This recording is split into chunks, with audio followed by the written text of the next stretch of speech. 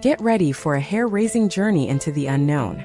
Broken Wolf tells the story of a woman caught up in an ancient tradition, a deadly secret, and a love that could save her or destroy her. This is Broken Wolf EP1. Thank you very much for your subscription and likes. You can leave your comments in the comments section. Slumping exhaustedly down onto her bed, Isabella Montgomery pushes back the tears pooling in her eyes that are threatening to fall any moment now. How had her life come to this?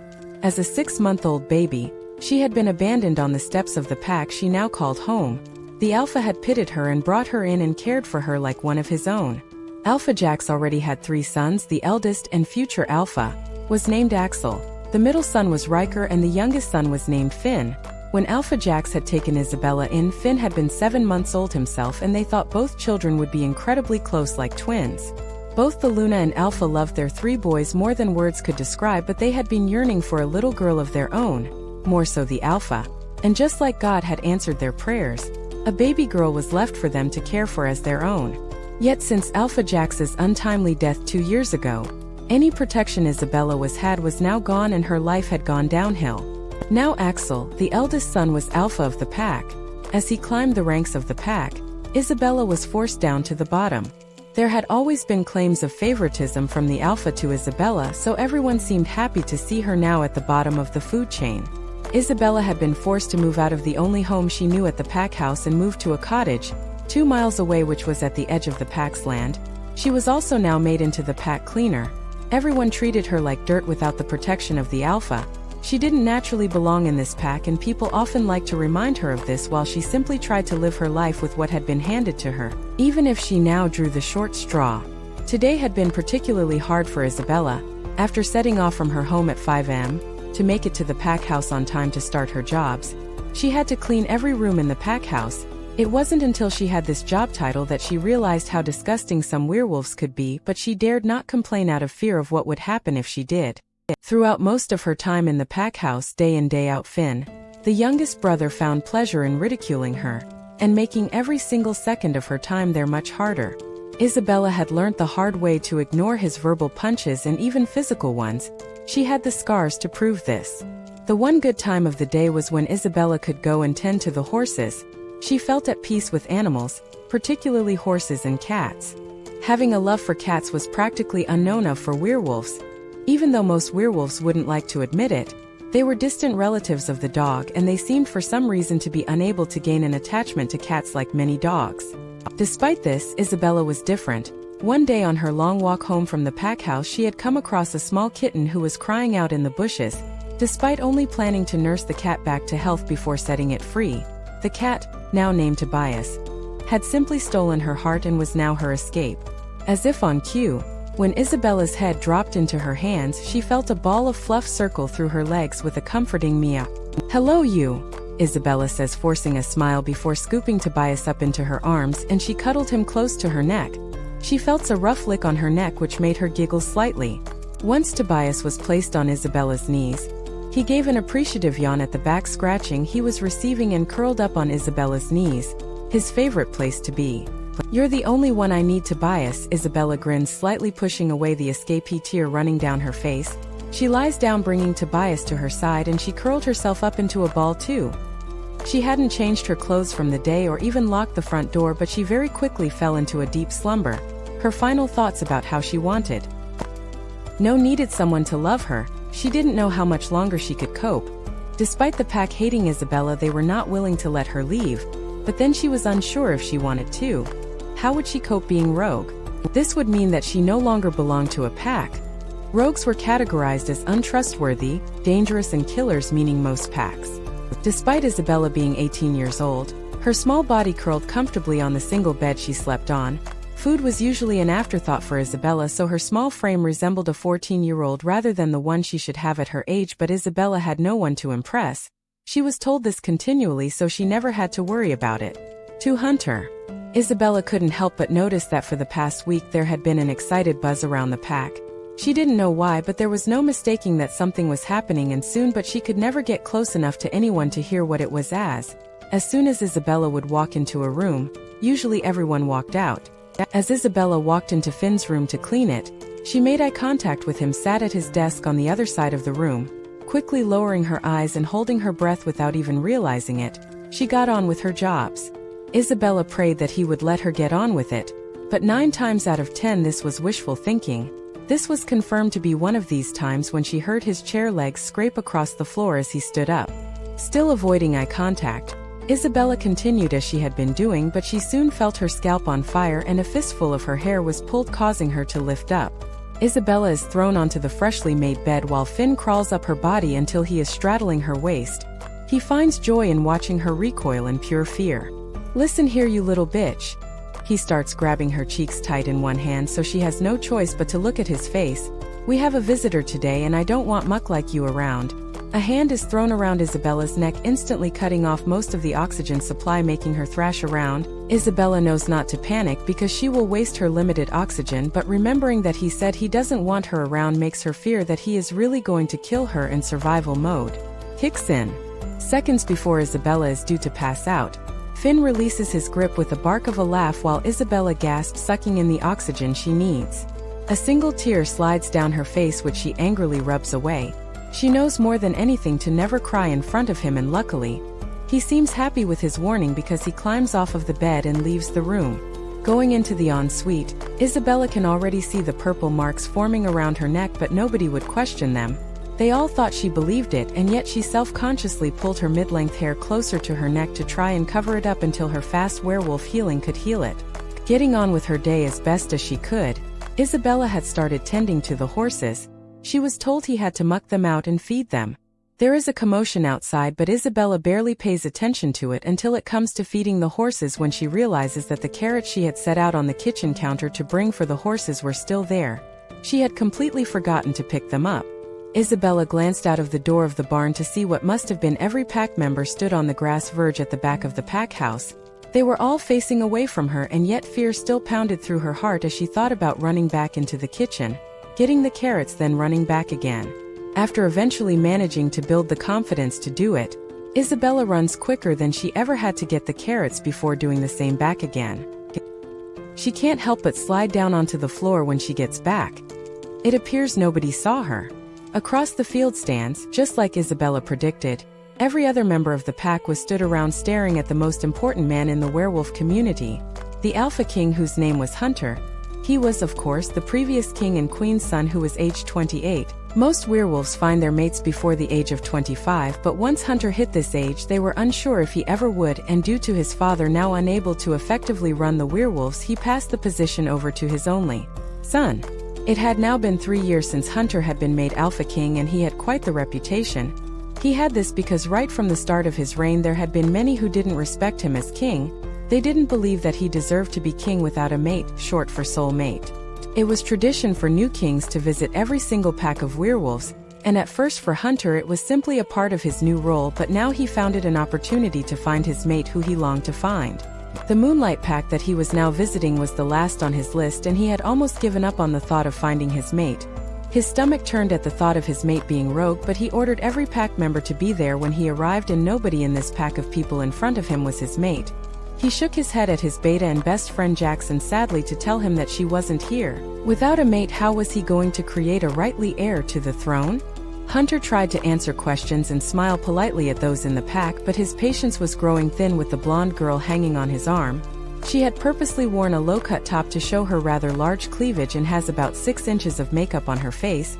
It was never something Hunter found attractive, he thought as he peeled himself from her grasp. As he steps away from the girls, it's like he steps into an alternate universe where the most amazing smell fills his nose, making his jaw drop and his eyes widen. He couldn't get enough of it. It was almost intoxicating, and he needed more of it, now. Looking over at Jackson, Hunter widens his eyes further, which Jackson mirrors in shock, but he knows exactly what is going on. Hunter walks over to the Alpha, who looks nervous as he shifts from foot to foot. "You have horses? One of my favorite animals. Do you mind if we have a look?" Hunter says, posing it rather as an order than a request, and despite Axel knowing that Isabella could be in there, he nods in agreement. He couldn't refuse the king of all werewolves his request. He was known to kill people for less than that. Hunter eagerly walked ahead of the pack of people, following him towards the scent that he already loved so much. Could this really be his mate after all? 3. Isabella spends a couple of minutes feeding the horses their carrots and playing with them before she hears the quiet buzz of talking getting closer to her. Her heart starts beating incredibly fast as she starts to panic. Had someone seen her? Instead of allowing herself to accept being found when she was meant to be keeping a low profile, Isabella looked wildly around the room before jumping into one of the empty stalls where the horses stay. She sinks to the floor and is instantly covered in dirt, but she is almost glad for it as she hopes it would cover her scent so they wouldn't believe she was there. By the time Isabella has done this, Hunter is pulling open the heavy door to the stables with ease. He walks in, his eyes flying around the room to look for the owner of the scent, with everyone else following closely behind. Despite Isabella being covered in dirt, that would never be able to cover up her scent from her soulmate, so although it was slightly dampened, Hunter could still smell his mate and would search this whole barn until he found her, and although he couldn't see her, Hunter knew she was there somewhere. Where is she? He growls impatiently.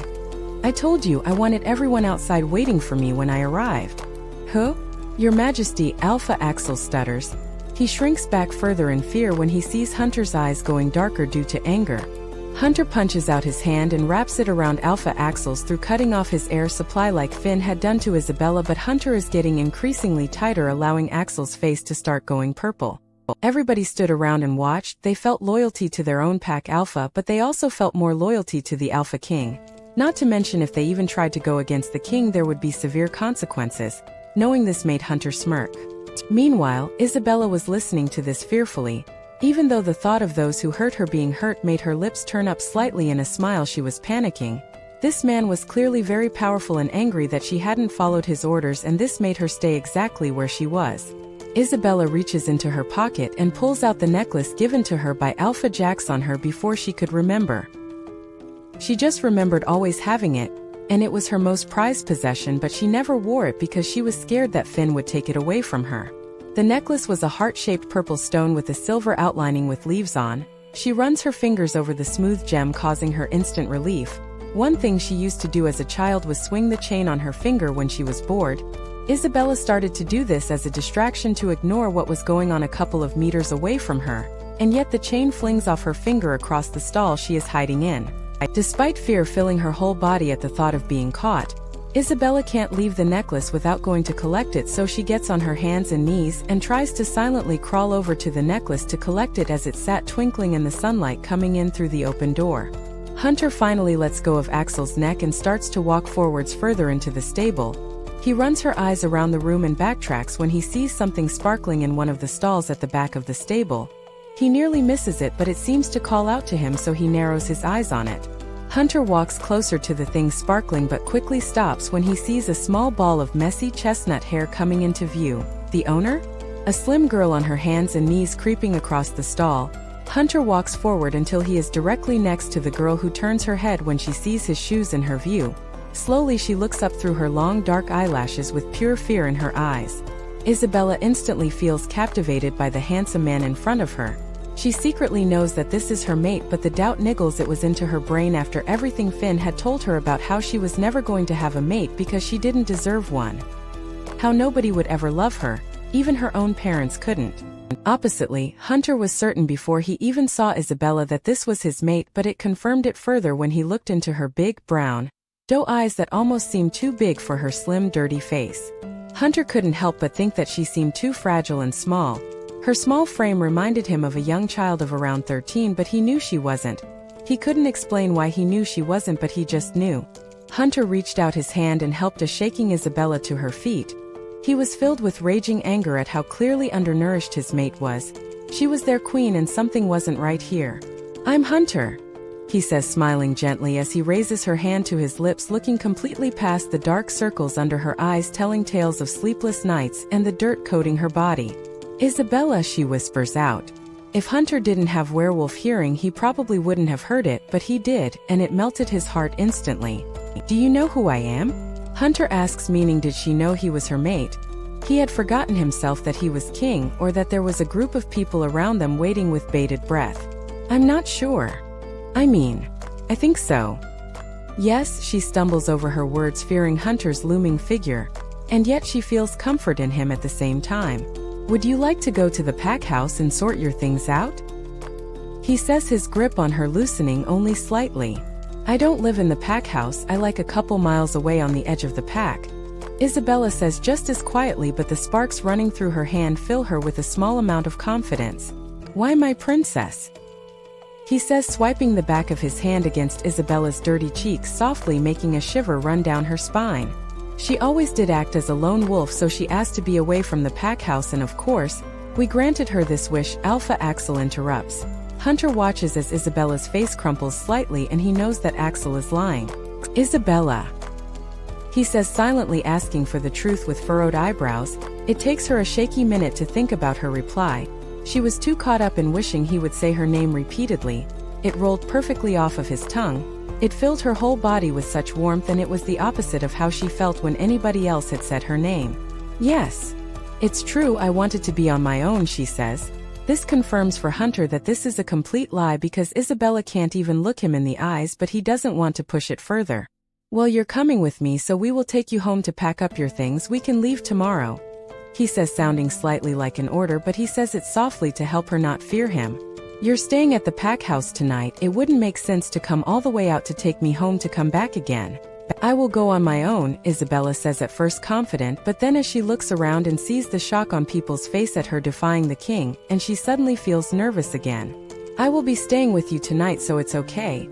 He grins excitedly, baring his sharp teeth as he runs his large hands over Isabella's face while rubbing one of his thumbs across her bottom lip.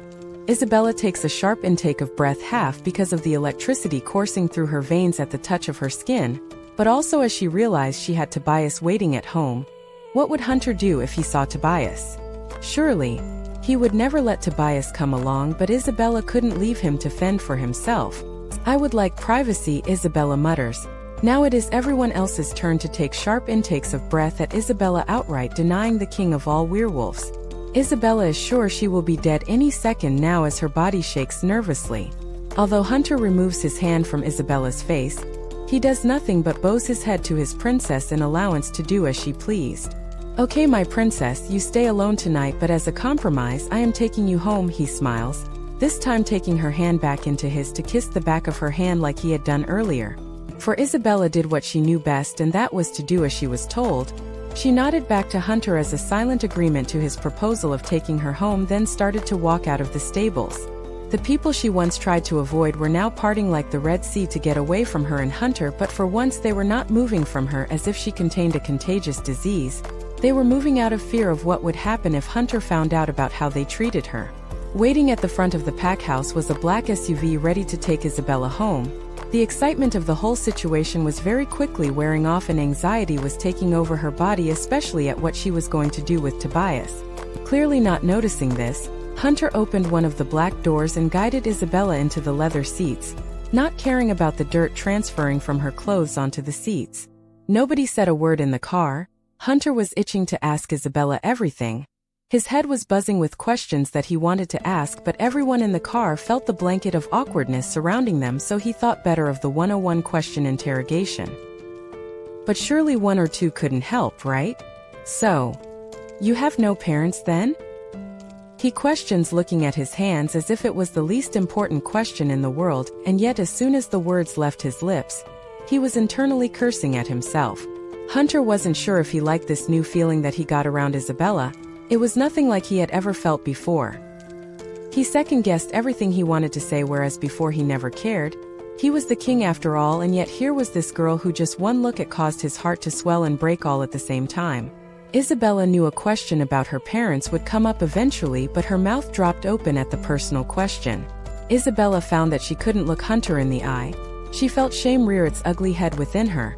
The circumstances around her parents had always been a sore spot, but more so since Finn liked to use it as a torture device to remind her that her own parents didn't even want her. They left me on the doorstep of the pack house. No letter. Not reason, I was just unwanted, Isabella shrugs, pretending like that word didn't sting like the tears pooling her eyes. Unwanted, Hunter repeats. He reaches out and takes Isabella's small hand in his. At first, she flinches, making Hunter furrow his eyebrows, but he chooses not to address it. Both could feel the heat and electricity passing through them, but neither of them said a word about it. I'm used to it, I expect nothing else, Isabella says, trying to use a joking tone of voice, but her voice wavers and Hunter sees straight past the fake smile. He once again doesn't say anything, but he squeezes Isabella's hand slightly as a comforting gesture. He also brings up both of her hands to his mouth and kisses the point where they join. Isabella can't help the gasp that escapes her lips at the intense sparks shooting through her hands. "I want you," he whispers into her hands, but he looks straight in her eyes, every one of his feelings pouring out through them. So unused to this, Isabella starts to panic and forcefully pulls her hands out of Hunter's. Once they had finally gotten to the cottage, Isabella's anxiety levels were through the roof. Isabella led Hunter straight through to the kitchen, where there was a tiny two-person table with chairs for him to sit at, as she found herself trying to clean up without him noticing.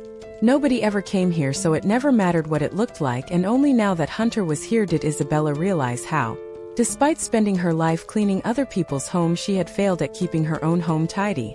Isabella also did a scan around their surroundings and found that Tobias was nowhere to be found. This was strange for Tobias because it was so unlike him not to greet her when she first came through the door, but he was smart and must have known that something was happening. Knowing that for now Tobias was a secret, it felt like for the first time she could take an actual breath. She hadn't even realized she had been holding her breath. Despite this, she couldn't totally relax because she knew this topic would come up eventually.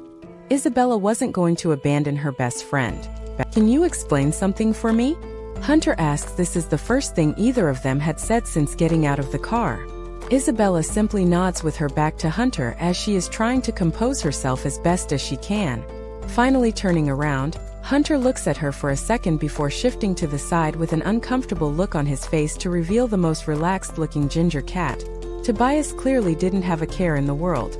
"Tobias," Isabella scolds, but Tobias simply looks up at her lazily. If cats could grin, he would have been doing it. Isabella walks over to Tobias and picks him up and sits down with him on her lap.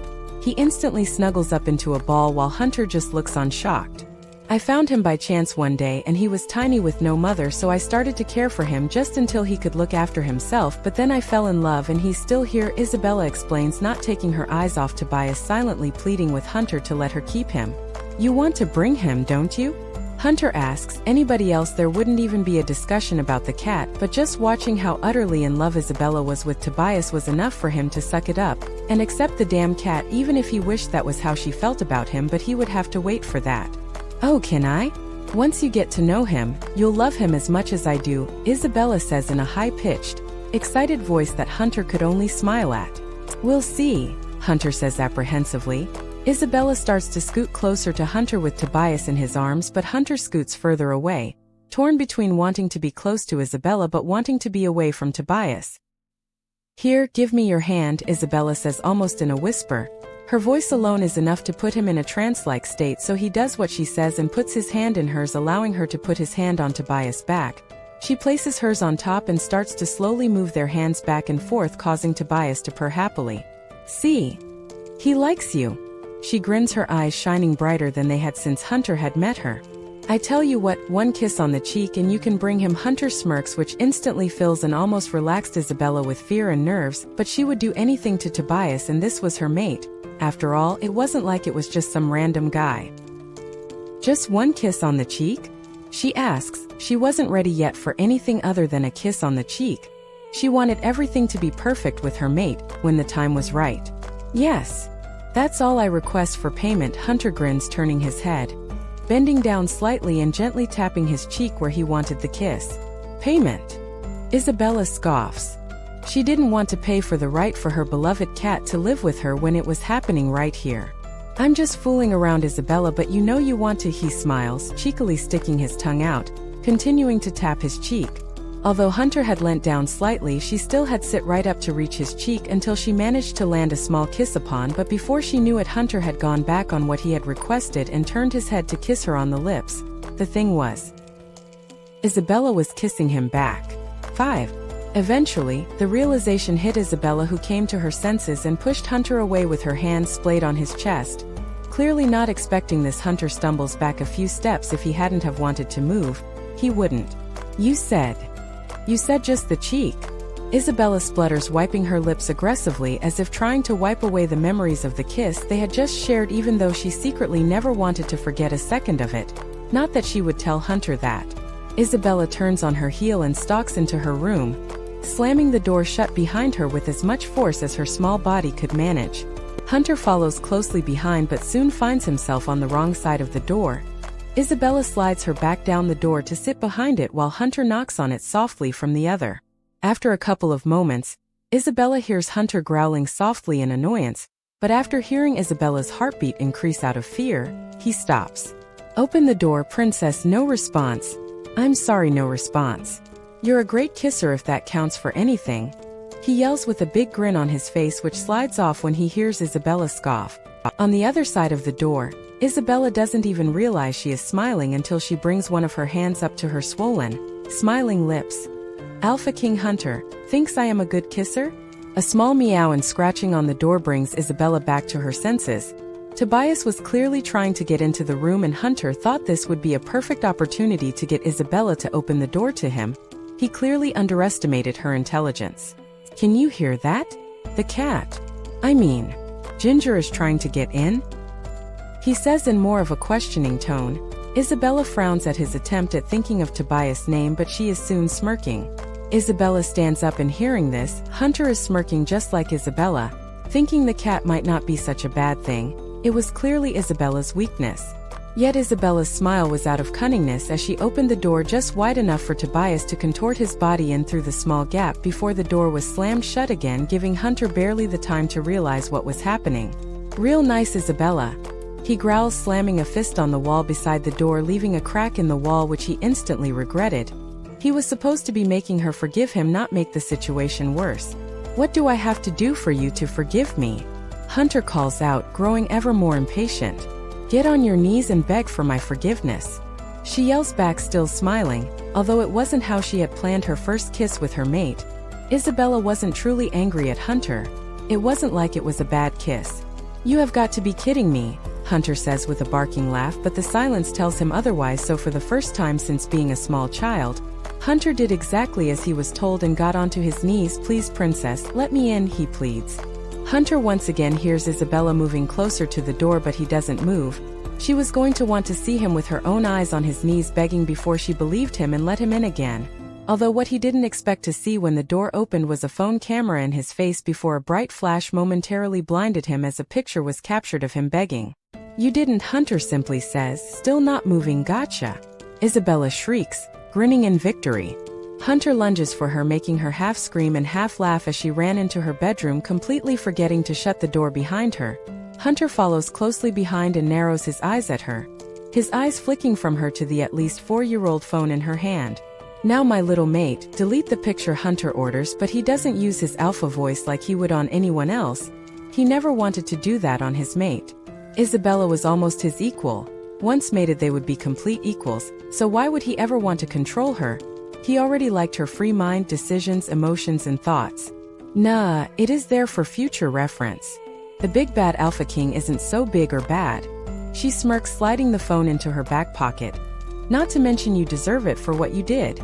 "I wanted my first kiss to be special," Isabella mutters. It wasn't really her first kiss, but she liked to pretend it was because of the other times with Finn was the worst times of her life. "That was your first kiss?" Hunter says, his voice catching slightly. She had no practice and that one kiss alone already had him under her spell. He was screwed. "Yes, and I wanted it to be special," Isabella says, looking away as she blushed furiously. "I am really sorry, you know, I never want to hurt you emotionally, physically, mentally. Everythingly," he says with a lopsided cheeky grin that Isabella can't not smile at. "I believe you." "Damn, look at the time and I got no packing done," Isabella mutters as her eyes get continually heavier as a big yawn rips its way through her body. "Let's get to bed," Hunter smiles reassuringly. "We can work together tomorrow to sort it all out." "Thank you, Hunter." She grins sleepily, forgetting about the plan of him going back to the pack house. After taking a shower, Isabella allows Hunter to lead her to the bed. He starts to unpeel her dressing gown from around her body. Despite having clothes on, Isabella hung onto the dressing gown with all her might. It didn't go unnoticed by Hunter, who was instantly hurt that she thought he would ever try anything. "I already said I was sorry for taking advantage before. I'm just getting you ready for bed now. I won't do anything, I promise," he smiles, and the mate bond lets her know that he is telling the truth. She isn't really sure how she knows, but she does, and she trusts him. Hunter lifts the sheets up that have been messily made. The bed was lumpy and uncomfortable, but just having Isabella in the bed to cuddle with made it seem to Hunter like the best bed in the world. Hunter put Isabella into bed before undressing himself to his boxers. He slid into the other side of the bed beside Isabella, who moments previous had been nearly asleep, but feeling the bed lower as Hunter climbed into it made her freeze with fear. "I need to be here so we can get all the work done early tomorrow, don't worry. Like I said, I have no intention of trying anything apart from." Hunter slides over to sling an arm over Isabella's chest to keep her close and safe while they slept. Despite only doing this for a couple of minutes, Hunter then moves to kissing her neck and ear while whispering sweet nothings into her ear until he was sure she had fallen asleep so he could also fall asleep. 6. Although Isabella wouldn't tell Hunter this, she had to admit that she had just had one of the best night's sleep of her life. She woke up feeling more refreshed than she had in years. There was a feeling of calmness in the air, and it actually took Isabella a couple of seconds to remember what had happened in the day previous. With a content sigh, Isabella peeled Hunter's arm from around her waist and silently slipped out of bed. She walked into the kitchen to notice a scorned-looking Tobias sat on the kitchen counter. Was he glaring? "Sorry, Tobias, I know you couldn't sleep in my bed last night with him in it, but it looks like we have no choice but to get used to it." Isabella shrugs, trying hard to fight the smile off of her face at the thought of waking up next to Hunter every morning. Isabella reached over and scratched Tobias behind the ears as an apology, making him purr happily, making Isabella quickly forgiven. Isabella made herself a cup of tea and settled down in the middle of the living room floor. She had always been under the impression that she didn't have many possessions, but it was only when you had to pack up your whole life did you realize how much you had. Just as she was finishing packing up the items in the kitchen, Hunter seemed to materialize at her bedroom door in just boxers with sleep-filled eyes and messy hair that looked simply adorable. Isabella couldn't help the blush that made her skin hot. "You should have woken me up, I would have helped," he smiles, rubbing his eyes tiredly before yawning dramatically. He walked over and placed a soft kiss on the top of her head. "I'm done now," Isabella shrugs with a small smile tugging at her own lips. "I am going to sort my bedroom now you're awake though." A shiver ran through Isabella's body as she took a second to soak in the situation she was finding herself in. Isabella was incredibly nervous around Hunter. He was incredibly powerful, and recently people in power hadn't exactly been kind to her, so even though Hunter had been nothing but polite and gentleman towards her, she knew how quickly this could change, so couldn't help but feel apprehensive. "I will help. Have you eaten?" Hunter asks, grabbing a hold of her hand and pulling her back towards him with a cheeky grin on his face. She was now facing him, once again her face betraying her as it blushed furiously. "I'm usually at the pack house by now. I don't eat breakfast," Isabella replied, trying to somehow forget that she was in Hunter's arms with one hand pressed to his large chest to stop herself from falling. Shrugging herself out of his grasp, Isabella turned on her heel with a hidden smile and walked into her bedroom, but she could hear heavy feet behind her, so she knew Hunter was following. "I don't understand," Hunter starts, leaning against the frame of the door as Isabella made a start on sorting the room. "You live so far away from the pack house, but you have to be there so early. You have the leave at the crack of dawn and are not back until late at night, and you miss the most important meal of the day. Is there something you're not telling me, Isabella Montgomery? You think I'm keeping a secret from you because I don't eat breakfast," Isabella says, scoffing slightly, but it was not convincing at all to Hunter, especially since she couldn't even look him in the eye. "I don't know what it is, but..." He starts again. "Please, Hunter, can we drop it?" Isabella sighs, turning her back on Hunter so he couldn't see her red cheeks. It wasn't until the bedroom was almost all packed that Isabella allowed herself to look at Hunter again. Seeing his perfect face was enough to dampen her mood further. If he knew everything about her, she believed he wouldn't be interested in her like everyone else. "I made you's breakfast," Hunter says quietly. He holds out his hand for Isabella to take so he could pull her up. "I told you. I don't eat breakfast," Isabella sighs, looking from Hunter's face to his outstretched hand. Finn had played this joke many times, where he would start to help her to her feet before letting go of her hand, sending her crashing back down to earth. Hunter isn't Finn, Isabella had to remind herself. "We need to build your strength up, my very skinny but beautiful mate," Hunter says quickly to confirm what he meant. The last thing he wanted to do was offend Isabella. Without another thought, Isabella put her small hand into Hunter's and allowed him to pull her up. Clearly misjudging his strength, Hunter pulls her up and sends her flying into his chest, but luckily he manages to catch her. "Point proven," he chuckles, looking down at the perfect girl in his arms. Hunter can't help but lean down, looking from Isabella's eyes to her full lips. He feels her tense up in his arm, making him inch away, but when she doesn't protest, he leans back down again and presses his lips hungrily to hers, but soon enough he pulls away despite the protests of his wolf. He knew that he had to take it slow with Isabella. She was too important, so no matter how he felt or what he wanted to do, he knew he couldn't. "Come on, food time," Hunter says, slightly breathless as his lips continue to tingle. 7. When the time came to leave, the first instance of how much independence Isabella would lose was shown. Isabella reached over to pick up one of the lightly packed boxes, but Hunter pulled her back and forced her to watch guiltily as others from Hunter's pack did it for her. Isabella knew that for once it would be nice to not be working so hard, but she was so used to doing everything on her own that she didn't think she would ever get used to living this sort of life with Hunter. It was only as Isabella took a moment out of her thoughts that she noticed the position she was in, with Hunter being so tall. He had sat down on a chair and even stood up. Isabella was still leaning just against his chest with his chin on her shoulder. Hunter could already read Isabella like a book. It was almost as if the cogs were turning in her brain and he could see it. A rare smile tugged at his lips as he soaked her in. She was finally his. The years searching for his mate suddenly melted away, and he didn't care anymore because she was finally here, and he was never letting her go. "I know this isn't normal behavior for you to stand back, watch and not help, but this is your life now," Hunter whispered in Isabella's ear. Feeling his soft lips brush against her ear was enough to make her shiver and a blush creep up her neck.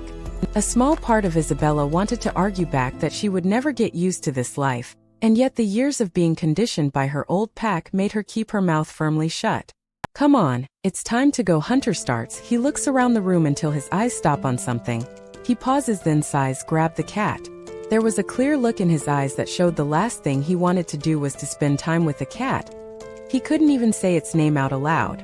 Yet Hunter knew Isabella would never leave Tobias behind. This cat was the deal breaker. And not only would Hunter do whatever it took not to lose his precious mate, but he also wanted nothing more than for her to be happy. And if that meant having a cat living with them, then he knew that's what he had to do. Isabella scoops Tobias up into her tense arms. The unfamiliar tight feeling against Tobias causes him to try to scratch and fight his way out of her arms, causing Hunter's dislike of him to grow even more. "Tobias, please," Isabella begs into his fur before looking up at Hunter, whose face was full of disdain. He isn't usually like this. He's not used to experiencing changes like this, so he doesn't know how to react, Isabella mutters, stumbling over her words awkwardly, not even able to meet Hunter's eye. Hunter shakes his head without saying a word and walks out of the room towards the front door. They all walked out to the car in silence. It was now made aware to Isabella the sheer number of people Hunter was traveling with. There were rows and rows of cars parked up along the road waiting to go. When Isabella walked outside, everyone waiting were giving her, Tobias and even Hunter, strange looks due to the whole cat situation and the fact that Hunter was allowing it. It was a well-known fact that Hunter was a stern, unforgiving man who had strict rules that nobody could break. This was also due to the fact that he only traveled with werewolves with no mates. Those with mates were involved in protecting the castle that Hunter lived in, but that was a far less dangerous job than bringing them on his travels with him. He didn't want yet another person relying on him to keep their mates safe. Hunter also never wanted to tell another woman or man that their mate wasn't coming home. He had seen the destruction that had caused too many times. This meant that all the men he had traveling with him couldn't understand the pull he had to do anything to make his mate happy. They couldn't even begin to imagine what lengths Hunter would go to. The only person that could come the closest to imagining how he felt was Hunter's best friend and beta, Jackson.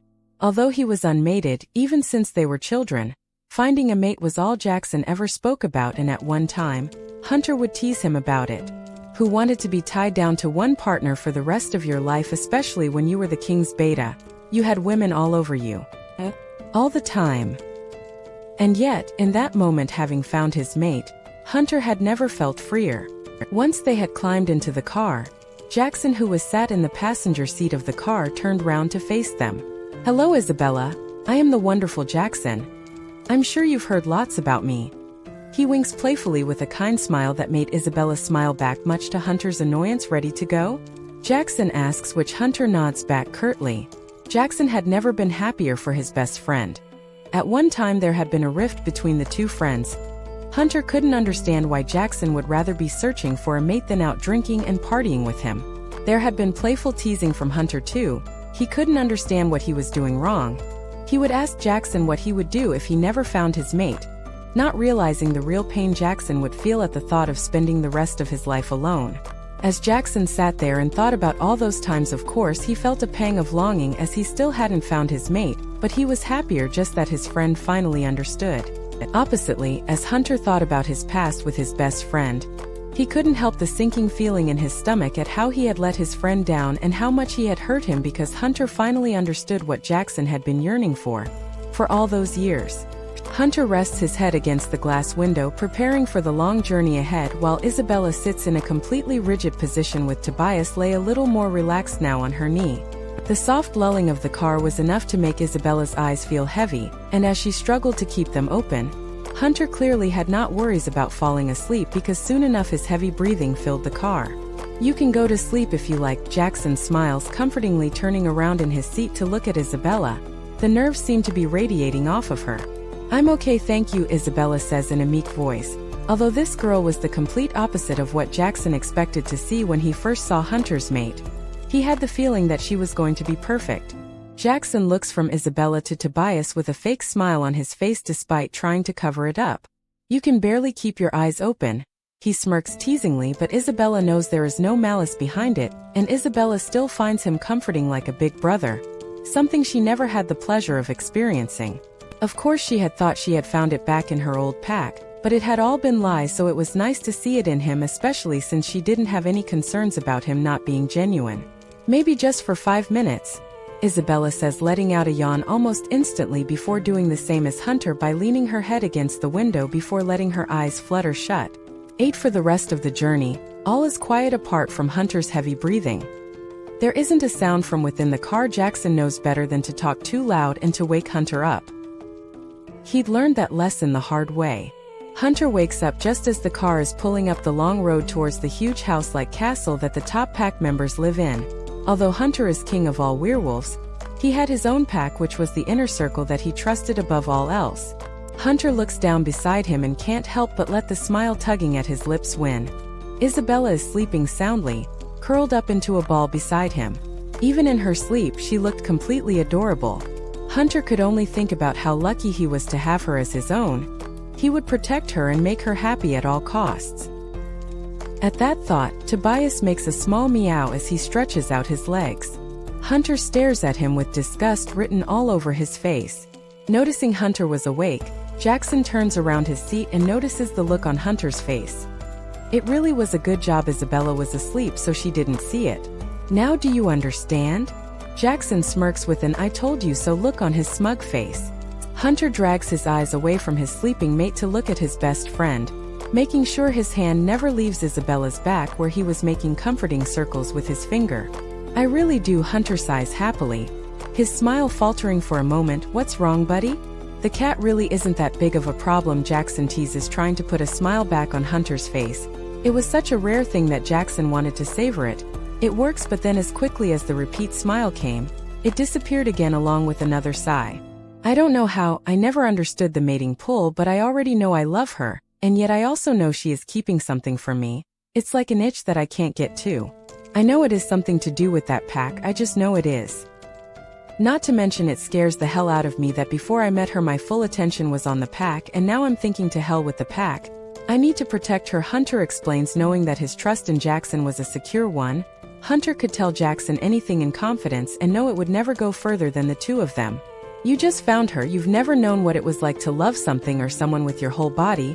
I'm sure it's normal that while you're getting adjusted to this huge change things are going to feel strange and take some getting used to, but soon enough your wolf will balance things out, including your love for Isabella and your commitment to the pack." Jackson shrugs with an empathetic smile.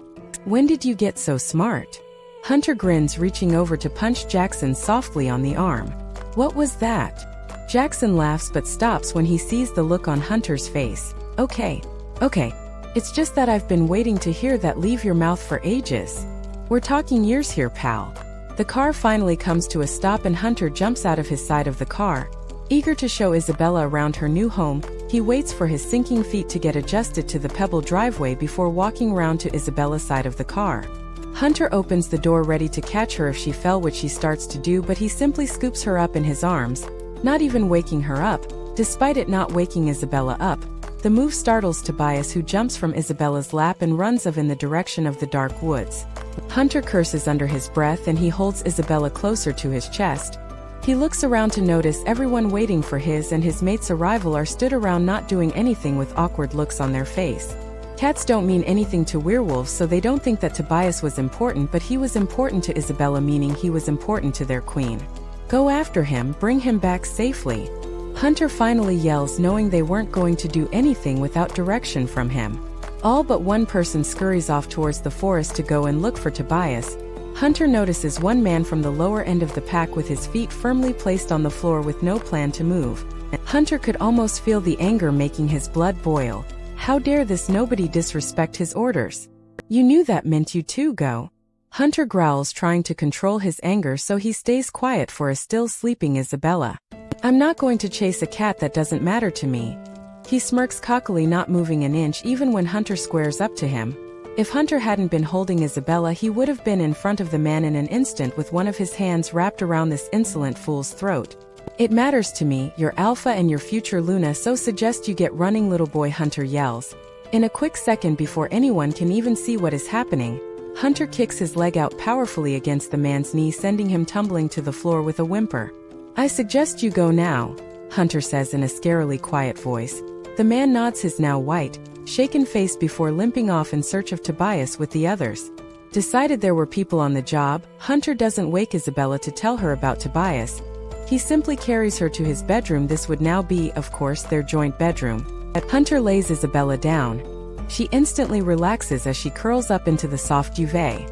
Sitting down at the desk across the room, Hunter starts to catch up on some work, but not without regularly looking up to make sure Isabella was okay.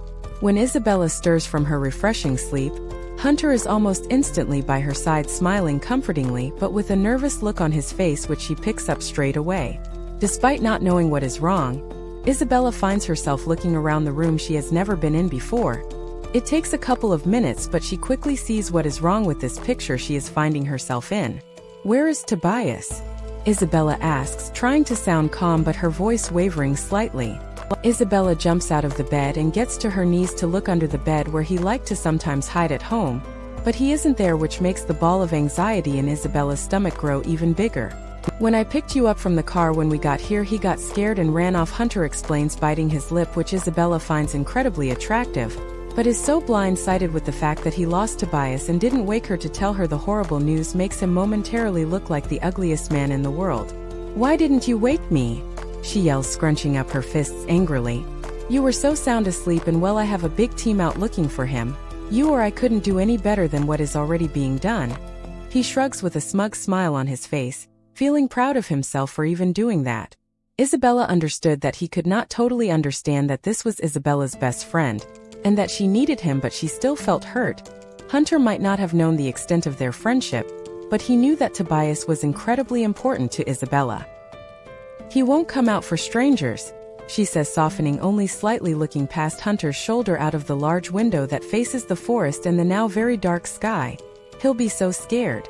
Isabella heads towards the oak door of the bedroom, but Hunter grabs a hold of her hand and pulls her back.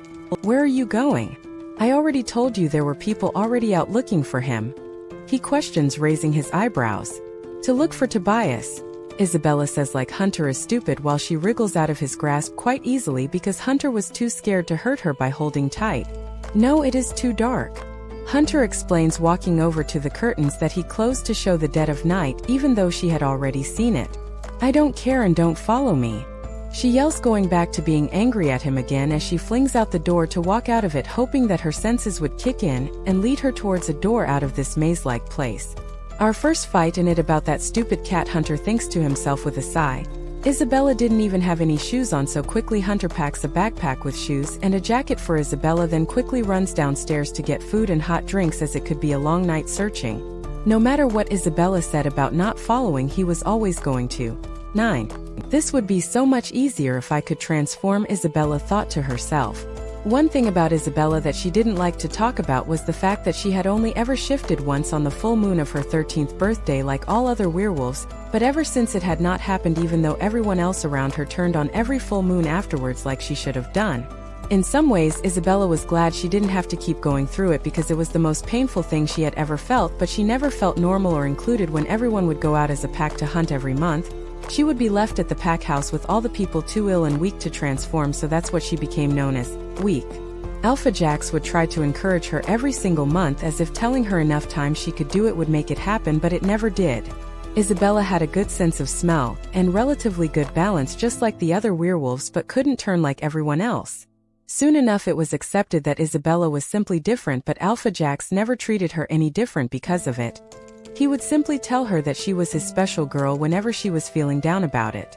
Just as Isabella was coming to terms with being different and that maybe it wasn't a bad thing, 𝐿𝐴𝐺𝐵 had died and suddenly Isabella was not welcome in the pack anymore. Isabella was teased mercilessly about it, being told she wasn't a real werewolf, she was an embarrassment, and nobody wanted her around. Tears had been streaming down Isabella's face and she had ran from the bedroom, half because the fear of never seeing her best friend again, but the image of Hunter's shocked face kept flashing through her mind. This wasn't how things were supposed to be, and Isabella was terrified that she had already ruined the best thing that could happen to her. As the adrenaline was starting to wear off, Isabella realized that she was running barefoot on twigs, leaves and mud, which made things painful and much harder to run when she was already becoming increasingly worn out. After some time, it felt like forever to Isabella, but she couldn't be sure. Isabella started to lose hope. She had been running around in circles and still had seen no sign of Tobias. She could no longer smell his trace anywhere, so had nothing to go off to find him. Isabella slumped against the nearest tree before sliding down it to sit down. She brought her knees close to her chest and rested her cheek on her knee as she cried softly. Everything around Isabella is eerily quiet, with the only sounds being her heavy breathing. That is until she hears the stereotypical horror movie snap of a branch close by, which brings Isabella to attention, the hairs on the back of her neck standing up on end. Isabella stands up and steps forward to see where the noise is coming from, even though she couldn't fight anything off if there was something dangerous waiting for her. Isabella isn't sure if the yellow eyes deep within the bushes is real, so she goes to get closer. Even though her inner wolf is screaming for her to move away, for some reason she doesn't feel scared. As Isabella takes another step, there is rustling behind her, so she quickly turns round to see Hunter walk through the trees with anxiety in his eyes, which turns into relief when he sees that she is okay. Isabella spins back around in the direction of the eyes, but they are gone, making her think she had imagined it all. "Isabella," Hunter says softly, not walking closer until he knew how she was feeling. "I said don't follow me," Isabella sighs. It wasn't an angry sigh. Not anymore, as she knew he hadn't realized how important Tobias was to her. Not to mention Isabella knew he would eventually follow her no matter what she said. He was the king after all. "You knew I would," Hunter starts as if he's reading her mind. "I brought us some things so that we can have a stakeout until we find the cat." Tobias, he quickly corrects himself with a nervous smile on his face. Isabella hadn't even noticed the backpack he had with him full of things. One minute she was thinking how sweet he was, feeling her tummy warm with happiness, but then she started to cry again. "What if I never find him?" Isabella asks through her tears. It was at this moment that it truly made sense to Hunter at how much Tobias meant to Isabella, which meant that he would do anything to find the cat and let it live with them, even if he thought it was the oddest thing he had ever seen. Hunter knew he would do anything to ensure his mate's happiness. Tobias was to Isabella what Jackson was to Hunter. They were best friends and would feel like there were missing a limb if the other was gone. If Jackson went missing, Hunter wouldn't rest until he had found him, and that was exactly what Isabella was going to do. So as her mate, Hunter would be there throughout it all. Werewolves were pack animals, so it was very rare to find a werewolf within a pack who didn't have any friends, but Hunter knew that something wasn't right with the pack that he had found Isabella in, but now wasn't the time to question that. Hunter pulled Isabella into a hug. She flinched at first but very quickly settled into it. Neither Hunter nor Isabella could stop themselves from smelling the other person. It was the most addictive thing either of them had experienced. "You will find him, I promise. Look, about a 5 minutes walk is a lake. It's my favorite place to go and sit while I think about things. Why don't we go there? There is no point in running around, getting upset but never finding him. Let him come to us when he is ready," Hunter explained.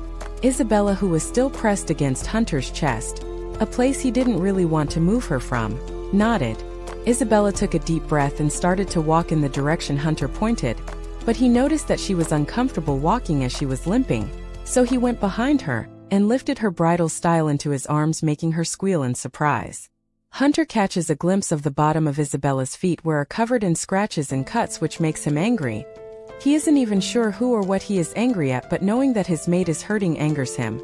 Hunter carries Isabella with ease until they reach the lake. Even in darkness, it was one of the most beautiful, relaxing places he had ever seen. Hunter gently placed Isabella on her feet, telling her not to move as he didn't want her to have further damage to her feet. Isabella watched as Hunter reached into the bag and pulled out a blanket, which he lay on the floor and told her to sit on. A blanket? Really? You really did think of everything, Isabella teases playfully with a small smile on her face, but Hunter could still see the anxious lines on her face as she looked around, hoping to see Tobias. Hunter sat down next to Isabella and pulled her close to his body to keep her warm. He kissed the top of her head, never wanting this closeness to end. Of course, he wanted to make her happy by finding Tobias, but he was glad of him disappearing just because he could experience this moment. This could be a long night, so I thought I'd make it as comfortable as I could. Hunter shrugged as if it was nothing. Both Isabella and Hunter fell into a comfortable silence, all of Isabella's thoughts being about Tobias, as she felt like thinking about anything else would make her head explode. Hunter's thoughts were whirling around so quickly, he barely had time to contemplate each one, but it was mainly due to his new mate, his pack, and the prospect of life never being the same again.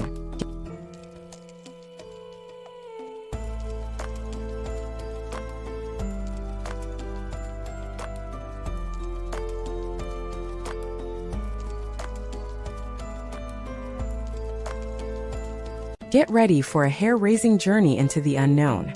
Broken Wolf tells the story of a woman caught up in an ancient tradition, a deadly secret, and a love that could save her or destroy her.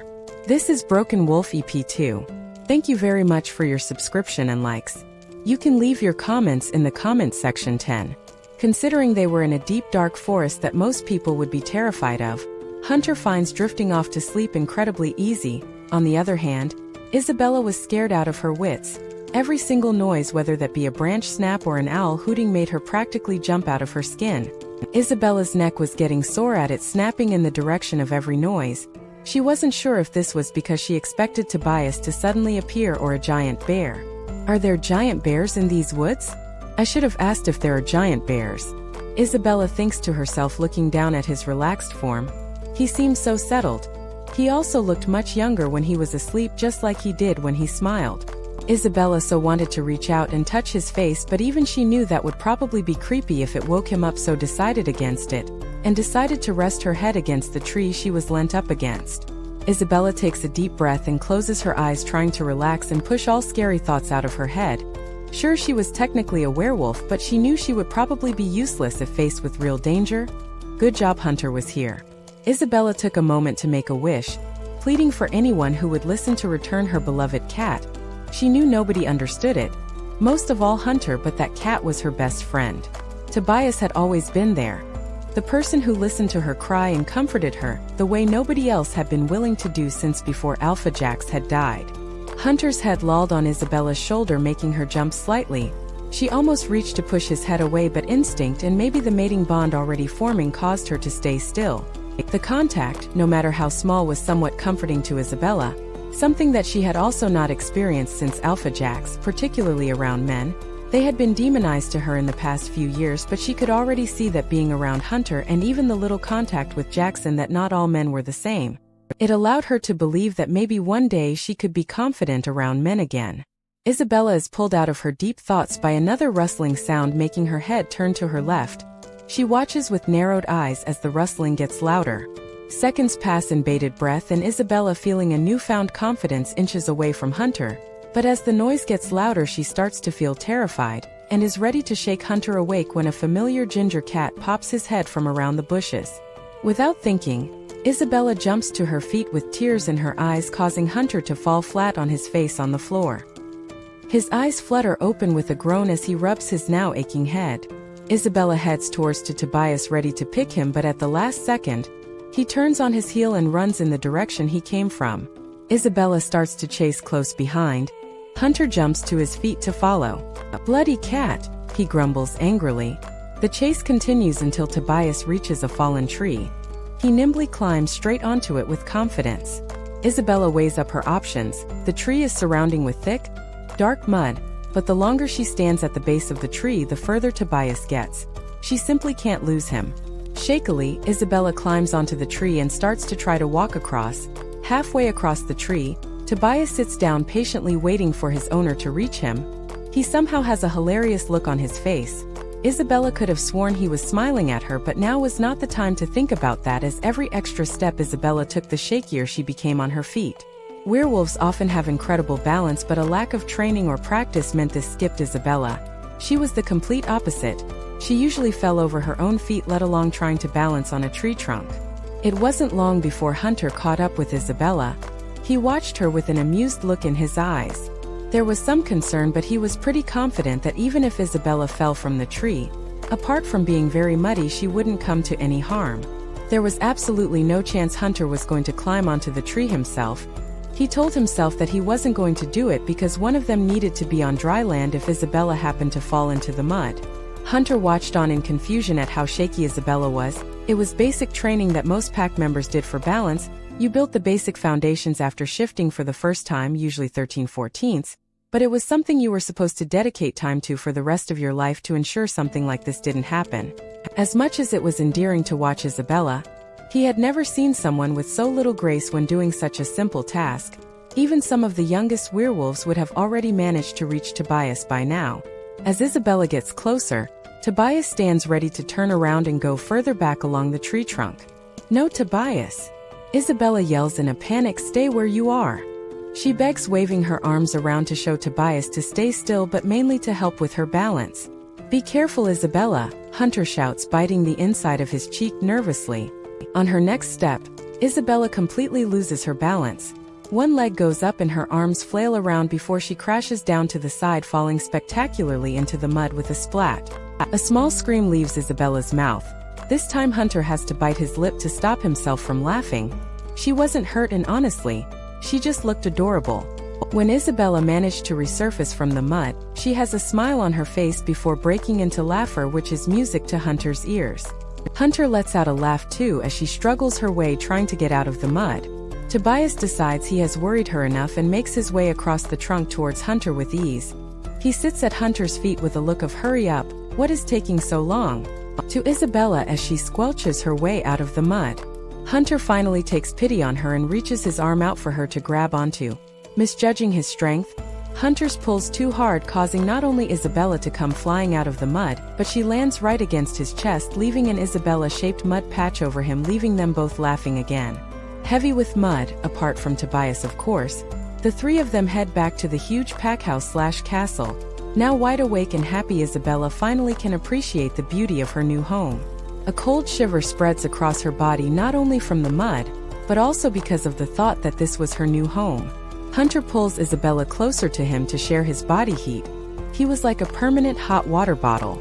Isabella and Hunter take their shoes off at the door, but it is almost futile as they still manage to leave a muddy trail in their wake. Isabella glances over shoulder and winces at the mud covering the floor. She starts to turn around to clean it up, but Hunter grabs onto her hand and pulls her towards him gently. "Someone will sort it," Hunter shrugs. Isabella feels uneasy, and although she doesn't say anything, it is written all over her face for Hunter to see. "Look, Isabella, I'm Alpha and you're their future, Luna. We need to focus on cleaning ourselves, not the floor. They will sort it." Isabella winces again. She wasn't sure she would ever get used to having so much freedom and control, but the one thing she knew for sure was that she would ensure that she or nobody around her ever treated someone the way she was for as long as she lived. The happy mood didn't end. Isabella barely registered that Hunter had started to peel the now drying muddy clothes off of her body. Hunter had only pure intentions of getting Isabella clean, dry and warm. He could even tell that she was relaxed, which he knew was unusual, so was enjoying the moment while it lasted. Despite her relaxation, Hunter ensured he told Isabella every step of the way what he was going to do next, giving her time to protest or stop him. He also made sure that for every piece of clothing he took off of her body, he did for himself to show they were on a level playing field. Hunter leads Isabella into the shower and watches as the mud starts to slide away from her pale skin. As if realizing what was going on, Isabella wraps her arms around herself awkwardly. In silence, Hunter reaches over and, looking into Isabella's eyes to watch for her reaction, he gently takes her arms from around her body to ensure she doesn't feel exposed. He pulls her against his chest. He runs his nose along the length of hers, letting the water cascade over them both before he washes them, both with soap. "You move quick," Isabella whispers with a small smile on her face. Although this was moving quicker than she had ever expected, it didn't feel wrong or bad to her, and she welcomed it. "Only as quick as you want, baby," Hunter replies, planting a soft kiss on her lips but pulls away to make sure he doesn't cross the line. It was hard to know where the line was with someone as secretive as Isabella, but Hunter was dedicated to making sure she felt happy and safe. Smile cover both Isabella's and Hunter's face until Hunter separates himself from Isabella to reach over for the shampoo to clean her hair. He looks down and his eyes linger on numerous scars, too many to count. Some scars had a faded, healed look while others look as fresh as a week ago. Despite Werewolf healing, any injuries that caused scars took much longer to leave the body. Hunter feels a pain in his chest that he never had before, almost as if a knife was plunging into it. He drops to his knees and wraps his arms around her waist. He didn't truly know what he was doing. He had never been faced with this before. As if clicking back into reality from her happy place moments before, Isabella rips herself out of his grasp and looks at him in horror. How was it possible to not even realize that he would see them? How could he have such an effect on her that she could barely think of anything other than him? Isabella quickly turns on her heel to escape the enclosed shower that suddenly seemed far too small, making her panic. As she walks away, it gives Hunter the chance to see the scratches and cuts on her back, which make him feel nauseous and furious at the thought of hurting someone so pure as Isabella. "Who did that to you?" she hears Hunter yell over the roaring water above his head. Isabella said nothing and did not turn around. If she had, she would have seen the pure red eyes on Hunter as the anger was flooding his veins, making him shake. 11. Isabella didn't think she could get ready as quick as she did after walking out of the shower. The bubble of happiness that they both had been in had been burst when Hunter had seen the scars on Isabella's torso and back from her old pack, mainly Finn, but she was scared to tell Hunter who his was because it would cause so much trouble that she just wanted to forget. All the trauma had been something Isabella dealt with when it happened, and although she would never completely forget it, she pushed it to the back of her mind, never to be brought up again. But if Hunter knew who did it, it would be brought up again. By the time Hunter had managed to stand up, take a breath to calm himself down, put some sweatpants and a t-shirt and walk into his bedroom, Isabella had thrown on one of Hunter's tops with a towel over her lap as she sits patiently on the bed, her eyes to the floor in embarrassment. Hunter walks over to Isabella and kneels down again with his hands firmly pressed to her knees, not to hurt her but to keep her there so he can properly speak to her. "Look at me," Hunter begs, and when Isabella silently refuses, he reaches out and gently lifts up her chin so she is looking straight into his eyes. Despite wanting to look away, Isabella knows she will not achieve anything by doing that. "What did they do to you?" he asks, scooping Isabella's small hands into his big ones before bringing them up to his mouth to kiss gently.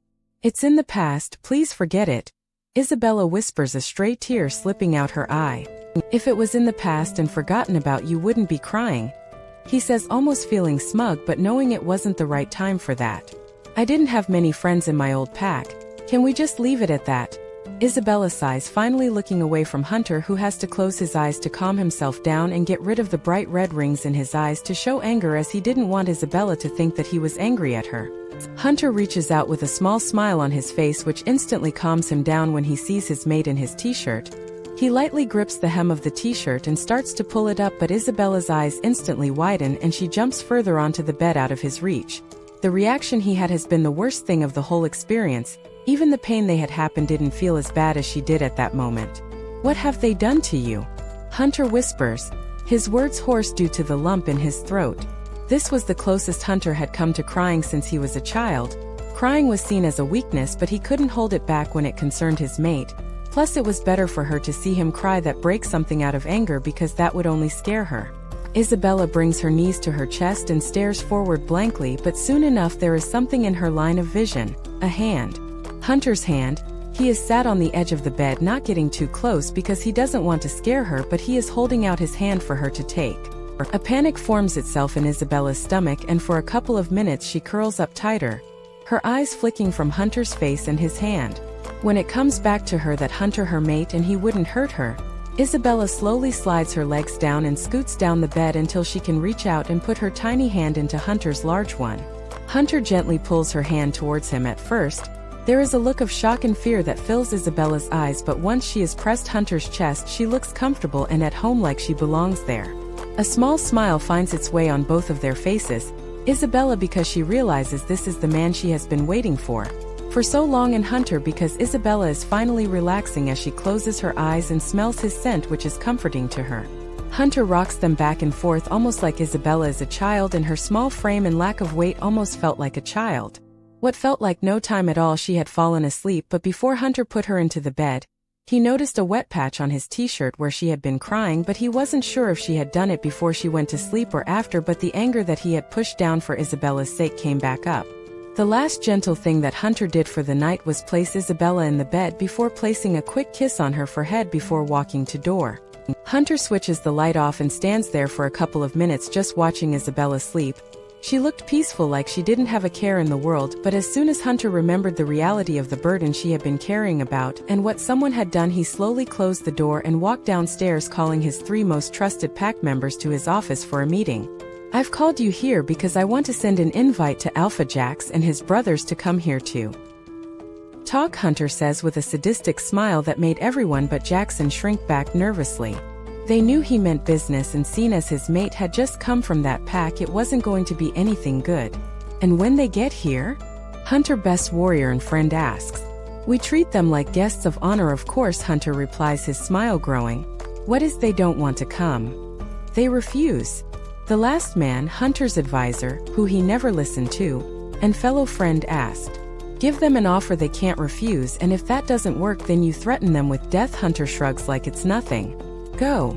"Jackson, stay here," Hunter adds, shooing the other 2 men with his hand, his beta and best friend slumping down in a chair across from the desk. "So what's really going to happen when they get here, and what has actually happened?" Jackson says, knowing his best friend too well.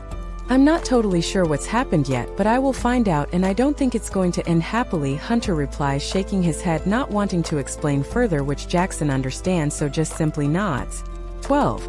2 slightly awkward days had passed for Isabella.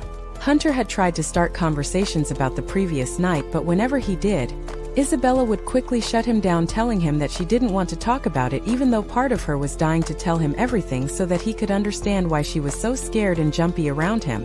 Isabella wanted to tell him so that he could understand how she felt, even though it was so hard to say it, to get them words out. Despite this, everything seemed good. There were some strange looks from other pack members who hadn't been properly introduced to Isabella, and some whispering behind her back, but it was nothing that hadn't happened before, and this time there was a huge difference. Of these whispers were about who Isabella was unlike back in her old pack, as they would make up rumors about it, whisper about where she had got the most recent black eye, or about the fact that nobody wanted her there. It wasn't like she wanted to be there either. One thing that Isabella had noticed was that now she was doing nothing all day. She was more tired than ever. It was her choice to stay in bed until 8 a.m. every morning, which was a lie-in for her. And then, because of her role within the pack, she had not duties to do so. She ate and slept, yet she found herself wanting to have naps throughout the day. Maybe it was just because she knew she could. There would be no one storming in to pull her off of the bed by her hair, screaming at her to wake up, like she has experienced in the beginning when she wasn't used to the tough work schedule. It could also be because she had no work to do. When she had something to do, she didn't have time to think about being tired, because that would slow her down, and just like falling asleep, being too slow would also get you a punishment. It could also simply just be because of the fact that the bed she shared with Hunter, the one she seemed to spend most of her time on, was so damn comfortable and inviting. Isabella had woken up that morning to the soft humming of Hunter in the shower. Every now and again he would sing along to a line of a song that was playing through the speakers in the bathroom. Lying completely still, Isabella had curled up into a ball to listen, unable to stop the small smile on her face from growing. She could get used to waking up like this. This was certainly the case when Hunter had gotten out of the shower in nothing but a towel hanging dangerously low around his waist. Shaking her head, she made herself forget the thoughts she was having about him and the thoughts about the shower they had shared. Well, the good parts anyway. They had both gone for breakfast, and then Hunter had pressed a light kiss on Isabella's head before disappearing into his office to get some pack work done. There had been a large circle of people surrounding her instantly after the alpha had moved, wanting to know more about her. But she still didn't feel totally comfortable around so many wide eyes wanting to know every inch of her life, particularly when she couldn't even talk to her beloved mate yet. Feel the high level of uncomfortableness and panic radiating from the kitchen/dining room area. Hunter had reappeared. He placed a guiding hand on Isabella's elbow to lead her upstairs, with his other hand clutching a laptop. Once they had left the room, they could both hear everyone erupting into excited giggles, as they all thought they knew what their alpha had removed his mate for, when it couldn't be further from the truth. It was true that even omega wolves were constantly wanting to be with each other. As soon as they met their mate, this was just heightened the higher up the pack you got. And boy, was Hunter feeling it. Because the need for little pups was more important for future betas and alphas. I knew you didn't want to be in there, so I thought I would get you out. He smiles lovingly down at his beautiful doe-eyed mate. Thank you, I promise I'll get better. Isabella smiles back, although her cheeks burn a bright red color. You don't need to. You're Luna, he adds comfortingly. Exactly, Isabella says with a small laugh, to which Hunter adds his large deep one before leaning over to kiss her gently. Although he was cautious with her before because of how she acted, he was much more gentle now because he knew something had actually happened and she wasn't just nervous of her own accord. As much as he wanted to carry on, he pulled away with a small groan. I need to do work, he sighs before closing eyes for a second to calm down. Oh yeah. Of course, you go get your work done. Isabella rushes, feeling her cheeks warm up even more than ever. Did he just turn me down? She thought to herself, but she just quickly walked over to the bed to sit on it. Well, I brought this up for you to keep you entertained. I will see you soon, princess, he says after calming down before rushing out of the room so he doesn't stay with her when he is meant to be doing work. Curling up under the covers, Isabella put on Netflix to watch a movie, but it wasn't long before she had fell into a deep slumber. Disorientated and eyes still full of sleep, Isabella shot out of bed. The open curtains revealed the sun had not long set and there was a lilac tint in the sky. For a moment she had forgotten what had made her wake up so suddenly, but a small sniff of the air revealed to her what she had feared. It was something she prayed she would never have to experience again. People she prayed she would never have to experience again, but yet here they were in her home. The home she can come to love already at the thought of them never contaminating it. Isabella's bubble had burst. Like a sharp needle they had come bursting through to pop it. Any shred of happiness for the short time she had been her seemed to melt out of her, mostly through the tears streaming down her face that she hadn't even noticed that were there. Pulling herself together, as much as she could, Isabella blew her nose and splashed cold water onto her face to try to mask the fact that she had been crying, but she could already feel herself on the edge. Some touch and she would go flying off into a mess of tears and screaming, yet putting her head high and shoulders back she opened the what seemed to be a much heavier door than before, because she, of course, didn't want to go, but she did. Isabella left the bedroom to go downstairs where she knew her old alpha and brothers were waiting. Isabella had to force each foot in front of the other as she walked down the stairs, every fiber of her body screaming to turn and run in the opposite direction, back in the room to the comfort of the bed she had not long woken up from. Everything about the house that she has come to admire now seemed stained and tarnished at the thought of them being here, them touching it. Although part of Isabella was wondering what they were doing, she wasn't panicking as much as she thought she would. She knew they wouldn't be here for a fight, because although she hated them, she knew they were not stupid. They thought strategically and tactically, and by coming to the biggest alpha in the world for a fight is something they just wouldn't do. Isabella was more confused than anything about why they would be here. Hunter knew something had gone back in the old back. Sure, he didn't know the full extent, but he loved Isabella, so surely he wouldn't invite them for a visit. Looking around, everything seemed to be functioning normally. Nobody seemed concerned that a new smell was lingering around the house, so it seemed Hunter had warned them someone was coming, because otherwise, they would be extremely territorial right now. Stopping a girl that Isabella had seen around the pack that seemed pretty nice, she asked where he was. Oh, in his office. I heard him mention something earlier about you being asleep and to do something when you woke up, so he probably wants you to go straight in. She smiles comfortingly. Unsure whether she wanted to go in or not, Isabella crept towards the door of his office. Isabella could hear low but growled talking from outside the thick wooden door and instantly knew there was tension in the room. They reached out a small shaky hand to knock on the door with. It seems almost instant that the door was aggressively swung open by Jackson, who tries to stand in the full frame of the door so you can't see what is going on inside, but with Isabella's height she can see between his arm where Hunter has Alpha Axel by the throat pinned up against the wall while he is getting right in his face. Isabella can also see on the other side of Jackson that Finn is sat with a straight face trying to not show his emotions, but she can see the fear in his eyes, and part of her loves it because that's exactly how he made her feel every single day, but she knew that was her. Isabella was a loving girl who wanted peace and not war. She knew what she had to do. "Hunter, stop," she said with a small but effective voice because Hunter's head whipped round to look at her. He looked straight into her large eyes and dropped his hand from around Axel's neck. Pushing straight past Jackson, who clearly let her past, she went to walk over to Hunter, but as she got into the middle of the room she looked down at Finn, who had seemed to regain a large proportion of his confidence. Even now, when she knew she was 99% safe, that 1% was the thing that stopped her in her tracks and made a lump form in her throat as her heartbeat got much quicker, which she knew Hunter could hear. "It's him?" Hunter growled, and before Isabella knew he had moved, he had gone from one side of the room, from one brother to the other on the other side of the room. Hunter had Finn by the throat like he had Axel only seconds ago. "I'm going to kill you. Tear your limbs from your body and make your brother fucking eat them," he screamed, spraying spit into the suddenly small-looking boy's face. Axel had tried to run over to his baby brother, but was held back by two men who Isabella had seen with Hunter before, but she didn't know them by name. Finn let a blood-curdling scream as Hunter was literally pulling his arm away from his body. He had only managed to pull Finn's arm from the socket when Isabella rushed over. She placed a comforting hand on Hunter's arm. "He isn't worth it, you don't want him on your conscience," she says, a stray tear slipping down her face, a tear she didn't even know was coming. Isabella just needed these men out of her life. They were a part of her past, so they didn't need to be brought into her present or her future. "I won't even remember his name. This isn't new to me." Hunter smirked over his shoulder at the other men as they laughed. This was the first time Isabella truly saw a side in Hunter she hated. Stepping back, she was shaking her head. In that moment, Hunter reminded her of Finn, and that scared her. Hunter looked over at Isabella's face, and seeing the terrified look, he actually let go of Finn, who slumped to the floor clutching to his arm. Rushing over to Isabella, Hunter placed a hand on her cheek, which she pushed away. More tears were spilling over eyes. Isabella was more hurt about how Hunter was acting than the years of abuse she had been keeping a secret. "Baby," Hunter mutters, reaching out for her again, but she continues to move backwards. "No. You want to prove to me that you're no different to them? Let them go. I don't want them here any longer, but they have a pack to run." Isabella sighs before walking out of the room. "A pack who didn't help you? Let him kill them both. Kill them all," Isabella's wolf hissed. She herself seemed to have a violent side.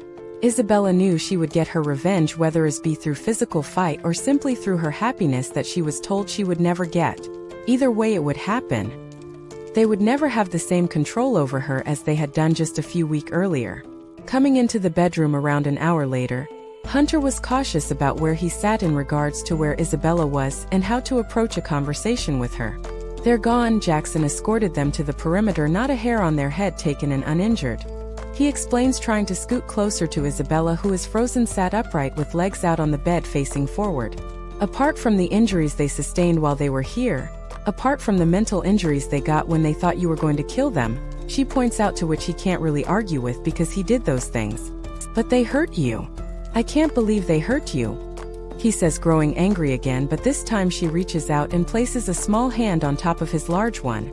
"Yes, and I'm the one that had to suffer then and suffer now. I hate the way I look with these scars, and I know you mustn't like to see them. I am scarred and ruined," she says, tears streaming down her face. Hunter stands up and walks to her side of the bed after closing the curtains and locking the door. He holds out his hand for her to take, which after a small hesitation she does. "What are we doing?" she asks, but Hunter doesn't say anything. All he does is plant a needy kiss on her lips. It is gentle but so full of emotion. He only breaks the kiss to unbutton Isabella's jeans and pull them down before lifting her small body up so he can kick them to the side. "I'm not ready," she panicked, but he presses his index finger to her lips. "Trust me?"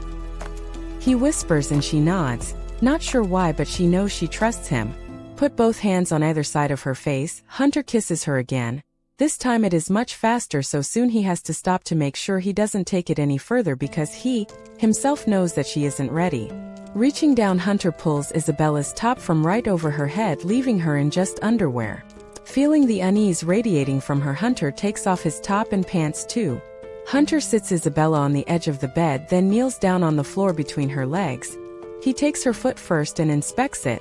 "I love you from the tip of your toes to your cute button nose," he whispers, rising until he manages to kiss to her nose. "That was cheesy," she giggles softly, which is music to his ears. "But it made you smile," He grins, but she freezes when places his hands on her lower stomach over her scars. "I love these too." He starts, but she tries to move, but before she can, he grabs her ankles and keeps her there while he places soft, gentle kiss from one side of her stomach to the other. "You're lying," she mutters with an awkward look on his face. "No, baby. They're your battle scars. Or journey scars. It shows the long journey you had to take to get to me, and each one." He explains as his fingers run over each scar so lightly that she isn't even sure he is touching her until she looks. "Reminds me that you're here. You're mine forever, and that this isn't some dream I'm going to wake up from, because I don't want to lose my perfect girl," he whispers, pressing another needy kiss to Isabella's lips. 14. Hunter had woke up with his arms tightly wrapped around his beautiful mate's waist. He could sense that she was awake, but when he looked over her shoulder at her face, he noticed she was thinking about something so deeply that she hadn't noticed him watching her. Without saying anything, Hunter pulled Isabella closer to his body, which pulled her out of her thoughts with a small smile. Looking over her shoulder, Hunter took his chance to place a loving kiss on her lips, to which the smile on her lips grows. "I like when you smile," Hunter mutters, reaching out to trace his index finger over Isabella's bottom lip. "Me too," she whispers, closing her eyes as if to savor the feeling of Hunter's skin against hers. "Come," he replies, standing up. Isabella stretches out on the bed, not wanting to move. She has found the perfect warm spot of where Hunter had been lay moments earlier. Noticing she didn't want to get up, Hunter walked into the bathroom and started the shower before coming back into the bedroom, where he lifted Isabella up bridal style. He carried her into the bathroom before placing her on the heated floor. "Let's shower," Hunter said, taking a step forward, causing Isabella, with panic-stricken eyes, to take a step back, even though it was in the direction of the shower. "I'm not ready," she said, like she had the night before. Now it was time for Hunter to repeat himself. "Trust me." He smiles warmly, holding out his hand, which Isabella takes much quicker this time. Hunter pulls Isabella towards the shower slowly, never taking his eyes off of her. He walks into the shower still wearing his pajama bottoms and tank top. Hunter loved to sleep naked, or at the most in just his boxers, but he knew this would make Isabella uncomfortable, so he had invested in some itchy pajamas but could only manage to wear the pants. "Are you crazy?" Isabella said, letting out a giggle despite stepping closer and closer to the shower herself. "Crazy for you?" He winks, making her blush despite how corny that line was. Isabella found herself walking into shower, and her clothes instantly got heavier as they filled with water. Hunter took his top off and let it fall to the floor of the shower. He then removed Isabella's pants slowly. He continued his eye contact, silently telling her she could say stop whenever she wanted, but she shook her head so he could continue. Connecting their hands back together, Isabella stepped out of the sodden pajama shorts and underwear, leaving her lower half. Despite this, she still felt comfortable with how she was, but she knew as soon as Hunter reached for her own tank top, she would be filled with anxiety. "Don't feel like you have to do anything," Hunter smiles reassuringly, and Isabella knew he was telling the truth, but it was like the hand that wasn't linked with Hunter's was frozen at her side, and she couldn't take her top off. Hunter made the next move and shimmied out of his pants that he stepped out with ease. Isabella couldn't help but let her eyes wander down. "Down, may I?" Hunter asks, pushing the straps of Isabella's top down only a fraction up. Isabella's eyes filled with fear in an instant that hurt Hunter. She felt so unhappy about what he would think about her that she was terrified. Not to mention it physically hurt his heart at how much his mate hated herself, the body he had come to love. Every inch, curve and scar was imprinted on his heart, and he just wished she would see what he did. "You have to trust me, Bella," he mutters, liking the way his new nickname for her rolled off of his tongue. Reaching behind her, Hunter gently tugged the hairband from Isabella's hair, letting waves of hair tumble down around her shoulders. "I do," she replies over the roaring water hitting their bodies.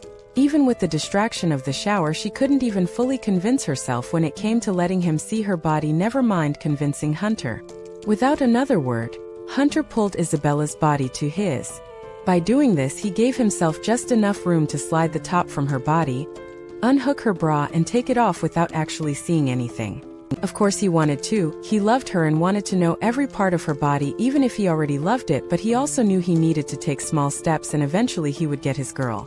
For a long time the two of them stood pressed to each other with the water hitting them without actually touching. But then Isabella slid her hands up Hunter's back to wrap them around him while he reached behind her head to comfortingly run on hand down her neck and upper back over her hair. It took Hunter a couple of minutes to realize Isabella was crying.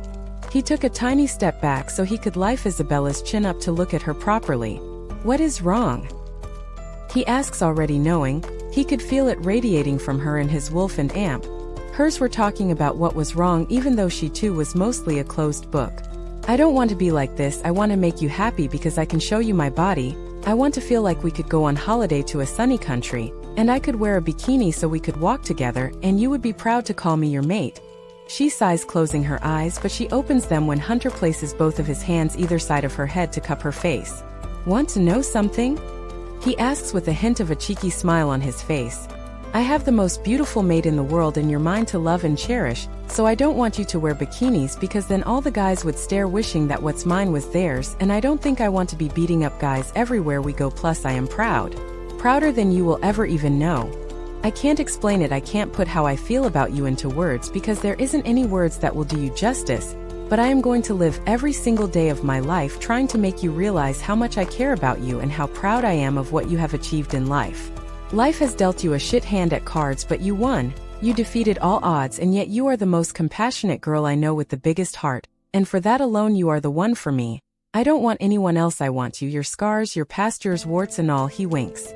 "I do not have warts," Isabella giggles, punching Hunter playfully on the arm, feeling so much better.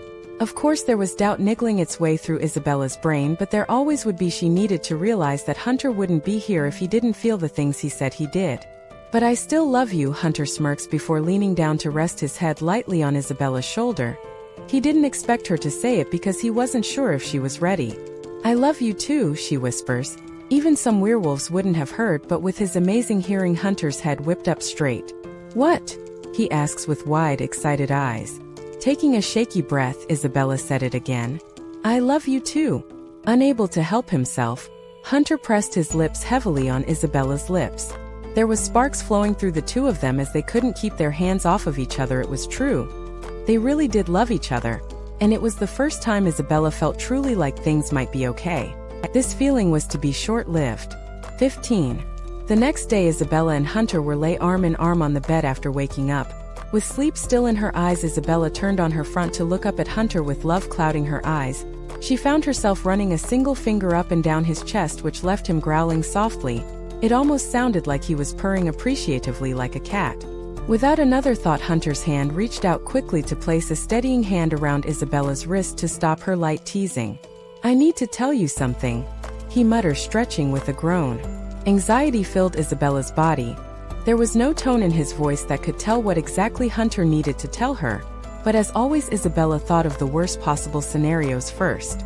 "Go ahead," she whispers, digging her head into her pillow as if to cover her face from Hunter. She knew he could read her like a book, and right now she just wanted to find out what he needed to tell her rather than him having to spend an hour convincing her it wasn't anything bad, even though he could just be telling her. "It's my sister," he sighs, rubbing his face. Isabella sat up instantly with her head to the side, which Hunter found incredibly cute, but he had to shake his head as if to get rid of the thought. Likewise, Isabella found herself studying her mate's feature. The curves and creases of his face that she had come to know and love. She wanted nothing more than to reach out just to touch his face, but she luckily managed to keep her hands pinned to her side. "Sister? Since when did you have a sister?" Isabella says, sounding like she was questioning herself more than him. Had he mentioned it before, and she hadn't been paying attention? Hunter looks amused when he thinks about his answer.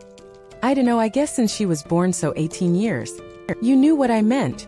Isabella smirked, slapping Hunter's chest, trying to ignore the sparks all over her hand. Isabella took this moment to realize how close the two had become in 2 days. She didn't fear touching him now. The thought of even playfully slapping Hunter like she had done moments earlier when she first arrived terrified her. Isabella also noticed that she was okay that Hunter didn't have a top on. He slept with only pajama bottoms on. She knew he didn't even wear boxers underneath, but she was okay with it. Looking down at her own body, Isabella noticed she was wearing less too. Pajama shorts that made her legs seem endless and her usual tank top, but she noticed it had risen from moving around, and although the desire was there to pull it down to cover the faint silver markings of the start of her scars, she managed to refrain, which was a huge step for her. A chuckle vibrated its way through Hunter's chest and onto Isabella's hand, which had stayed firmly planted on his chest. Hunter had taken her hand and pressed it to his lips before putting it back on his chest with his on top. It so happened that it had fallen on his heart, and every now and again when Hunter would take in a moment to admire Isabella, his heart would speed up a little then slow back down again. "Okay, so what about your sister?" Isabella asks, scooting closer to Hunter to rest her head on his chest, which makes him smile as he runs his fingers comfortingly through her hair. Isabella wasn't the only one who had noticed the change between them both.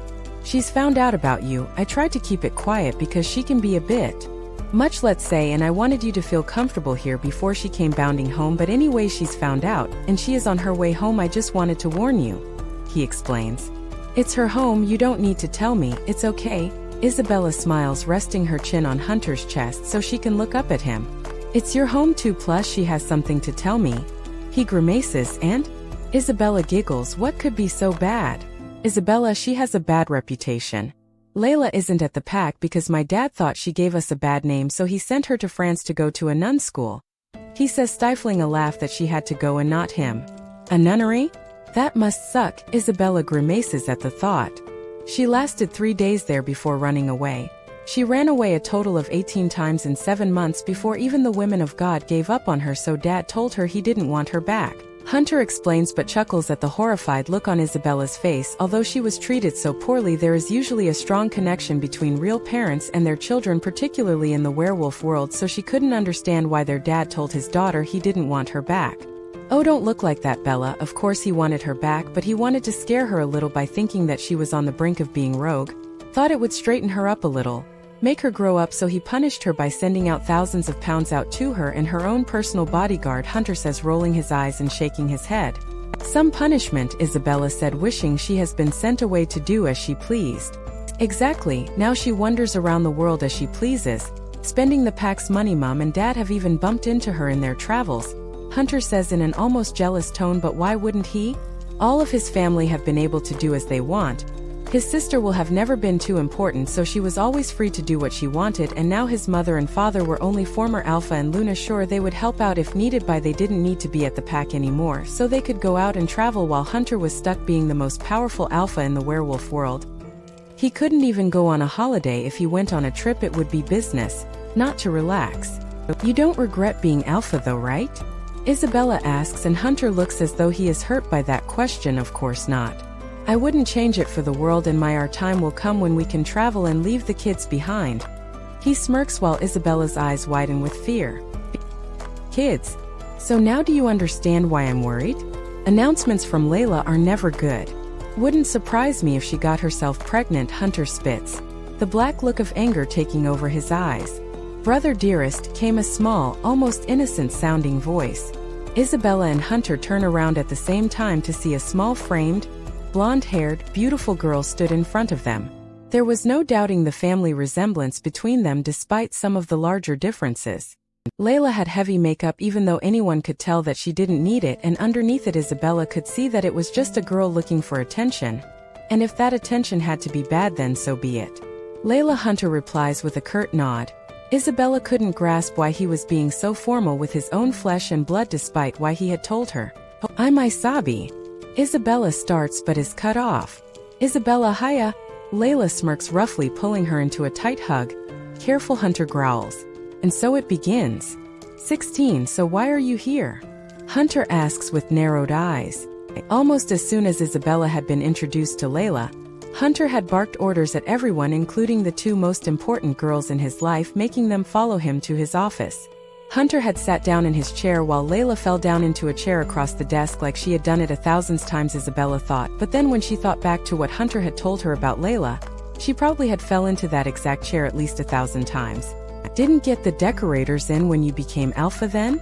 She sneers with a smirk. It's hard for Isabella to distinguish what is a joke and what isn't because Layla's speech is borderline insults and jokes from a teasing, annoying younger sister. "Why are you here, Layla?"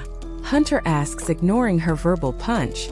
"I told you, the day you dropped those whores and found your real mate, I would come visit," she grins, glancing between her big brother and his now disgusted mate. Isabella felt her stomach turn and a lump in her throat restricting her ability to breath. "Whore?" Isabella hadn't fully expected Hunter to wait for her, as he was years older than her, and might have thought he never would find his mate, but there had been multiple girls and not serious relationships? Just one-night stands? A warning growl leaves Hunter's mouth as his eyes burn red simply from the reaction of Isabella. He could see the hurt on her face. Usually, he would ignore everything his sister said, even things like that when there were people in the room. They were his closest friends, like Jackson, his best friend, and Beta. Jackson was there now, looking strangely uncomfortable, but like Hunter, it wasn't because of what 𝐊𝐤𝐻 had said, it was because of the look of betrayal on Isabella's face. Jackson had been by Hunter's side through his worst times, where he was sleeping with a different girl every night, and he was there now, though, his best times with Isabella at his side. "Why are you so angry, Hunter? You told Isabella about your past, didn't you? Isn't that what you do with mates? You share everything?" she asked with wide, innocent eyes that no one believed to be true. 𝐊𝐤𝐻 looks up at Isabella, who forces a small smile on her face despite the quick, anxiety-filled breaths she was having to take in order to remain in control of her own body. Isabella had only ever wanted to get out of room so much once in her life back in her old pack, but yet she forced herself to stay. If anything else was to be said, even though she didn't want to, she needed to hear it. "Why are you here, 𝐊𝐤𝐻?" he repeats before adding a threat shortly afterwards. "And I'm warning you, get to the point or I will personally walk you right off of this pack land and you will not be coming back. I am not joking like Dad would, I mean it." "Well, speaking of mates," she spits, her eyes looking as though they were on fire through anger, "I have found mine. I wanted you to meet him." She smiles sweetly, either to fool them in forgetting what she had said minutes ago or because she was thinking about her mate. Isabella could now see why Hunter had such distaste in his sister, but she kept her feet firmly planted on the ground. She couldn't see why 𝐊𝐤𝐻 cared about what Hunter would think of her mate. She was clearly a very independent private girl who didn't share much with her family, not to mention she seemed set on destruction of her brother and the pack. "Why would you care what I think?" he asks, raising his eyebrows as he voices what Isabella is thinking. "So you could see how real mates act," she teases with a large smirk on her face, but when Hunter growls angrily at her, she holds her hands up in defense. "Joke," she simply says before standing up and heading to the door. Jackson puts his foot in front of the door so she can't get out, but she just narrows her eyes at him. "Move, dog," Jackson growls before closing his eyes to calm himself down by counting to 10, but he does eventually move, so she opens the door, but before she can leave she turns back around. "Dinner. 8 p.m. I'll text you the address. I'd love to see you both there and no doubt you standing on guard," she says confidently to them all. With one fleeting glance at all of them, she leaves the room, slamming the door on her exit. "Jackson, do you mind?" Hunter starts, but Jackson had a smile on his face. "Already going, boss," he says, his smile growing. There is a smile of friendship, but it is also sympathy for the both of them. He knows, just like the both of them, that what 𝐊𝐤𝐻 had just said could turn things ugly. "Bella," Hunter whispers with pleading eyes. Despite being angry at him, Isabella couldn't help but feel a shiver run down her spine as his nickname that she had come to love so much rolled off his tongue. "I don't want to hear it, Hunter," she replies, looking to the floor. She desperately wants to tell him everything's okay about the two of them, but also his sister in general, because she could still feel the anger radiating from him. "Don't hear it then, please just come here, I need you, Bella," he mutters. Isabella glances up at her suddenly weak-looking mate, and she seems to lose control of her legs as she is walking to the other side of the desk into his open arms. Hunter pulls Isabella onto his lap, where she curls up in his arms with a content sigh. Just for a couple of minutes, so they could pretend like nothing had happened. Hunter presses his face into the crook of Isabella's neck. He greedily takes in deep breaths to take in her intoxicating scent, which instantly starts to calm him down. After a couple of peaceful minutes, Isabella sits up, to which both wolves whine in their owners' heads. "You're not forgiven," she says with hurt-laden eyes. "I don't expect to be," he sighs with a small smile, one similar to the one Isabella had given 𝐊𝐤𝐻 before. "And this dinner tonight," she starts, but Hunter presses his fingers to her soft lips to stop her. He pauses for a minute as his mind is clouded over with the thought of just kissing her there and now, but he shakes his head to get rid of it. "You don't need to come, I don't expect you to," Hunter says, his index finger running across Isabella's plump bottom lip, which is equally as distracting to her as it is to him. "I wish you'd shut up," she grins playfully. "I was going to say, what should I wear?" The truth was, Isabella was going to tell Hunter that she didn't want to go. No, she was going to tell him she wasn't going whether he liked it or not, but when he gave her the choice, she changed her mind. A choice was something Isabella was never given, so for Hunter to give her that freedom, she wanted to go because she had chosen that decision. It had taken a long time, but Isabella had realized that she was Hunter's mate. There was no changing that, not that she wanted to. So she had to get on with it and accept him for his flaws like he would her, and she had believed she had plenty for him to accept, including her past. Being mates to Hunter also meant she was powerful. More powerful than she could ever have thought of a few short months ago. But for them both to be this powerful, they needed each other. Isabella had to stand by her mate even in the worst times, even if it was just a dinner with his sister and her mate. Despite this, he still wasn't forgiven. 17. Isabella had looked through her new wardrobe that she didn't even know she had.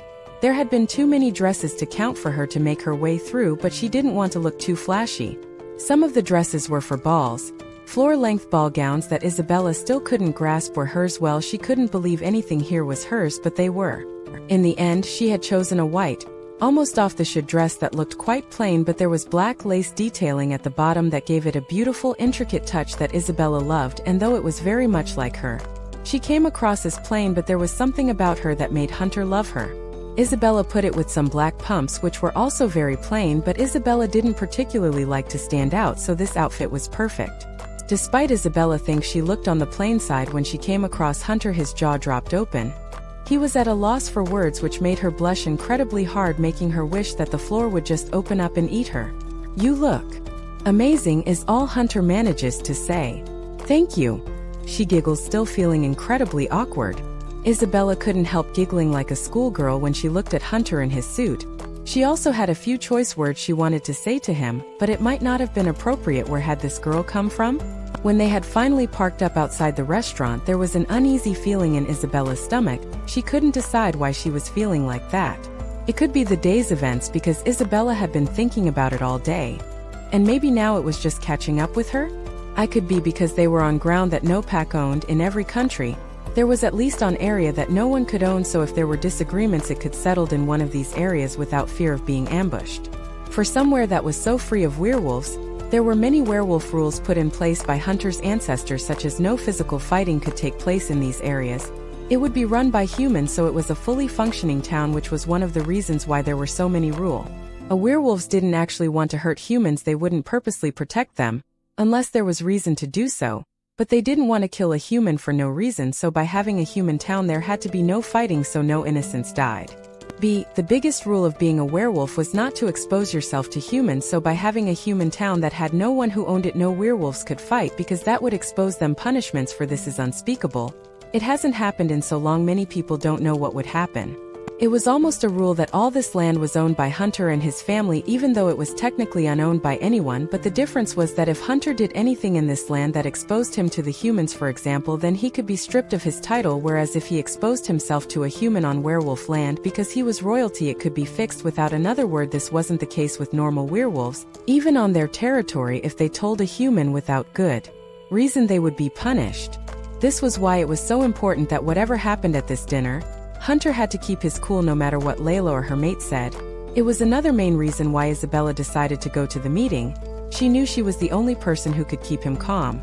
"Remember," Isabella said, getting ready to tell Hunter yet again that he had to keep his cool. "Not to let the humans know," he says in a monotonous voice. Not only had he heard this from Isabella numerous times on the what seemed like forever journey, but he had it drummed into him by his mother and father as he was growing up, even though he didn't visit land like this until he was 19, as it was rarely needed or used. "Yes," she smiles. They both take a deep breath before the door is opened, and they take a step out. As they walk to the door, everything is okay. Hunter had his hand wrapped around Isabella's for comfort at the scenarios he is creating in his head that could happen tonight. It isn't until the door to the restaurant is opened that a smell that fills Isabella's nose that makes her stop in her tracks, like she has just walked into a brick wall. "Shit," Jackson mutters under his breath as he has to stop suddenly too behind Isabella as he nearly walks right into her. "Bella!" In the air, there are smells of amazing foods that usually would leave Isabella drooling at the thought of eating all she could, but now they were just making her feel queasy, along with that familiar smell that Hunter and Jackson had already forgotten, but she never would. "Isabella?" Hunter says in a worried tone. He notices the worry etched on Isabella's face but doesn't know why. Isabella didn't live anywhere near here, so it was extremely unlikely that she would have visited. "Stop being stupid," Isabella told herself before snapping out of her trance-like state. "Are you okay?" Hunter asks apprehensively. "Fine," Isabella lies with an overdramatic smile, but Hunter is too happy to see her with some sort of smile on her face to notice how fake it is. Isabella catches Jackson narrowing his eyes at her, but she just shrugs at him and follows Hunter into the building even though she had a familiar feeling of wanting to run away. 18. It isn't confirmed for Isabella that it's him by seeing him. It is Hunter who tightens his hold on her hand. Finn. No, he growls. Isabella feels the color drain from her face, but she still has the common sense to squeeze his hand back to remind him she's here. Not with him and he needs to keep his cool. Hey bro, come sit. Layla grins, only managing to take her eyes off of her mate for a couple of seconds before returning to look at him lovingly. He is not your mate, Hunter yells before storming over to the table, dragging Isabella with him. What do you mean? She says, a look of confusion shooting across her face. I suggest you sit down, wouldn't want anyone finding out that you're a werewolf. He whispers the last word, but the smirk on his face tells everyone that he would love nothing more. Hunter turns his back on the couple at the table. It is clear that one party loves the other much more, and Isabella actually felt bad for Layla. No matter what someone does, they don't deserve to be played by their own mate, which was what was clearly happening here. After taking a couple deep breaths, Hunter looks into Isabella's eyes with still darker eyes than usual. You go wait in the car, I won't be here long, he smiles shakily. It's almost as fake as the one Isabella just gave. No, I can wait it out, and I need to make sure you don't do anything stupid, she whispers, reaching out to run the pad of her thumb against his cheek. If she had done that under normal circumstances, he might have growled happily, but it just managed to calm him down. Hunter himself knew that it was best to keep Isabella by his side, so he could make sure that Finn and his brothers hadn't planned a surprise attack, and he knew she kept him calm even at the worst times, which was good in this environment. Anytime it gets too much, you tell me, Hunter says with raised eyebrows. He sighs, slightly happier when she nods to confirm she will. They walk over to the table and sit down. They are rigid and tense, whereas the couple across from them are slumped in their seats and all over each other. It's hard for Isabella and Hunter how Layla can't see that Finn isn't really interested in her, but sometimes people are blinded from the truth when they really love their mate, even if it doesn't go both ways. Right, well, here I am and I don't approve, Hunter says, putting his hands into fists. You're just not happy that I'm happy, Layla replies, shaking her head.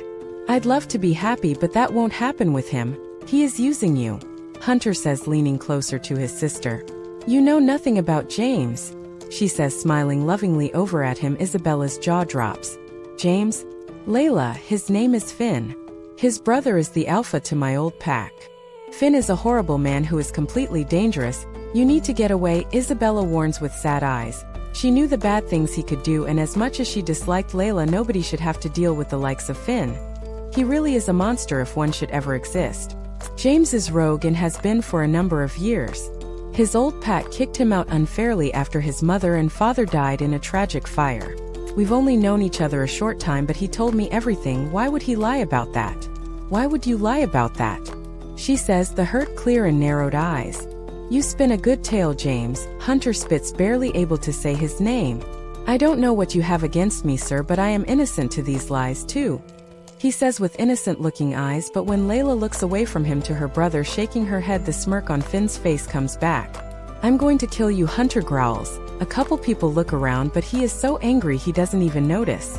Calm down, Hunter, Isabella mutters, placing a hand onto one of his thighs. That, along with hearing his name fall from her tongue, instantly does make him feel calmer, but he is too angry for it to work fully. Yes, Hunter, calm down. I already told you we don't want anyone here to find out about our condition, Finn says, raising his eyebrows, not taking the chance to say werewolf, as there is a waitress a couple of feet away. And we wouldn't want you stripped of your title for me and you sister to have to take over. He smirks, licking his lips. Hunter's eyes widen with fear. It has clicked that all this time Finn has been using his sister to get a reaction out of him. That's why they wanted to meet here, where there are such harsh rules, because one wrong move and the title would automatically fall to Layla and her mate, which is what he wanted. He would be Werewolf King and there would be nothing Hunter or Isabella could do about it. Layla's eyes also widen with fear. This wasn't the plan. She didn't want to be queen. She was happy with her princess role. She fit it well. All Layla had ever wanted to do was to find her mate and settle down happily away from the shadow of her brother. Layla was very misunderstood. She had created an image for herself where she went against all the rules. She had told everyone she didn't want a mate because she knew this would get people talking and give her attention because it was against the ordinary, but really this was all she wanted. Not a fancy crown and a title, but once 𝐊𝐤 had started with the role, she found it harder and harder to drop it after every lie, insult and bad action happened, so she continued to do it. Even 𝐊𝐤 knew that was rightfully her brother's, but wanting to stick by her mate, she smothered the fear like a flame so she could seem confident in what her mate was saying. "We're leaving," Hunter said, grabbing Isabella's hand. He led her out to the car and told her to get in. He left Jackson with her before he walked back into the restaurant. Despite Isabella trying to scramble out the car, Jackson stopped her. "He said I had to stop you at all costs. The best thing you can do is get in and put your belt on," Jackson says with his second sympathetic smile of the day. Isabella could also see that whatever Hunter was doing, Jackson felt that it was stupid. "Hunter, get off me." Isabella heard a scream, and looking in the direction of the restaurant, she noticed that Hunter had thrown 𝐊𝐤 over his should and was carrying her to the car at a fast pace. Jackson start the car, Isabella move. Hunter growled at the kicking in his stomach. His harsh tone had made Isabella physically flinch, but Jackson was so used to it he just nodded and ran to the driver's side. Crawling into the car, Isabella buckled up her seatbelt before peering out of the window where Finn was now running out of the restaurant after the car, but just as he was, Hunter had slammed the door shut and Jackson had set off. Now came the battle of keeping 𝐊𝐤 calm, not to mention Isabella knew she would have to tell 𝐊𝐤 and Hunter things from her past that she swore to herself never to talk about again.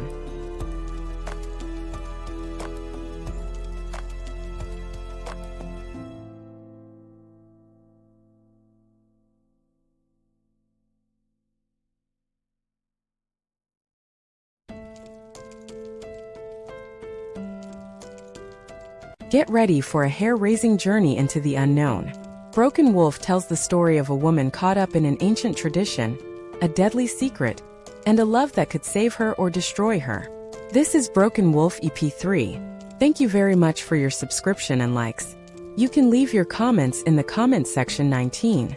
𝐊𝐤 had done everything to try to get out of the car on the journey back to the pack, but no matter what she did, Hunter was always one step ahead of her. Currently, she was sat slumped against her seat with angry tears filling her eyes. She just couldn't grasp the idea that it was in fact her mate that was trying to ruin her life, and not her brother who she had always had conflict with. "I'm sorry about this, 𝐊𝐤, but this is what's best," Isabella whispers nervously, not knowing how she will take it, but 𝐊𝐤 doesn't say anything, so Isabella reaches out to place a comforting hand on 𝐊𝐤's knee, but Hunter shoots his hand out to grab Isabella's wrist and forces back towards her own body. "No, we're not sorry," Hunter growls with blazing, angry eyes while Isabella shrinks away from him. "I refuse to say sorry for saving her life," he says, aiming at Isabella but still looking at now innocent, scared-looking sister. "He's had plenty of chances to hurt me but never did," 𝐊𝐤 mumbles, rolling her eyes, thinking this was just Hunter wanting to make her miserable. "Don't you get it, you silly little girl? He needs you, he needs your position in society to destroy me. To destroy us, and then when you've lost your use he will discard of you," Hunter yells, suddenly making the driver swerve slightly. "Hunter, she wasn't to know," Isabella says, shaking her head angrily at him, but still places one of small hands on the top of his legs to help calm him down. "Know what?" 𝐊𝐤 asks, narrowing her eyes, looking from one of them to the other then back again. She won't believe it. She already believes the story he spinned for her about being kicked out of the pack, he replies, rolling his eyes. "I don't particularly want to bring it up, but she needs to hear our version of events, then she can decide what she believes," Isabella says, taking a shaky breath just at the thought of talking about it. "I am here, you know," 𝐊𝐤 shouts angrily, making both Isabella and Hunter snap their necks quickly towards her. It was as if they had both forgotten she was there. "Tell her then. I wipe my hands of this whole thing," he spits, holding his hands up in defense. "Tell me what?" she says, trying to control her anger. Their lack of self-control was clearly through genetics. "Not now, it's late and this will take a while to tell." "I will tell you tomorrow, I promise," Isabella nods. Of course she didn't want to tell 𝐊𝐤 anything, but she had forced herself to say "I promise," because promises were important to Isabella and only under extreme circumstances would she break them. Luckily they had just got to the house, so they didn't have to stay in that hostile environment for a minute long. 𝐊𝐤 got out and stormed off. Hunter followed soon after to go his office, leaving Isabella to go to bed alone. Despite tossing and turning by 4 a.m., Isabella was wide awake, and there was little chance of her being able to go back to sleep with Hunter snoring softly at the side of her, something she hadn't realized he did. Isabella lay there for an hour willing herself to go back to sleep, but gave up thinking that it wasn't worth wasting the time she had lay in bed trying to get back to sleep when she knew it wouldn't happen. Deciding it was going to wake Hunter up to get a shower, Isabella crept around the room, got dressed and went downstairs. There was already a large amount of people up and ready in the pack. Isabella hadn't expected it to be empty when she went downstairs, but there must have been at least 50 wandering around the grounds. There was around 20 people getting to go on a run, another 20 training in pairs around the land near the pack house, and the rest were either having breakfast, cleaning up after people, and there was one final guy with his back to everyone else cooking. Luna, one of the women cleaning up, breaths with shock. They all of course knew she was there weeks ago, but she hadn't interacted with any of them on a regular basis other than with Hunter and Jackson. If they did see her, she was always with Hunter, so they were apprehensive of approaching. Isabella. Please, Isabella says, trying to sound confident but failing miserably. What can we get for you? What do you want for breakfast, Luna? Another woman asks with the brightest, greenest eyes Isabella had ever seen. Call me Isabella, she repeats as politely as possible. And I'm not hungry, but could you point me in the direction of the coffee? Isabella smiles awkwardly. She didn't want servants, she wanted a pack. A family. I could make it, Isabella. The first woman pipes up, straining to say Isabella's name like it pains her to say it. I'm not Voldemort. Isabella thinks to herself, but she realized that in a normal pack the alpha would usually be titled as that and not their name. It was even more important for them to do it for Isabella and Hunter because they were royalty, but Isabella stuck by her guns, wanting them to call her by her name. No, honestly, I'd like to do it. I just need to know where to go, Isabella replies, smiling.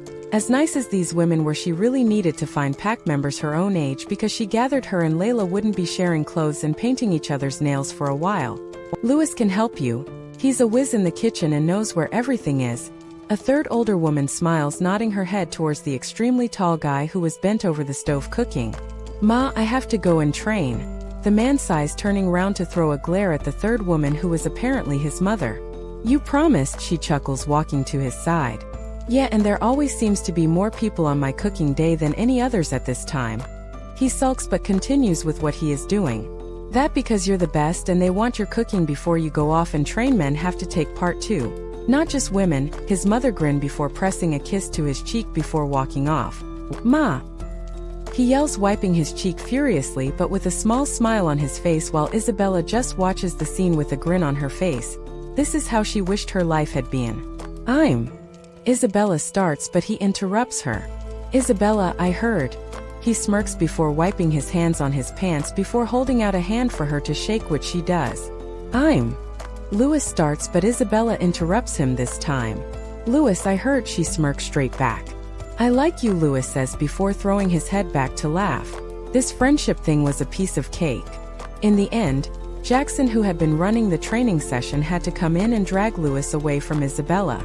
They had an instant friendship connection and they had spent the best part of 20 minutes just laughing at each other.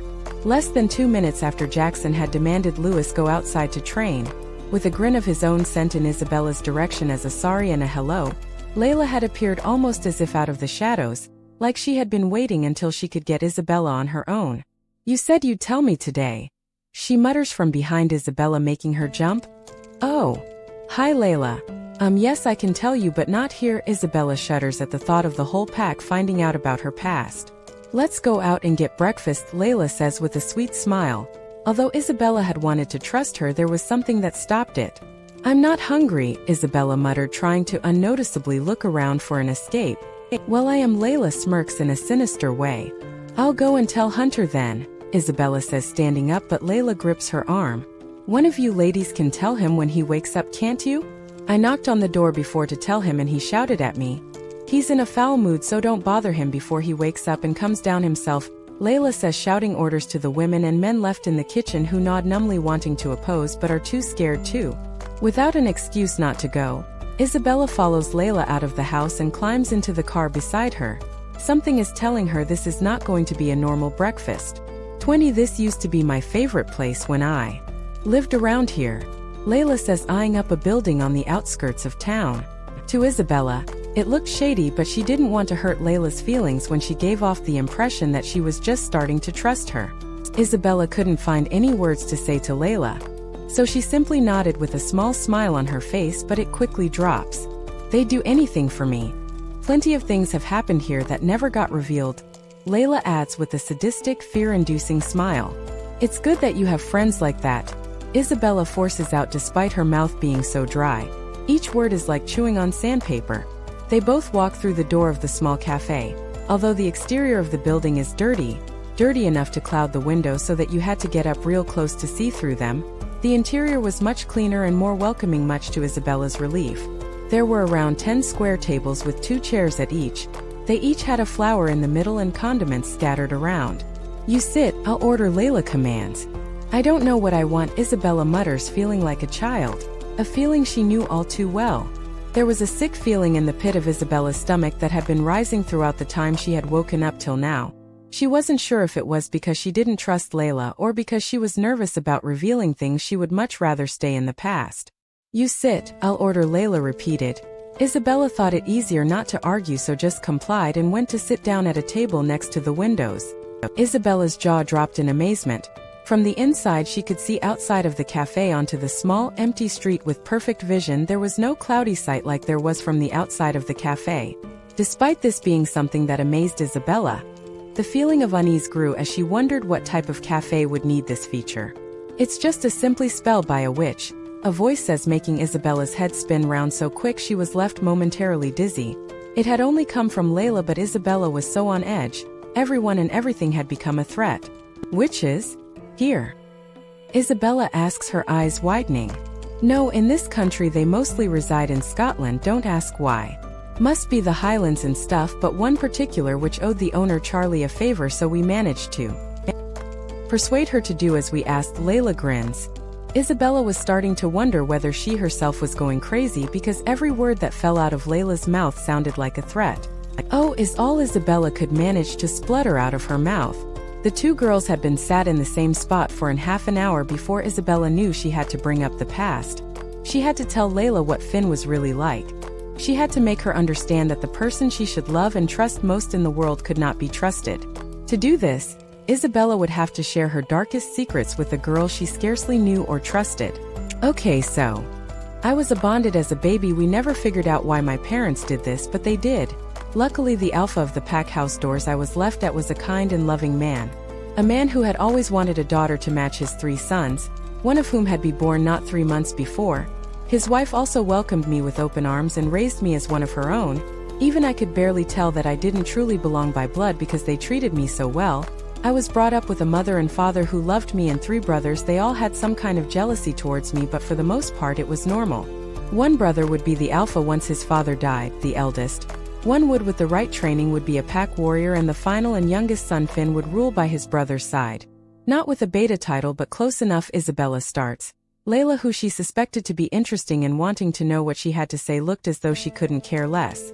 Anyway, my father died when I was a teenager. At first I was treated like I always had done, as an equal, but the second the eldest son became alpha I was kicked, literally, to the bottom of the pile. Nobody helped me or pitied me, even though I had always done my best to be friendly and kind. I think this was mainly because they were scared. They had been threatened by the brothers that they themselves or their closest loved ones would be hurt if they gave me any kind of help, but within 3 months this was normal practice. It was like a switch. Suddenly everyone hated me even though I'd done nothing wrong. I could live with this, though. I could live with being the pack cleaner, with not having to talk to anyone. I could do it all, but the final brother, the youngest brother Finn, he was the thing I couldn't live with. He had always been the most jealous because of our small age difference, so he made up for all them years of jealousy in a short amount of time just because he could. Daily I was kicked, punched, and even stabbed. In a human case I would be lucky because I would die. I was wishing for death, but I have always had even faster healing than normal, so it was constant. It was always happening and there was nothing I could do to stop it. Isabella pauses to glance up at the slightly more interested girl across from her. 𝐿𝐲 had reached out and taken the rose from the slim vase in the middle of the table, and was proceeding to rip each petal from it. One day, about 4 months after my father had died, I was in Finn's room cleaning. I had just finished making the bed and doing one final glance around the room when he suddenly appeared as if from nowhere. I had kept my head down, grabbed everything I needed and headed out of the room. I was inches from the threshold of the door when he called me back. He didn't like the way I had positioned the pillows, even though it was the same as I had been doing it for a month. He punched me so hard in the stomach that I was completely winded. I couldn't breathe, but he didn't care. He grabbed me by the hair because I couldn't even stand up straight and he dragged me to the bed. He ripped the pants right off of me. I was screaming and crying and he didn't care. Nobody cared because nobody came to help me. They continued with their day-to-day lives like they couldn't hear me pleading for help. They did it every time. They didn't come and help no matter what happened. They didn't even care that he took out his knife and carved shapes onto my body that will never leave. Hell, they didn't even care when he thought he'd finally done it. When he thought he'd finally killed me. And do you know what he did? Isabella yells, noticing that her voice level was rising and the stream of tears falling down her face were coming thicker and faster. Isabella had never talked about this with anyone, and she told herself if she ever did it would be with someone she loved and trusted, something she didn't feel either about for 𝐊𝐤. 𝐊𝐤, however, continued to look bored. She had nearly pulled off all the petals from her red rose, and Isabella couldn't help but think it represented the time she had left to convince 𝐊𝐤 what a bad person Finn was. What did the bad man do? 𝐊𝐤 asks, pouting, faking concern about Isabella's past. He took me deep into the forest and left me there, hoping that some animal would come and take me away. Luckily, I managed to heal. Of course, this isn't everything, but you need to understand just some of the bad things that Finn has done, and I know you don't think that is his name, but it is. I will never, ever forget that face. I know we haven't known each other long, but you need to trust me on this, 𝐊𝐤. Isabella pleads, reaching out to take 𝐊𝐤's hands in her own, but 𝐊𝐤 quickly moves her hands away. There are less than 10 petals left now. Why wouldn't you leave? 𝐊𝐤 asks, shaking her head in disbelief, totally disregarding what she had just been told. Where could I go? I struck lucky as a baby because I was innocent, so a pack took me in. Most packs these days are so nervous about rogues that they would rather kill someone on the spot without getting to know what they are doing. Sometimes I thought it would be worth the risk to get out of there, but then I got too scared of the uncertainty. I sometimes thought it must be my fault because they had turned so suddenly. Maybe I had done something, and if I stayed a little longer then they would be okay with me again. That's how he will make you feel. Maybe it is your fault. 𝐊𝐤 shrugs, looking up from her now almost empty rose. What? Isabella says, clearly taken aback. Maybe it is your fault, she says, clearly pronouncing every single word. So you're saying you believe what I say about it being Finn, but yet you question whether it could be my fault? I don't need to stay here and listen to this. Your brother saved me from something I was sure to be the rest of my life. I was there because I had to be. Because I forced to be. Don't you willing walk into that, because you will end up dead, Isabella says, and with that she stands up and walks towards the doors, but as she reaches out to open it she notices that it is locked.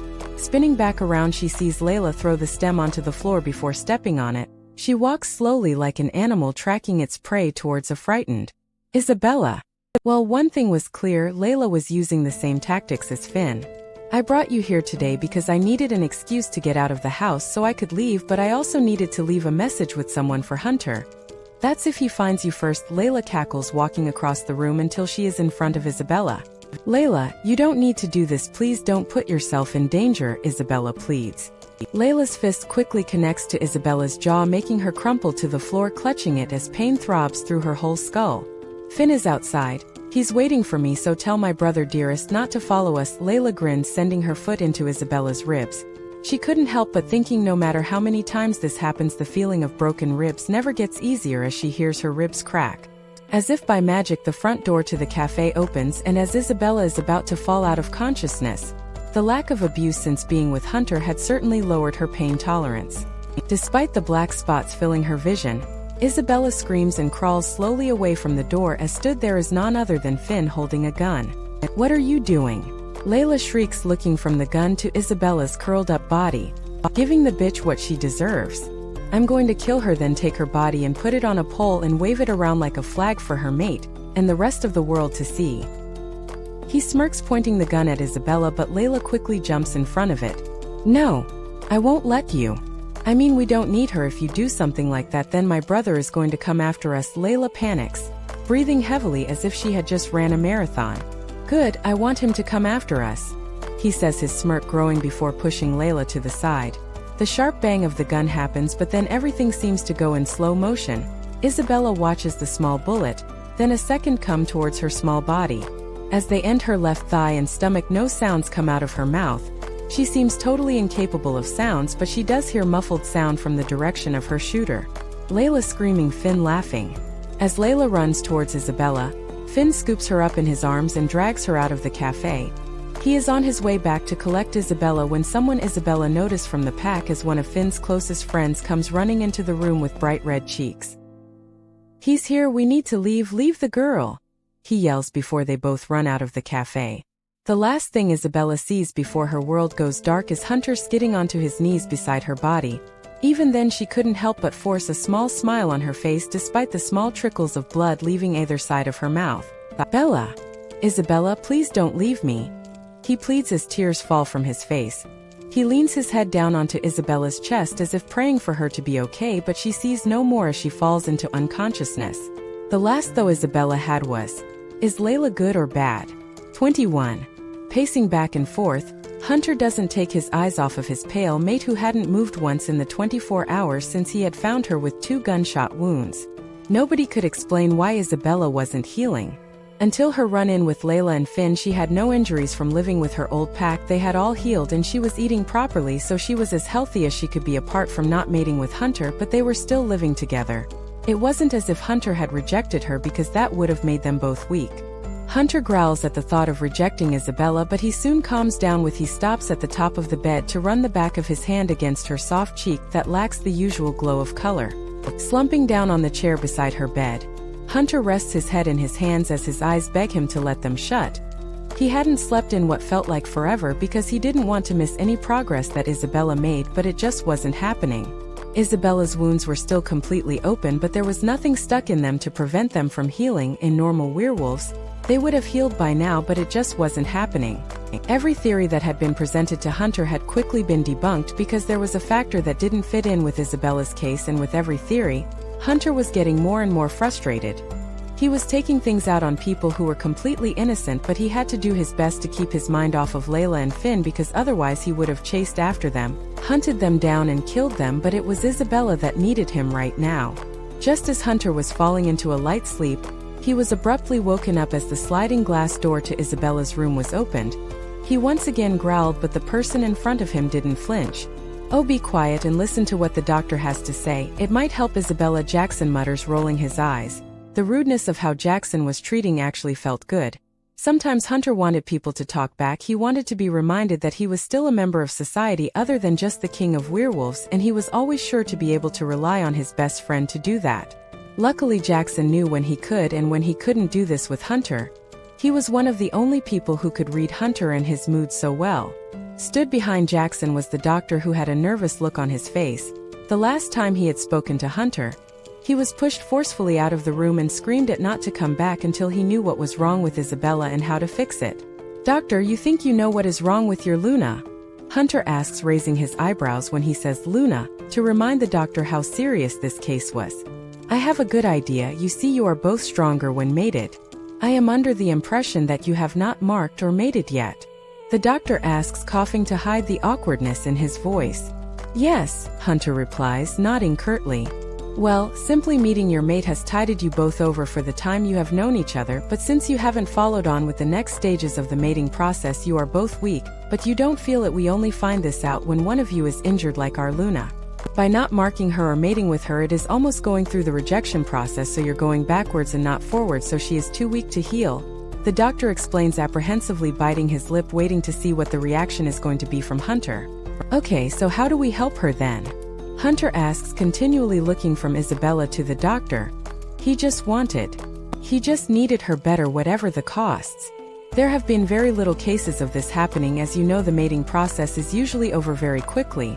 And if it isn't, normal werewolves aren't likely to be injured while not mated after meeting them, so the quickest way to help our Luna is to mark her, the doctor says, looking even more nervous but confident with his explanation and solution to the problem.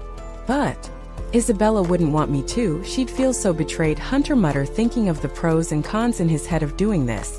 If we left her without this, she could take weeks or months to heal and regain consciousness, or she might not wake up at all due to her being so weak, the doctor says, but Hunter has already made his mind. "Let's do it. I want us to be on our own though," Hunter explains, shooing the other 2 men out of the room with his hands. "Call us back in when you're ready, bro." Jackson grins, clearly very confident with this solution. Putting his hand on the back of Isabella's neck, Hunter lifted her small body up just enough to slide under her. He lay her back down between his legs so her head was just below his shoulder, giving him enough room to get to her neck. "I don't know if you can hear me in there, Bella, but if you can, I know you're freaking out right about now." If you can hear me now, you probably heard what the doctor said, so you know what's about to happen. If I could have done this any other way, I would have done. I wanted to be comfortable. I wanted it to be romantic, so you felt a fraction of the love I feel for you at the most. I wanted you to be awake so I could see your big, beautiful eyes. Hunter starts. He looks down at his mate's body in his arms. He lets out an awkward chuckle, expecting her face to break out into a grin like this was some big joke, but it didn't. Isabella stayed perfectly still. If I could ensure that you would be okay and you would be awake soon, I might have let it happen naturally, but I need you, Isabella. I need to know you're safe, and if breaking your trust is the way to do it, then I just hope you'll be able to forgive me. You're going to be so angry. I know no matter what's happened in your past that you don't want to die, but you're going to be blindsided with anger because I did this, but I want you to know that I did it out of love because I love you, Isabella Montgomery. I'm going to do it now. Hunter says, but as he leans closer to Isabella's neck, he pauses and pulls back. He couldn't do it. I'm scared, Isabella. Hunter sighs. He was shocked at himself for even admitting that. I don't want you to hate me. My worst fear is me having to continue in this life without you. And that's why I have to do this, so that you don't leave me. Of course, I've never been marked, so I don't know from experience what it's like, but I did ask my mom when I was younger. She said it hurt at first, but then it was like every nerve was on fire. She felt so much better. She felt everything, especially the love she felt for my dad, so I hope this works for us. Maybe you being like this will mean you don't feel the pain, which would be good because I never want to hurt you. I also asked her what it felt like to have a mate, and she could barely put it into words, but when she did, it was with long and complicated words I didn't even think were possible for one person to feel for another, but I get it now. I get it with you, Bella, so please understand why I did this, and just remember that I love you. And with that, Hunter sinks his teeth into Isabella's neck. At once her body convulses as if realizing what has happened, because she had no pre-warning as she was unconscious, but then when he pulls away, her fragile body was still limp in his arms. Hunter felt more alive than ever, and it was true. The tingles he had once felt when in contact with Isabella's skin was nothing compared to the borderline pain/pleasure feelings he was getting now. It was the most intense thing he'd ever felt. Hunter managed to keep himself in control as he pulled Isabella further onto his lap to rock them from side to side slowly, while he hummed an unknown song into her slightly frizzy hair before falling into a light sleep for the first time since he had found her. 22. Isabella woke up with a start. She wasn't sure where she was, and the bright white surroundings were making her already pounding head hurt even more. Everything she knew felt like some sort of dream, so she wasn't sure what was real, but the tingles enclosing her body let her know one thing for sure. Hunter was holding her in his arms.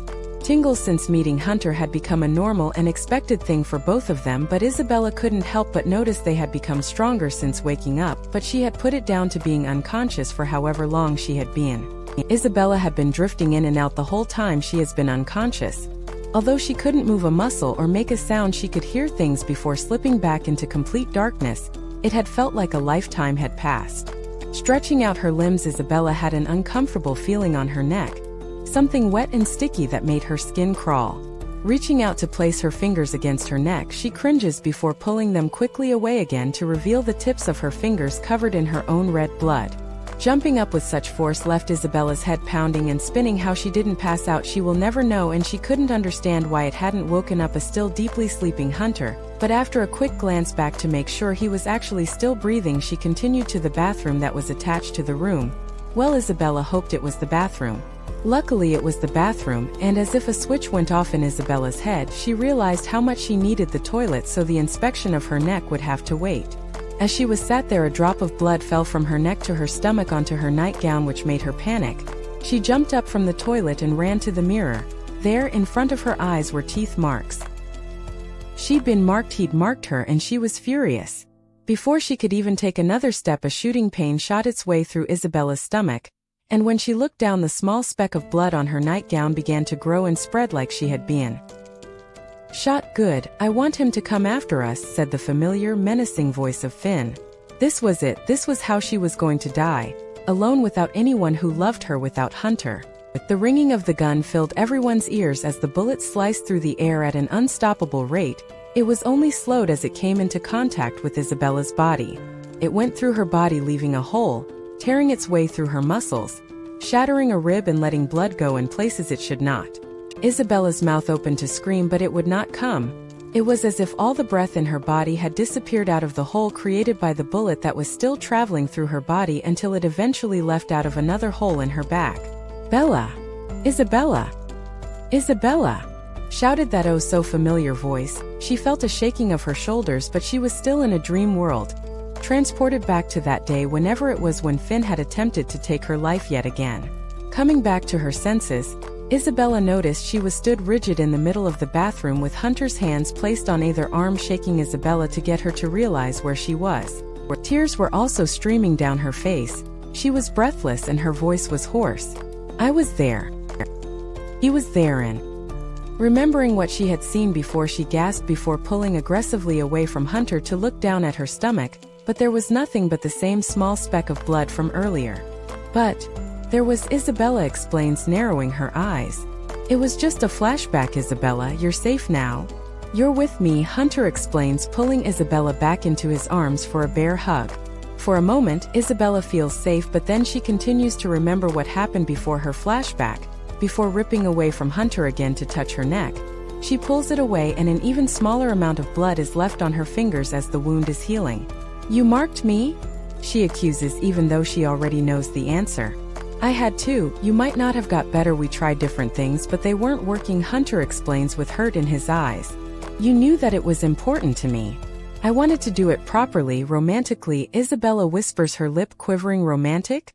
Do you want to know what my idea of romance is? Loving someone who is alive, which you might not have been had I not marked you," Hunter yells angrily, but with hurt in his eyes, which he quickly hides away.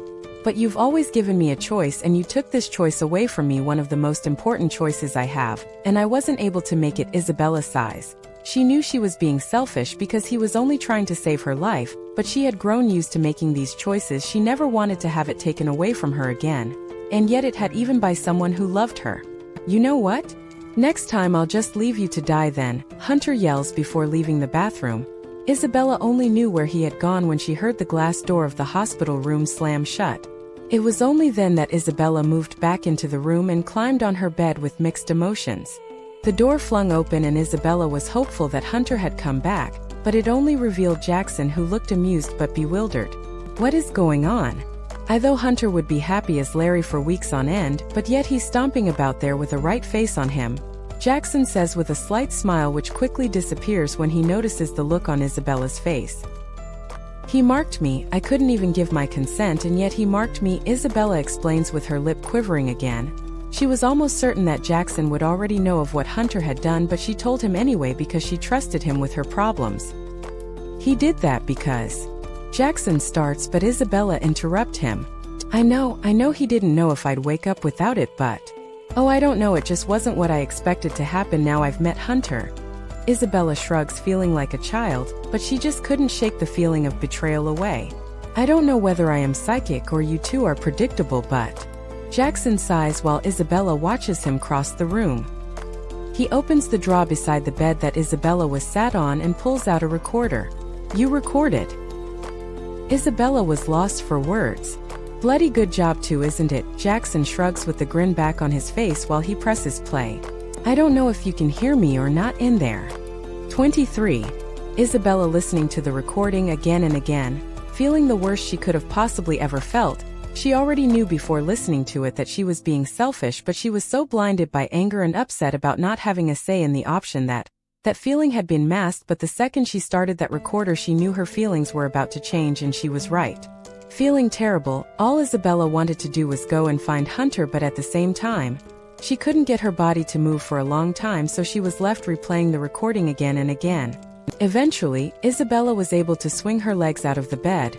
Only dressed in a hospital gown, Isabella leaves the hospital wing of the pack house and goes in search of Hunter.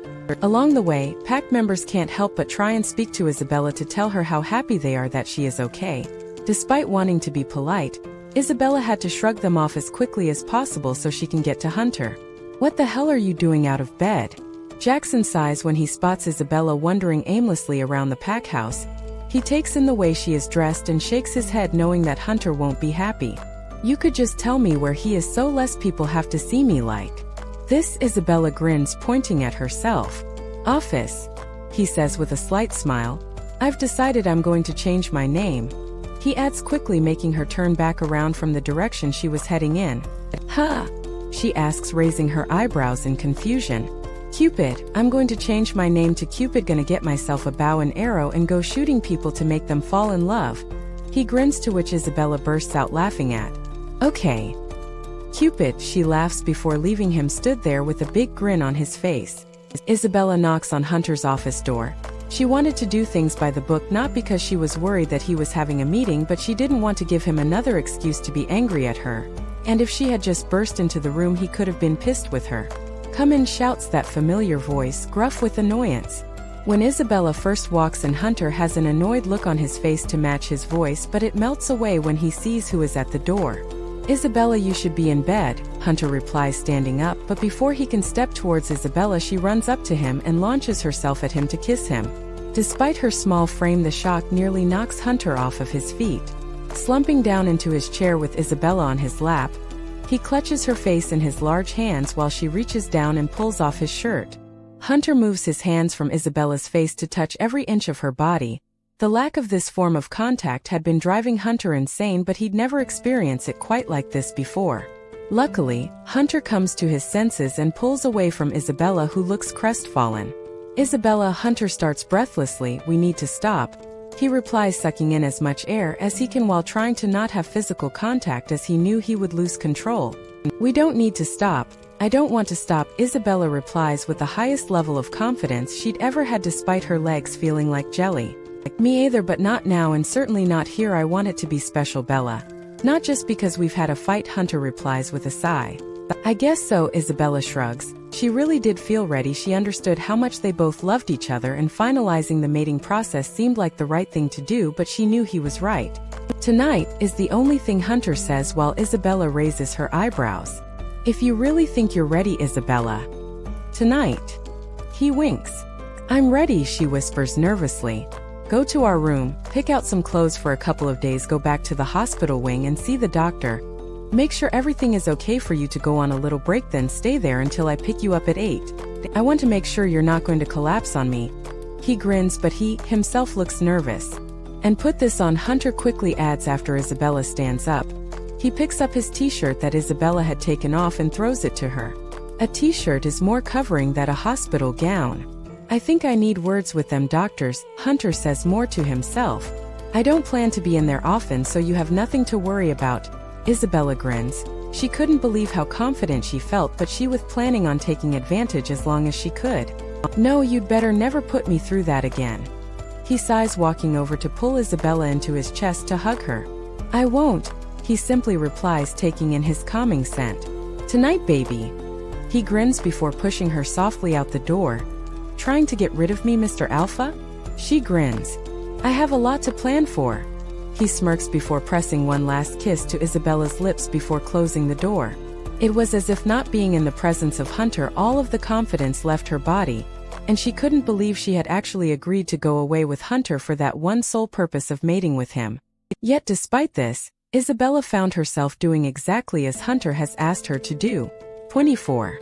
Isabella was packed up and ready to leave around 10 times. Each time she thought she was ready, but then she wanted to add something. She unpacked it all again to repack it. She wanted everything to be perfect, as this was going to be one of the most important nights of her life. For werewolves, marriage was pretty important, especially for alphas and lunas, as the official bonding ceremony for the whole pack to witness, but the mating process was considered more important between the two mates. To actually create the bond between them, werewolves did things backwards. You had to finish the mating process, which of course involved having sex before you could get married. Not owing any nice underwear, Isabella panicked at the ones she had packed. They were not the slightest bit attractive, but she has packed numerous pairs of black panties. You don't buy black underwear if you don't want anyone to see it. Isabella also showered, making sure to smother herself with a strawberry-scented body wash. She washed her hair multiple times and scrubbed her body. Not only did she want to look and smell nice, but while she has been unconscious, she hadn't been able to have a shower, so it was as if she could feel the dirt on her skin. When she came out of the bathroom, Isabella noticed a box on the bed with a note on top. Picking it up, she could even smell Hunter's scent, so it instantly made her smile. Dearest Bella, I hope you don't mind that I made reservations for dinner, and I picked out your outfit. It's in the box if you hadn't already guessed. Wear it and I don't want any complaints. You're going to look beautiful. See you at 8 p.m. princess. Yours, Hunter X. Heart swooning, she opened the box and practically melted right there on the spot. Boy has taste. The dress was beautiful and there was even jewelry and shoes to match. Dresses were not something that Isabella wore often and Hunter knew that, which was why he told her not to complain, but she had to agree that it was beautiful. It was simply which Isabella liked because she didn't want too much attention to be drawn to herself. The dress was a champagne color that was very floaty on the arms and skirt but pinched in at the waist to accentuate Isabella's body shape perfectly. It came to knee level, which was where Isabella felt most comfortable in the first dress Hunter was going to see in her that he had picked out. Isabella dried her hair and instantly put the dress on, but sat at the vanity table. She couldn't help but scrutinize the way she looked. Her hair seemed too limp and bone straight. Her makeup was too simple. She wanted to wow the man she loved, especially in such a gorgeous dress, yet it wasn't going right, and she didn't know why. It was 6:30 and Isabella still needed to get dressed and go and speak to the doctor. She should have done that first, as if he turned around and said she was best not going. There was no way Hunter would take her away. A knock at the door startled Isabella, but the silence from her prompted the person outside to speak. "Sorry, Luna. I'm just here to pick up a bag. The Alpha sent me up to get your bag." A small voice calls out. Whoever this person was sounded nervous. Hunter had likely turned to the first person he saw to do his dirty work for him. Feeling sorry for the girl, Isabella opened the door widely and let her in. With a small smile, she stepped over the threshold and headed to the bed where Isabella pointed that her bag was. One thing Isabella noticed about the girl was that despite being nervous to communicate with words, she expressed herself in the way she looked. She seemed simple and yet so beautiful. Much like the dress that Isabella was not pulling off at all. "Your hair is beautiful," Isabella mutters shyly. "Oh, thank you, I love yours if I'm honest," she says back, which Isabella waves off. "You're just saying that. My hair is flat and boring and my makeup is exactly the same, but yours is so nice," Isabella explains with a frustrated sigh. "I could help you if you'd like." She smiles. Isabella felt wary about who she could trust, because they wanted to be friends or because of the power status they would gain for being in the Luna Queen's personal circle of friends, but since she has made the first move, Isabella decided that this girl was safe. "I would like that a lot," Isabella replies. She has never felt so relieved about getting help for the way she looked. Dropping the bag by the door, the girl walked over to where Isabella had resumed sitting. She examined Isabella's belongings. The small amount of makeup was more than has ever had in her life, and that was because Hunter had gone and got her the bare minimum, even though he complained that she didn't need it. "Wait here, Luna. I have the perfect products. I won't be a minute," she grins before rushing off. Isabella already knew she was going to like this girl. Isabella had found a lot out about the girl in front of her. For starters, her name was Ava. She, like Isabella, hadn't been born into the pack. She had been brought here because her mate lived here. Unless either partner in the mating process had a high position in their pack, they could choose where they lived, but more often than not, it was expected that the girl went to the boys' pack. Ava had gotten to the pack 3 weeks before Isabella had, and only had a very small knit groups of friends, including her mate named Jack, another male friend called Tom.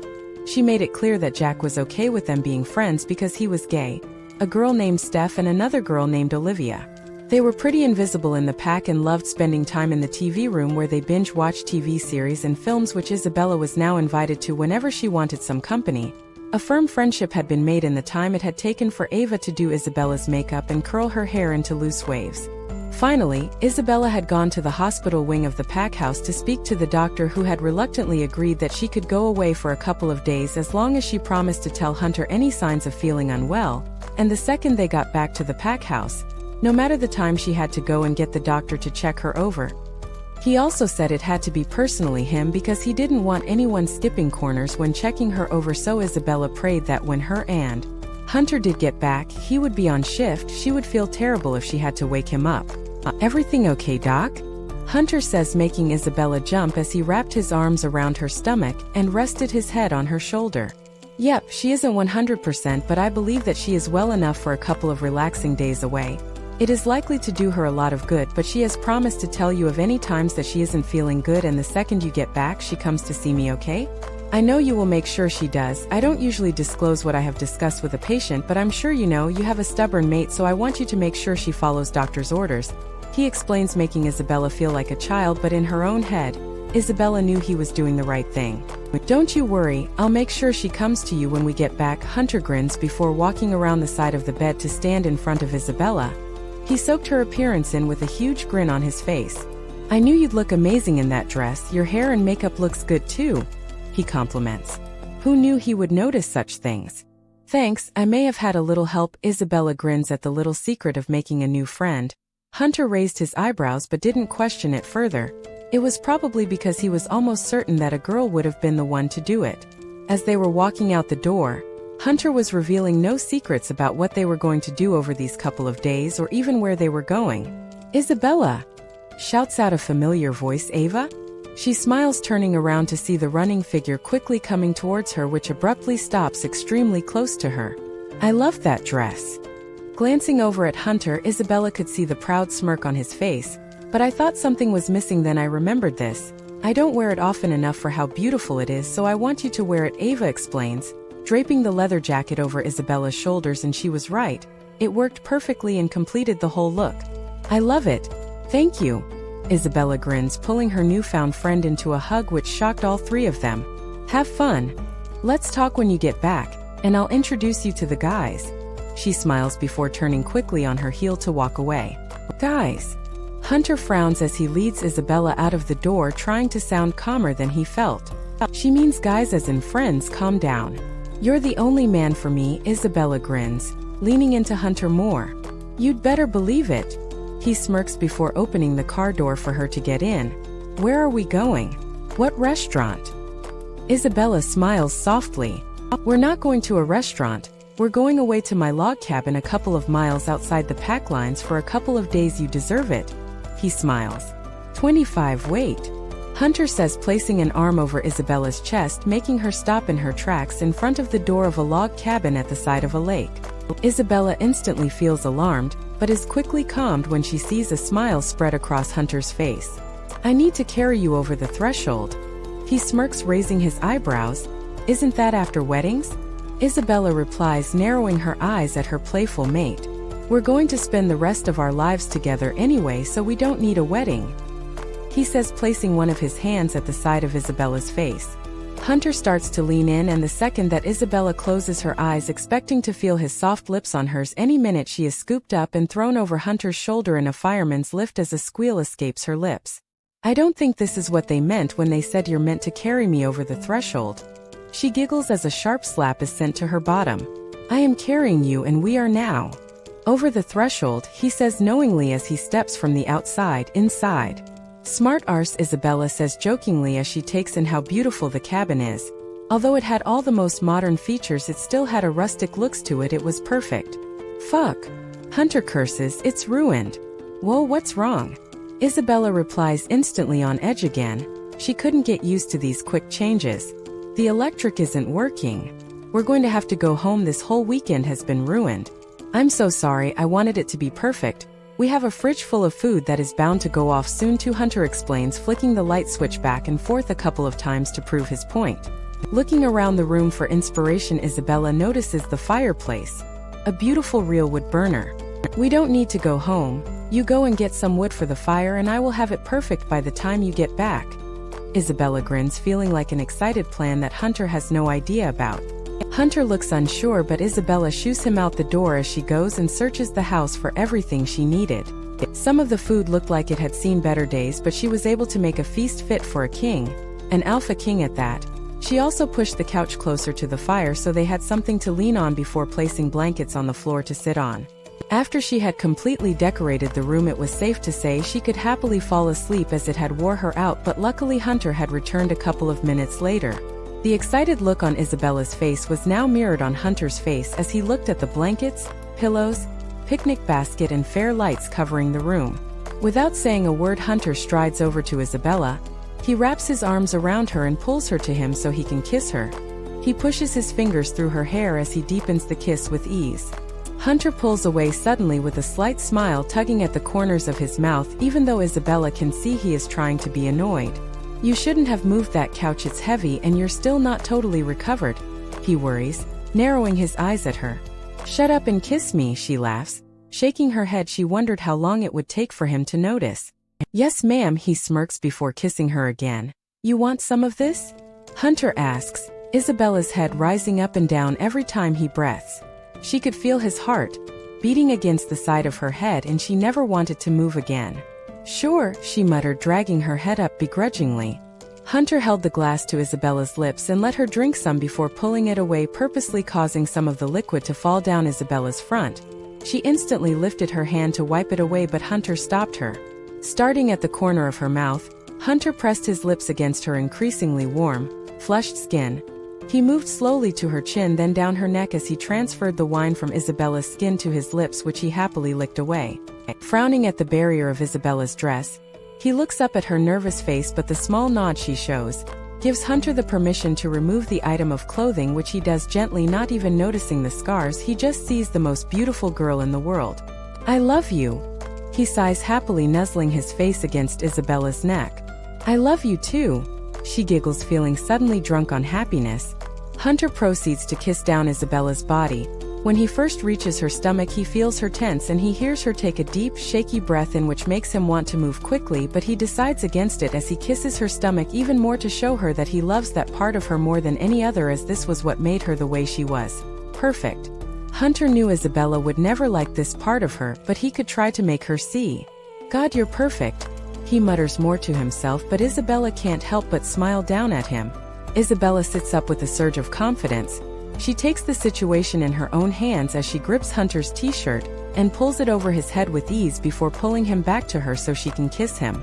The kiss started off small and innocent, but it quickly became bigger and more intense. Every negative though Isabella had every thought or experienced was now forgotten about as she pulled Hunter onto her as she lay down on the blankets and cushions below. Isabella wrapped her legs around Hunter's waist as he breaks the kiss to grin down at her mischievously before he worked on unclasping her bra.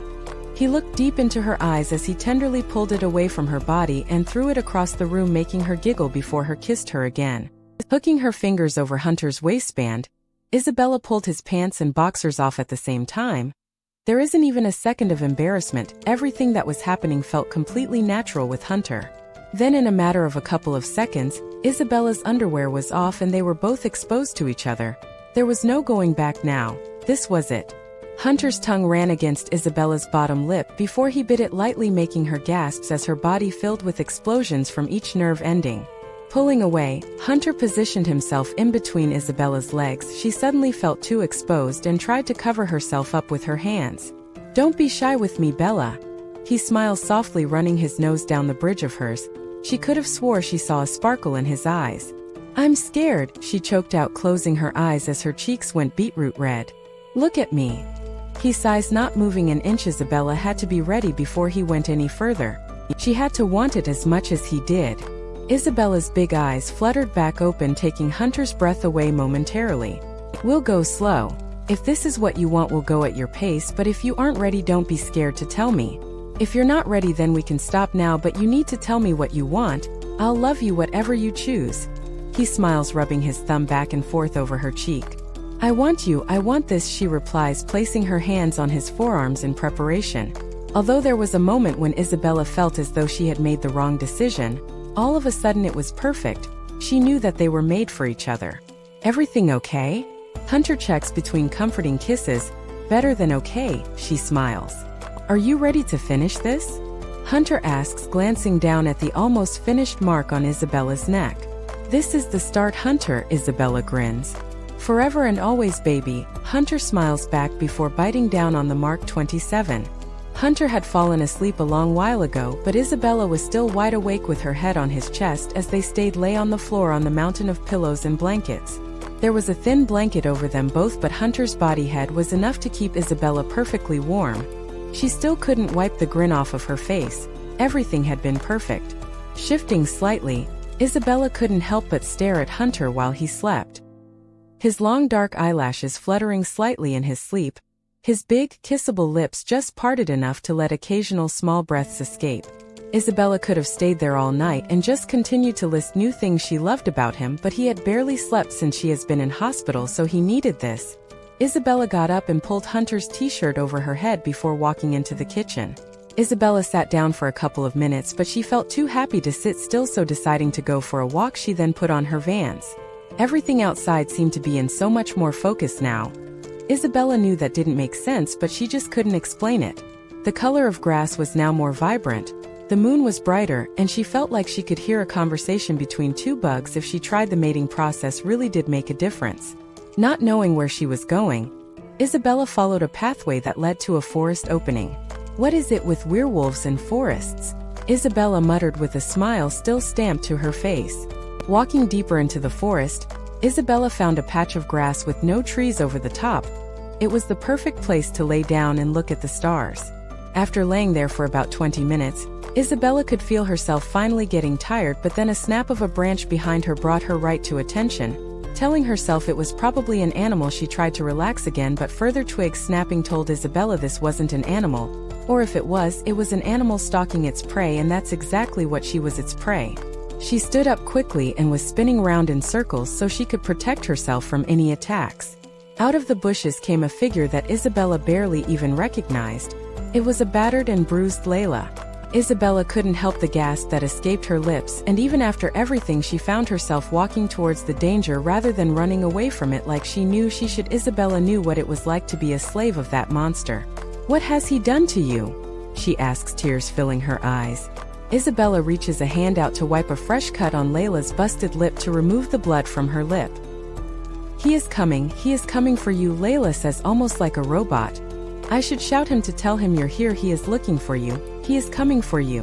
Isabella was horrified at what she saw in front of her. Finn had come close to breaking Isabella over the years, but he has never succeeded, and yet in a few short weeks, he had done it to 𝐊𝐤. The mating process definitely has its downfalls. Not everyone can be as lucky as Isabella and Hunter. "I thought he loved me," 𝐊𝐤 whispered, her voice cracking on almost every word. "Come back with me, 𝐊𝐤. We will go to Hunter to get you help. We will get you away from him," Isabella says, holding out her hand as an open invitation. 𝐊𝐤 considers taking it, but the conditioning Finn has put her through makes her step back. "I can't live without Finn. He is my mate and I love him," she replies. Again sounding like a robot, he has literally beaten them words into her. "You won't live much longer if you stay with him anyway. You have a better chance if you come with me," Isabella says with a comforting smile despite how horrified she felt on the inside. "He is coming," 𝐊𝐤 panics, twisting in all directions that Isabella had done moments before. "You can't let him take me, 𝐊𝐤. He will kill me, and you know he will. Despite everything, you're a good person and I know you love Hunter. Think of what would happen to him if I was killed. You would be responsible for your brother's death," Isabella says, knowing that she is being harsh to put that pressure on her, but she was desperate. "Too late. He is coming for you," 𝐊𝐤 says as a stray tear slips out of her eye. "Make sure you scream," 𝐊𝐤 adds as she walks up to Isabella. Scream loud so Hunter hears." And with that, 𝐊𝐤 sends a sharp punch to Isabella's eye. Even when she was weak, it was a hell of a punch, and Isabella couldn't help but scream at the pain that burst into her head. "Scream loud. Hunter come," 𝐊𝐤 explains in a monotonous voice. "Run. That way," 𝐊𝐤 says, pointing away from the direction of the cabin. But Isabella starts. "Scream loud. Hunter come, run. That way," she repeats. Her lack of English skills terrified Isabella. She knew firsthand how bad Finn could be, but she didn't realize he could ever be capable of something like this with his own mate. One last look back, Isabella ran in the direction that 𝐊𝐤 had told her to. The only thing she could do now was trust 𝐊𝐤 and hope that Hunter found her in time. The bush cleared and Finn popped out of them with a crazed look in his eye. "I heard her scream," he says in a menacingly calm voice. All 𝐊𝐤 could do was nod and point in the direction slightly off course that Isabella should be on so that he would still smell her scent, but it should throw him off the track until Hunter found her. "If you're wrong, I will kill you. Hunter will already be on his way," Finn growls. 𝐊𝐤 stays facing forward, not letting her fear show. "Yes, sir," she simply says in a shaky voice. She welcomed death now. It would be a blessing in disguise. 𝐊𝐤 simply lay on the floor in the fetal position and waited for the repercussions of Finn's wrath. Despite the thumping headache, Isabella was able to run quite fast, but she quickly found herself at a dead end. Spinning back around, Isabella heard leaves rustling in the near distance. Panic filled her chest as she could see black spots from not getting enough oxygen. Falling to her knees, Isabella was doing all she could to force herself to breathe properly, but as the rustling got closer, she panicked even more. That was until she heard the voice she had been praying for. "Isabella, what is happening?" Hunter says in an equally panicked tone, lifting her chin up so he could look her over. She can see the anger in his eyes when he sees her already bruised and swollen eye. "𝐊𝐤," he growls. "How did You know? Isabella splutters, still trying to breath properly. It's her trademark thing to punch in the eye, and it always leaves this bruising and swelling. She's pushed it too far. I am going to kill both of them. He growls, and Isabella believes for a minute that he really would kill his own sister. She was helping me hunt her. She punched me so I would scream so you would come. She told me where to run, so that I would be able to get away from Finn while I waited for you. Oh, Hunter. She is a mess. She is so broken. I don't know what he has done to her, Isabella sobs. She notices Hunter's eyes have glistened over with tears, but he holds them back as he scoops Isabella up in his arms as she cries into his chest. I have you now, you don't need to worry. I'm going to take you home, to our home back at the pack where you will be safe, he mutters, pressing a desperate kiss to her lips. We need to help her, Hunter. He will kill her. Promise you will find her before it's too late. I owe her my life, Isabella mutters, falling into an exhausted sleep. I promise, baby, Hunter replies, carrying on walking back towards the cabin, his heart still racing at the thought of losing his mate and his extremely annoying sister that he still loved.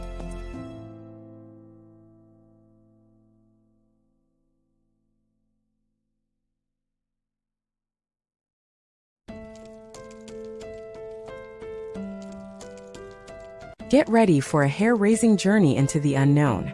Broken Wolf tells the story of a woman caught up in an ancient tradition, a deadly secret, and a love that could save her or destroy her. This is Broken Wolf EP 4. Thank you very much for your subscription and likes. You can leave your comments in the comments section. 28. The rest of the trip away was cut short after only one more day. Isabella and Hunter were both too on edge to enjoy the rest of the trip, and they both, even if Hunter didn't want to admit it, wanted to get home to try and start to help 𝐊𝐤 as quickly as possible. The whole journey home, Hunter seemed stiff and rigid. Isabella felt cold without actually feeling any cold air around her, and she tried to sleep most of the journey with her head pressed against the glass window. Isabella, we're here, Hunter says, gently shaking her arm, making her jump up. They both start to walk towards the big pack house without saying a word to each other. Isabella knew it was only because Hunter was stressed, but it was starting to feel as if she had done something wrong to make him behave in this way. He felt like a stranger. I'm sorry, Isabella whispers, hugging at Hunter's side. She wasn't sure why she was saying sorry, but she felt it to be necessary, yet Hunter didn't say anything to her. But he also let his arm on the side that she was hugging fall down on her back to hold her gently. As they walked into the pack house, Hunter called out some names, and within a couple of seconds they were right in front of him, clearly showing that they had dropped whatever they had been doing to come straight to their alpha. All of you on me, he mutters, turning on his heel to walk away, but when Isabella tried to walk alongside him, he stopped abruptly. My office, he barks, and they all continued walking in that direction without even blinking. Hunter, Isabella sighs, looking up into his eyes, silently pleading with him to open up to her. You need to go and see the doctor, remember? We both promised that you would go to see him as soon as we got back home, he explains before trying to walk away again, but Isabella pulls him back. If he wanted to pull away from her, he could have done, but he allows her to pull him back. I love you, she says, her voice catching slightly. Hunter's eye instantly fill with warmth that he only has for Isabella, and she knows that everything is going to be okay. He places his hands on either side of her face and just looks into her eyes for a couple of moments. And I love you, Isabella, but you have asked me to do something. You asked me to find and help my sister, and that is what I plan to do, he says before pressing his lips to her so forcefully that all the feelings he had been holding back were flooding back between them. Okay. Well, you go and do what you need to do. I'll come and see where you're up to once I've spoken to the doctor. Isabella smiles shyly before walking away. She can feel the smile on Hunter's face as she does, as he momentarily forgets about everything that was troubling him. So how am I? Isabella asks, smiling sweetly at the doctor who had walked back into the room. Tired, Isabella? The doctor says sternly. She replies, confused. She didn't feel tired. I can see the confusion on your face. You might be sleeping, but for whatever reason you're not truly going into a deep sleep, so you might as well be awake, he says, trying to explain further. And how do I go to sleep even though I'm already asleep? Isabella laughs at the strangeness of his explanation. You need to relax. I know that might be hard, but you need to find a way to relax before you go to sleep at night so that you can get a proper night's rest. He shrugs, not really knowing the answer himself. But I'm needed, Isabella sighs. She wasn't even sure how true this was, but she liked to tell herself this was the case. Right now you're running on fumes, and if you keep up this way you'll be no use to anyone because I will admit you into the hospital again on total bed rest. He warns, and Isabella wants to argue it, but she knows there is no point. He knows better than she does, but she just finds it so hard to relax. She always had done since her adoptive father had died and everything had changed for the worse. Yes, doctor, she smiles with a mock salute. After meeting with the doctor and going over some other information about nutrition and keeping healthy in general, there was no physical injuries anymore, but Isabella was forgetting about her own health to help others around here. The doctor knew all this without even knowing the details. Isabella went straight to the kitchen to make some food even though she wasn't hungry. She liked interacting with people around the pack house, she just wasn't very good at it. Luckily she bumped into 𝐊𝐻𝐤 almost immediately, who luckily had nothing to do until later on that night, so she led Isabella to the cinema room of the pack house. There had been other people sat in there when they first went in, but one by one they all made excuse to leave. The look on Isabella's face said it all, and 𝐊𝐻𝐤 knew exactly what she was thinking. Hey, don't let it get to you, they just need to see you like I see you. You're new and have more power than they could even dream of, so just spend more time around them so they can get to know you. I mean, of course you're always going to have more power, but you'll find that the more approachable you are to them, the more they will be friendlier towards you, 𝐊𝐻𝐤 explains before Isabella rests her head on 𝐊𝐻𝐤's shoulder. She couldn't believe how close the two of them had gotten and how nice it felt. It would be strange for any two people to get so close, so quickly, but even more so for Isabella, who had a hard time to trust anyone, but it was particularly nice to have a female friend she trusted so they could talk about things that she couldn't talk to Hunter about. I mean, 𝐊𝐻𝐤 starts with a laugh. The last Luna wannabe that Hunter had in here was a complete bitch to everyone because she thought she was better than they were, so they're worried you might be the same, but once they get to know you they realize you're nothing like that.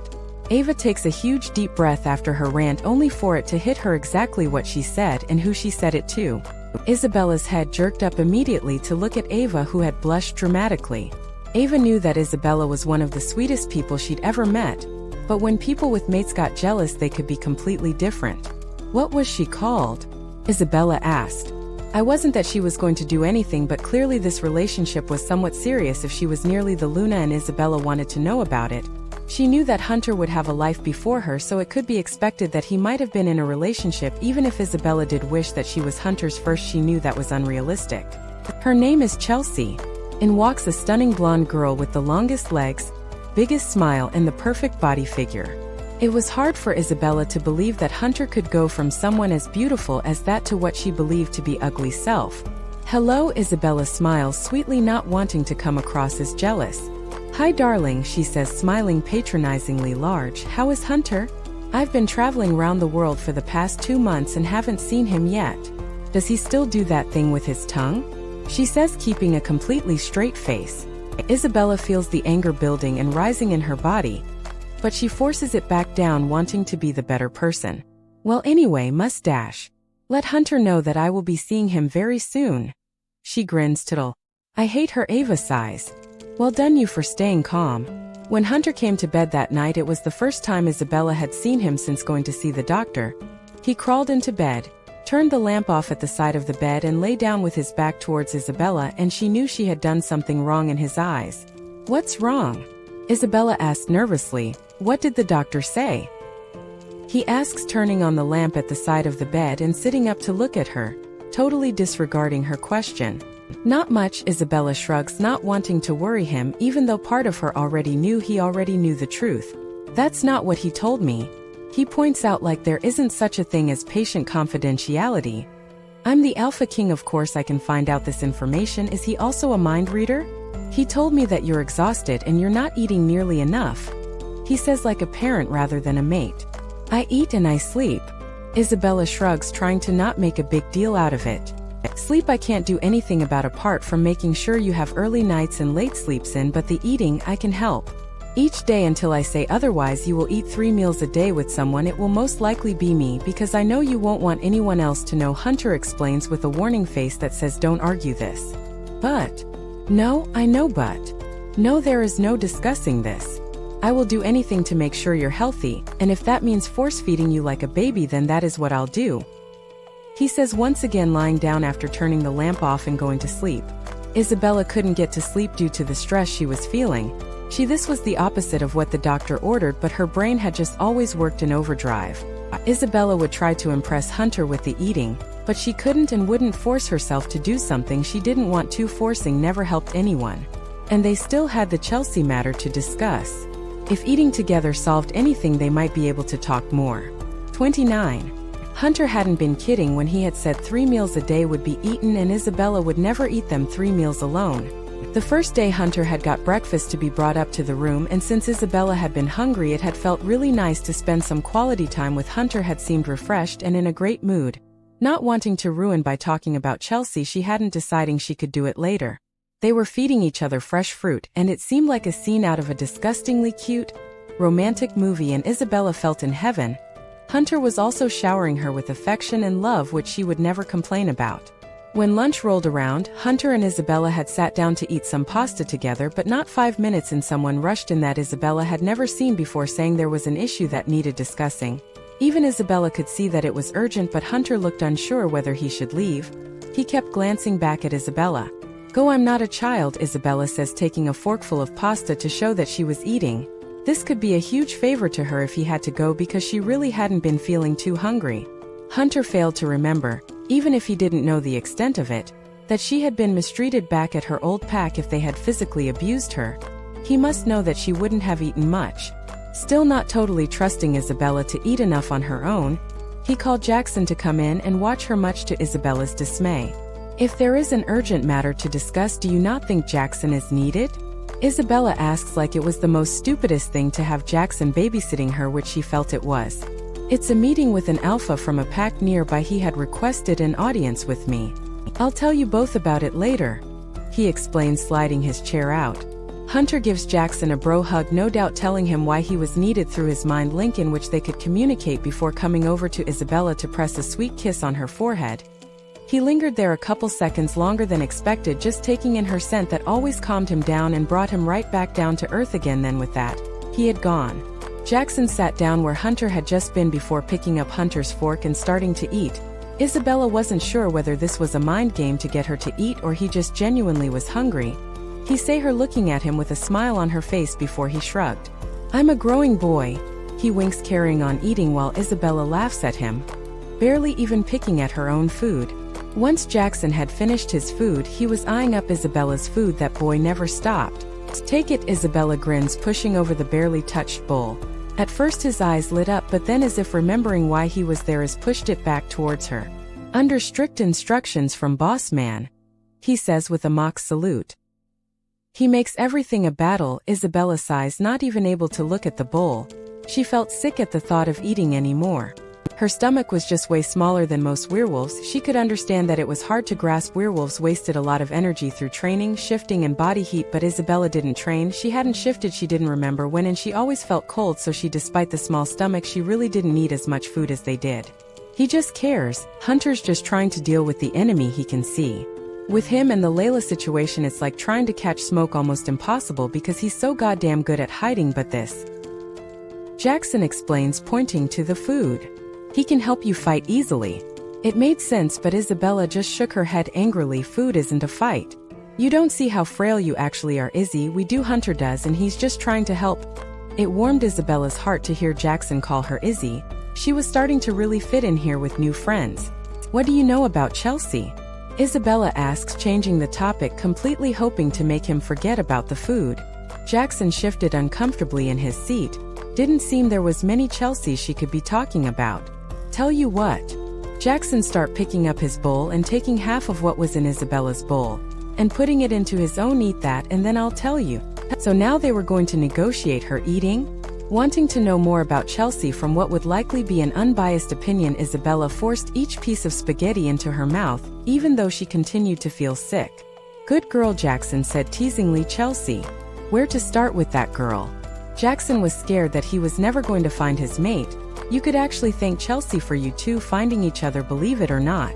Because she was a total bitch, so he was more determined than ever to find his mate? Isabella says, bursting out with laughter, having to stop quickly so the spaghetti didn't come back up. "Exactly." He grins, like I said. He was worried about not finding a mate, and I'm sure you've guessed he had girls throwing themselves over him all the time. I was shocked when he wasn't interested in them, like he could totally use his power to get anyone he wanted, and he never did. Isabella found herself like this story. We had grew up with 𝐿𝐤, and there is no denying she was a stunning girl. She was the most beautiful girl our age, and he father was the old beta, so the family had a lot of respect in Hunter's family. If only she had the personality to match. Hunter had never paid much attention to her, or like I said, any girl, but when it was coming to the time that though he didn't have a mate and might have to look for another girl to create heirs with, she seemed like the most obvious option, so he said he would give it a go. 𝐿𝐤 was praying that he would never find his mate.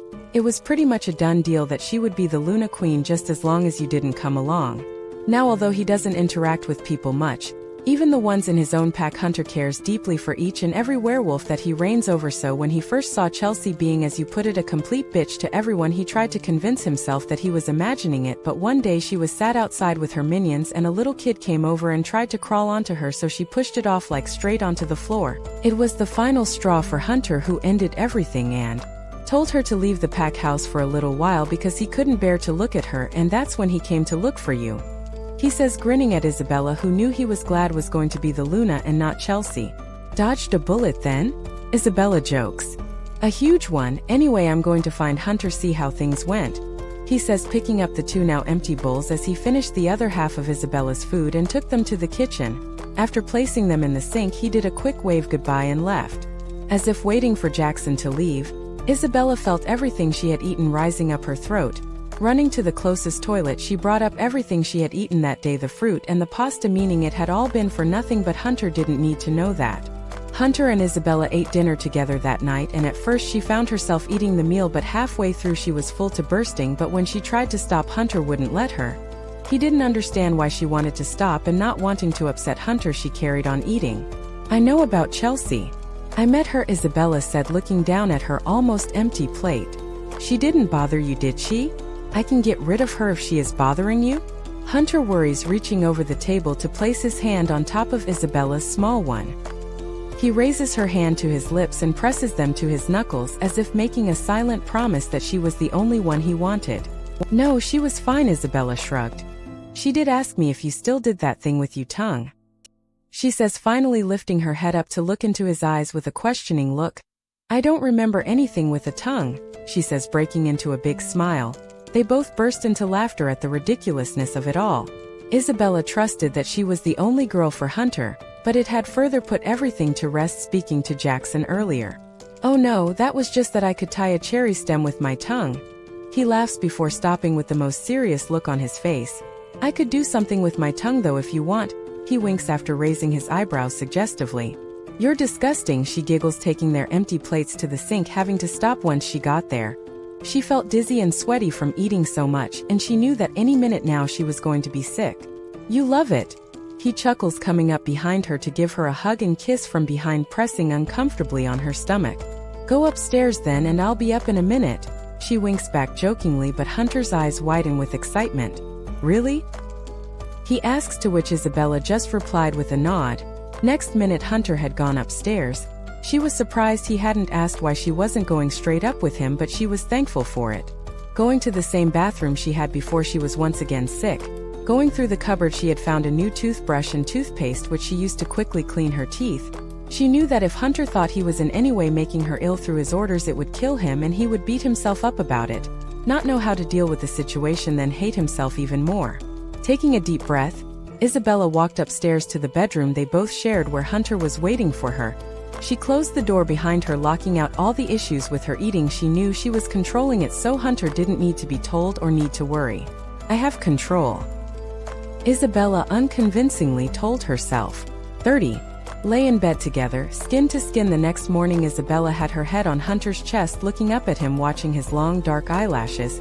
She was sure she was finding herself falling in love with him even more every single day, even more than she thought it was possible. How was your meeting? Thing with the alpha? Isabella asks, trailing her fingers over Hunter's naked chest, but before she can take another breath, Hunter has flipped them over so he is leaning over her body. Their sweaty limbs entangled with each other. He leans down and kisses Isabella, letting his hand wander all over her body, but she quickly comes back to her senses and places her hand on his chest to push him away. Whoa, cowboy. Stop trying to change the subject, Isabella exclaims, almost wishing she didn't need to know the information because she could have happily have carried on. The whole night had been perfect with him. I'm actually a werewolf, not a cowboy. Hunter teases, kissing Isabella again to try and get her mind off of the topic, but she once again pushes him away again, shaking her head. Spill, she simply say. He stays, leaning over her body with a frustrated groan. Isabella wraps an arm around his side, allowing there to be more skin to skin with him. I've warned all the alphas about Finn and what to do if they saw him. Hunter starts but quickly interrupts him. Not to kill him, Isabella says, but Hunter places his fingers on her lips. You're way too nice for your own good, he says, kissing the tip of her nose. No. Thought I'd leave that job for me when I hunt the bastard down. He grins excitedly. What have I told you? Isabella asks with a sigh. No more, Mr. Nice Guy. I always want to do whatever I need to do to make you happy. And I know you don't want me to kill him, but enough is enough. Not only had he hurt you, but he has now hurt 𝐿𝐲, he says, holding up his hand to say end of discussion on the matter. So you found him? Isabella asks, trying to move on with topic. Will you stop asking questions? Hunter grins, once again kissing her before carrying on. The alpha who came to see me is pretty sure he spotted him coming in and out of an abandoned shack in the woods near his section of land that he cares for. Textbook evil guy, Hunter says, rolling his eyes, and even in the bad situation Isabella finds herself laughing slightly. So now what? Isabella asks, unable to not ask questions. I've sent some of my guys to be in that area 24/7 in shifts to confirm this information, and then we'll take it from there, he explains, kissing her once more. She would never get bored of receiving kisses from him. So what's the plan? Isabella questions, leaning on her arms.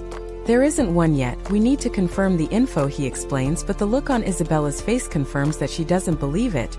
Well, we have a couple of different ideas, but we need to find out all the information before we decide what to do. Despite continually asking for new information every day for 5 weeks, Hunter was still saying there was nothing to tell. Finn was only going to the shack at the most once a week, and they were still watching him. Isabella thought this was ridiculous at first because 𝐿𝐲 might be in there, but soon Hunter admitted that they had looked in the shack from the outside but hadn't infiltrated because although Finn had been going in there, they couldn't rely on the fact that it was safe and stable. Despite this, within the next couple of weeks, Hunter was confident that they would be confronting him soon, as they were following him back to multiple locations each time he had been to the shack, and a somewhat pattern was forming, but 𝐿𝐲 had still not been seen. For the past 2 weeks, Isabella had been going to see the doctor every other day because his weight continued to drop. She still believed in herself that there was nothing wrong. She didn't feel weak and frail like they were trying to tell her. Being sick had become a regular occurrence every time she ate, and although she had never forced herself to be sick, it was now something she thought about it so much that before she knew it was having to rush off to be sick. Isabella knew she wasn't ill. She couldn't explain it, but never told anyone. She felt ashamed, like people would judge her for something she couldn't control. Despite this, there were new side effects coming into play. She had started feeling very dizzy and faint but passed it off as nothing important. How do you explain to anyone who has never gone through something like that? Isabella knew they wouldn't understand. They'd think she was weak, and that just wouldn't do for the future Luna. Isabella was still under the idea that she had control of the illness, not that the illness had control of her, so there was no need to tell anyone. Hunter didn't even think anything was wrong. Although he could see Isabella losing a scary amount of weight, he watched her eat. He made sure she ate so he couldn't see what the issue was.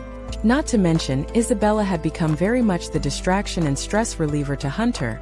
He had never seen her with so much confidence. She was constantly always all over him, and he loved it. Something that had become a regular occurrence had been eating breakfast in bed. If Hunter was in a rush, they would eat together, then he would get dressed extremely quick and leave to go and do whatever he had to do, or if he was able to stay in bed, she would take the dishes down to the kitchen. At first, Hunter tried to tell her someone would come and get them, but after much demanding that she wanted to clean them away herself, he stopped telling her. On the way back, she would use the toilet downstairs before brushing her teeth and heading back up. It was like she had a totally different life that she was living around everyone else, and they had no idea. One morning they had eaten, and when Isabella had tried to get up to take the dishes downstairs, he had pulled her back into bed, telling her he had a completely empty morning so they could spend it together. Easily pulled into the delicious trap that was Hunter, Isabella was soon half naked under the covers of the bed when she felt an all too familiar acidic taste rising up her throat. Pushing Hunter away with all her might, she rolled out from under him and ran into their ensuite bathroom to be sick. Hunter followed instantly to hold her hair back and rub her back until she was done. When she was, he held out his arms for her to walk into. He hugged her before pulling away when he'd felt her stop shaking. "Let's get dressed and pay a visit to the doctor," he says with a comforting but nervous smile. "I'm fine," Isabella said, waving Hunter off, but when she tried to take another step away from him, her knees buckled, causing her to crumble to the floor. Hunter caught her instantly and carried into the bedroom, where he put one of his softest t-shirts over her body and pulled on some sweatpants before carrying her to the hospital wing. He rushed in and was given immediate attention, of course. The doctor, who had been dealing with Isabella the whole time, was luckily on shift and rushed straight over. The ashen look on Isabella's face told everyone she wasn't okay. She was also shivering, which was the total opposite of how a werewolf should be. Hunter climbed onto the bed with Isabella against his naked chest, so that he could keep her warm while allowing the doctor to do what he needed to do. The warning the doctor kept giving to Isabella about admitting her into the hospital full-time entered her head. This was where she was heading, and she knew it. Isabella was always a small, thin girl, but now she simply seemed skin and bone. 31. Isabella had fallen asleep soon after the doctor had taken some blood for testing, simply from exhaustion. Hunter continued to hold her, only now truly seeing how ill she was. Hunter would always find Isabella beautiful, so he was hard to differentiate how she looked then to how she had looked when they first met, because she was just as beautiful now than she was then to him, but this scare had made him look closer. Isabella's eyes looked dark and sunken in, her cheekbones jaunt and sharp. Her lips looked almost too big for her now tiny face. Ribs sticking out at a point, and her small frame looked even smaller, which Hunter didn't even think was possible.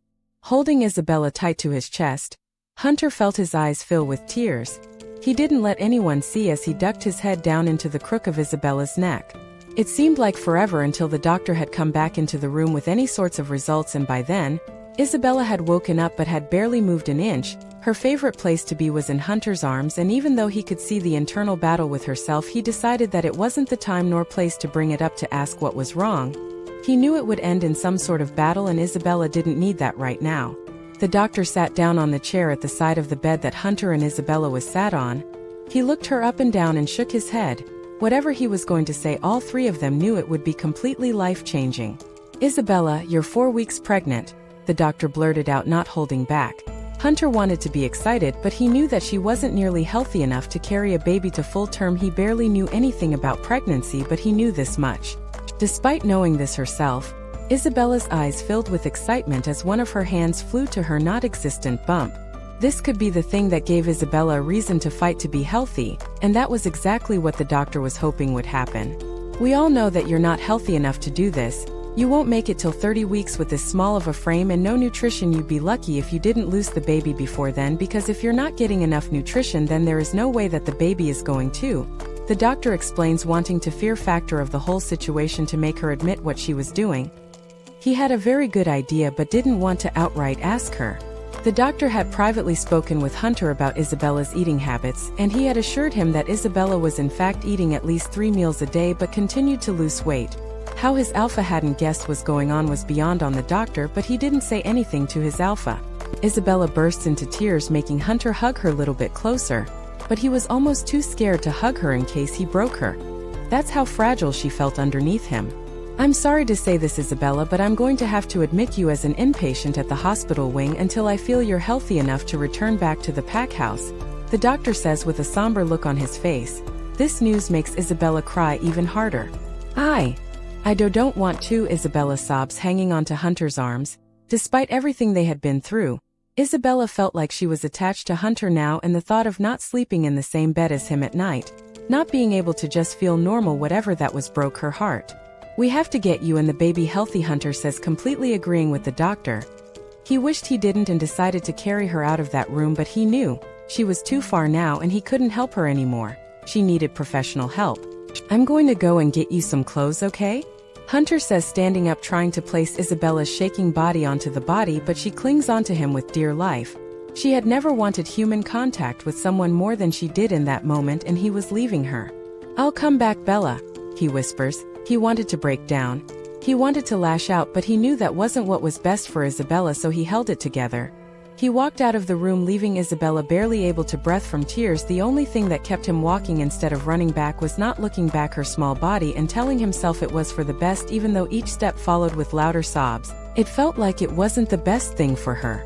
When Hunter had returned, Isabella was curled up on the hospital bed asleep, so he went to speak to the doctor before going back in to see her. So what happens now? Hunter asks, rubbing the back of his neck.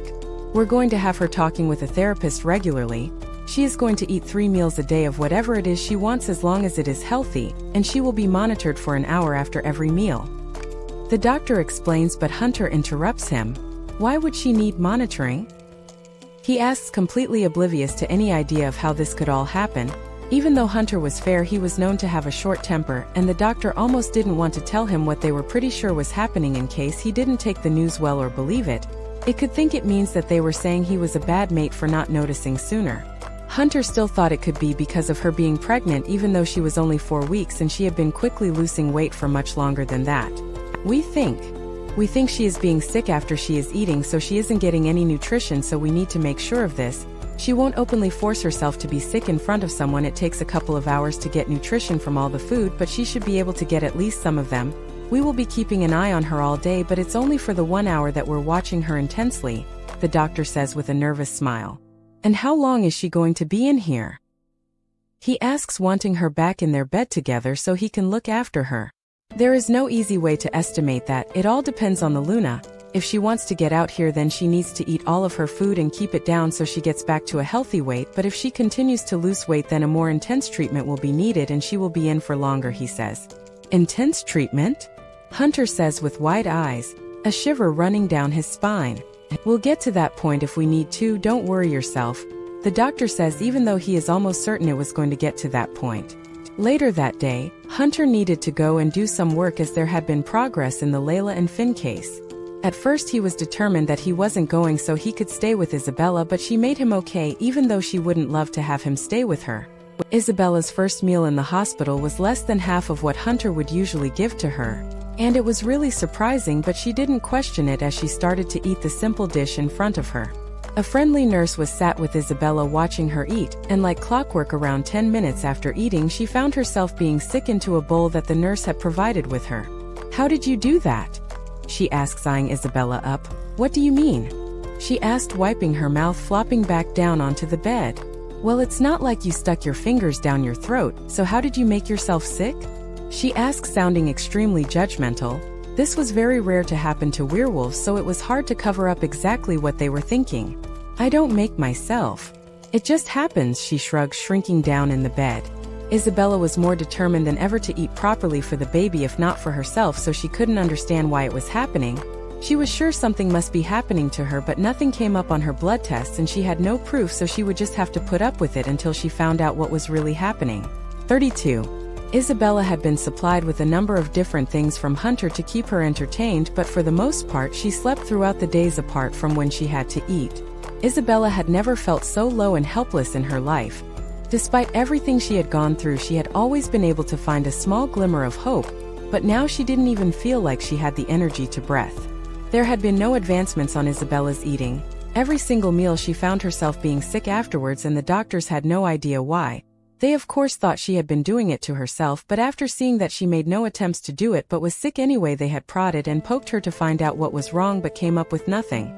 They had eventually hooked her up to a number of different machines, meaning she needed help to just untangle from them all to get up and go to the toilet, which made her morale even lower. Hunter had been watching his beloved mate deteriorate right in front of him. There was nothing that he did that could help, and he only had one idea left. Although convinced it wouldn't work like everything else, it was Hunter's final hope, and if this didn't bring something out in Isabella, then Hunter was terrified that he would be saying goodbye to the love of his life as she was going to die. Hunter walked into his room that he shared with Isabella. Since she had been sent to the hospital, he hadn't slept in their room. He had either been asleep in the chair beside Isabella's bed or in a spare room at the other side of the castle. He couldn't bear to be in that bed without her beside him. He couldn't bear not to wake up and spend minutes or even hours staring at her face with her blushed cheeks, long, fluttering eyelashes, or hearing her little words as she slept. "Oh, where are you?" Hunter whispered out angrily into the empty room. He didn't want anyone else hearing him. They would think he had finally lost it. Without being with Isabella, there was already talk of it. "Silence, are you really going to make this harder?" Hunter groaned, rolling his eyes before starting to look around the room in every single place that a small ginger cat could be hiding. Since coming to the castle, it was no secret that Isabella had spent barely any time with Tobias. She always made it her job to feed him and make sure he was cared for, but without even knowing what their relationship had been like before. Hunter knew that Tobias had been emotionally neglected from Isabella and it was his fault for taking all her attention. Gotcha. Hunter grinned, proud of himself when he finally spotted the slightly moody-looking cat. It wasn't until Hunter realized that he was lay on his stomach on the floor just for the sake of a cat. Come on then, Hunter ordered, trying to reach to Tobias, who quickly moved back deeper under the bed, making it harder for Hunter to reach him. Sucking his stomach in to make himself as small as possible, Hunter pushed himself further under the bed to try and reach Tobias. Praying that nobody walked into the room, Hunter tried to make another grab at the cat, who swiftly moved further back. Are you mocking me? Hunter growled, more determined than ever to get the cat. Of course I'm not. I'm a cat, Hunter heard, making him jump so high of the ground that he hit his head on the base of the bed. What the hell are you doing? Get out from under the bed, the voice said. Hunter quickly slid out from under the bed to be faced with a grinning Jackson, who looked extremely proud of himself. Dick, Hunter said, unable to keep the small smile off of his face. A rare thing recently. I'm not the one talking to the cat, Jackson shrugged, using his finger to make a circle next to his temple to say Hunter was crazy. It's for Isabella. I was hoping it would make her better, Hunter shrugged, clearing the lump from in his throat. Jackson was the only person that Hunter had told about everything, not because he was his beta, but also because he was Hunter's best friend and the person he trusted most in the world, other than Isabella, of course. Clearly you need to be at one with the cat. That's what I'm here for, Jackson said, the smirk never leaving his face. Hunter leaned against the chest of drawers and watched as Jackson slid himself under the bed. This was only going to go one way. 1 hour later, shit. That cat's good, Jackson wheezed, collapsing onto the bed. Almost every single piece of furniture had been pulled out of place as Jackson and Hunter had tried to catch Tobias. Told you, Hunter said like a child as he fell onto the bed beside him. Both men looked to the side of the room, and at the top of the wardrobe was Tobias, who was lay down half asleep like it was a normal day. Are you mocking me? Jackson yelled jokingly, like Hunter had said earlier, right? Cat. Hunter started before Tobias sent a sharp meow at him. Sorry, right? Tobias, Isabella is ill and I really think you would make her feel better, so if you would come down from there and let me take you to her, Hunter explained while Jackson stifled a laugh. What? Hunter asked, resting his head back down from exhaustion. You're bargaining with a cat.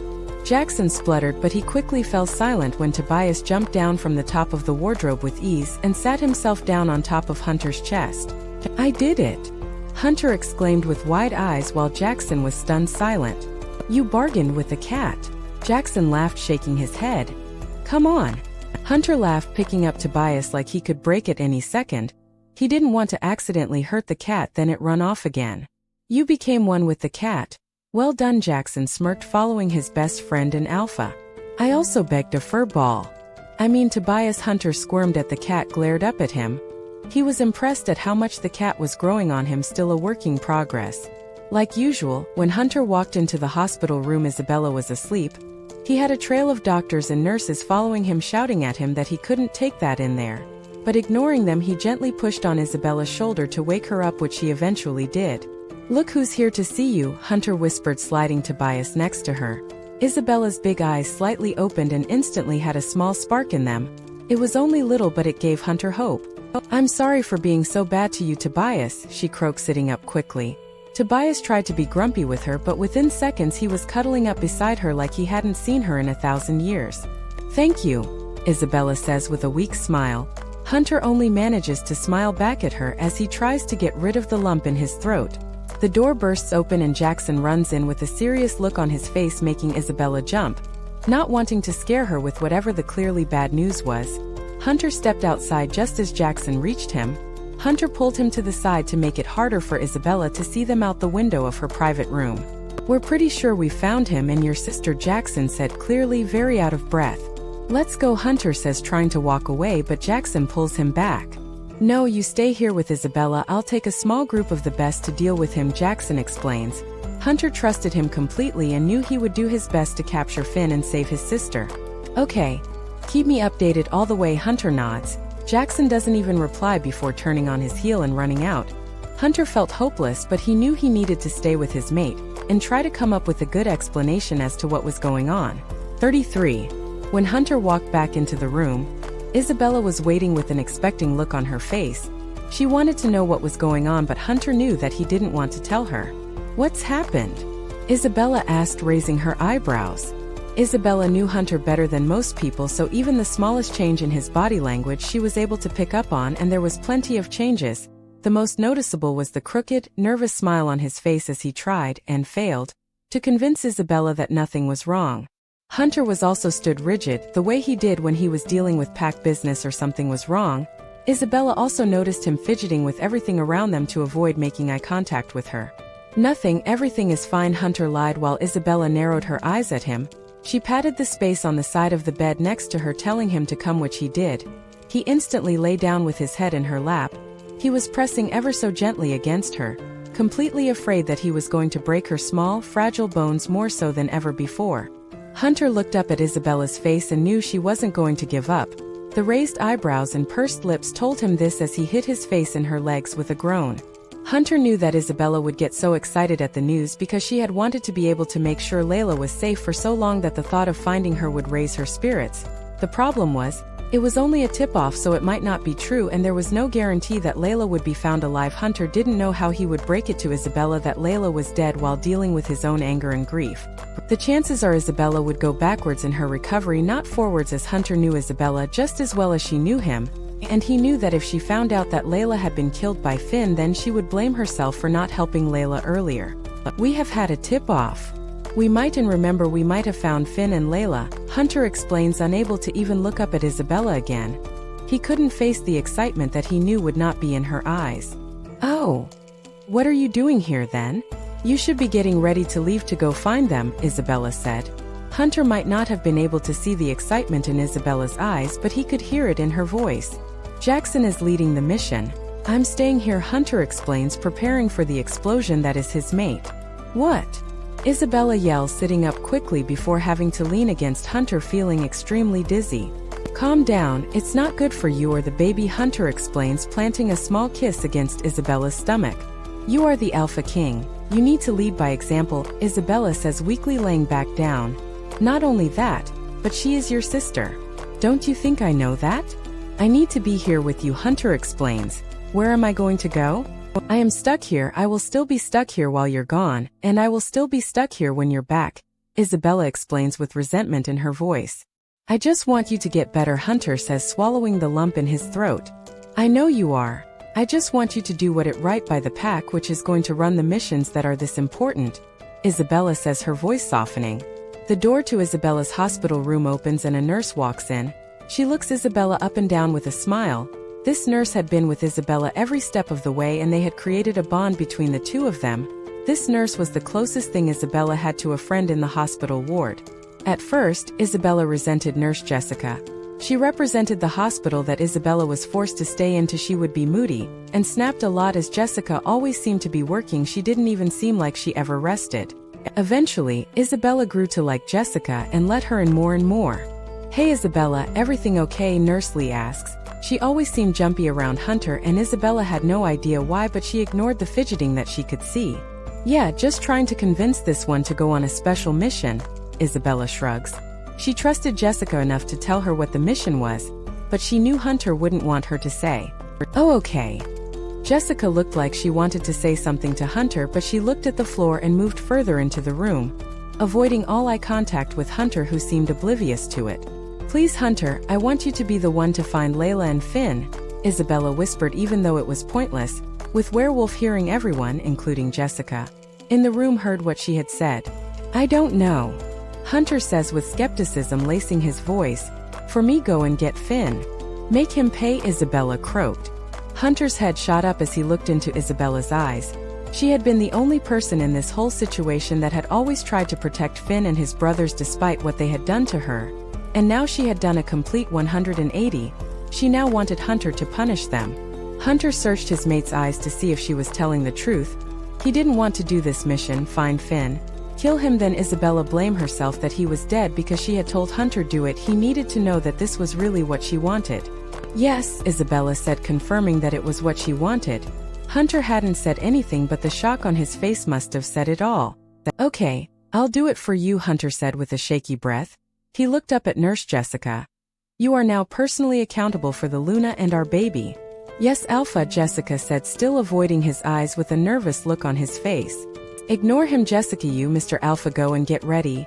Isabella grinned, placing a kiss on Hunter's face. Inside, she felt worried about sending Hunter on this mission, but he was the strongest man in the world. No match for Finn, so she had no doubt that he would be okay, especially with Jackson by his side. I just need to call.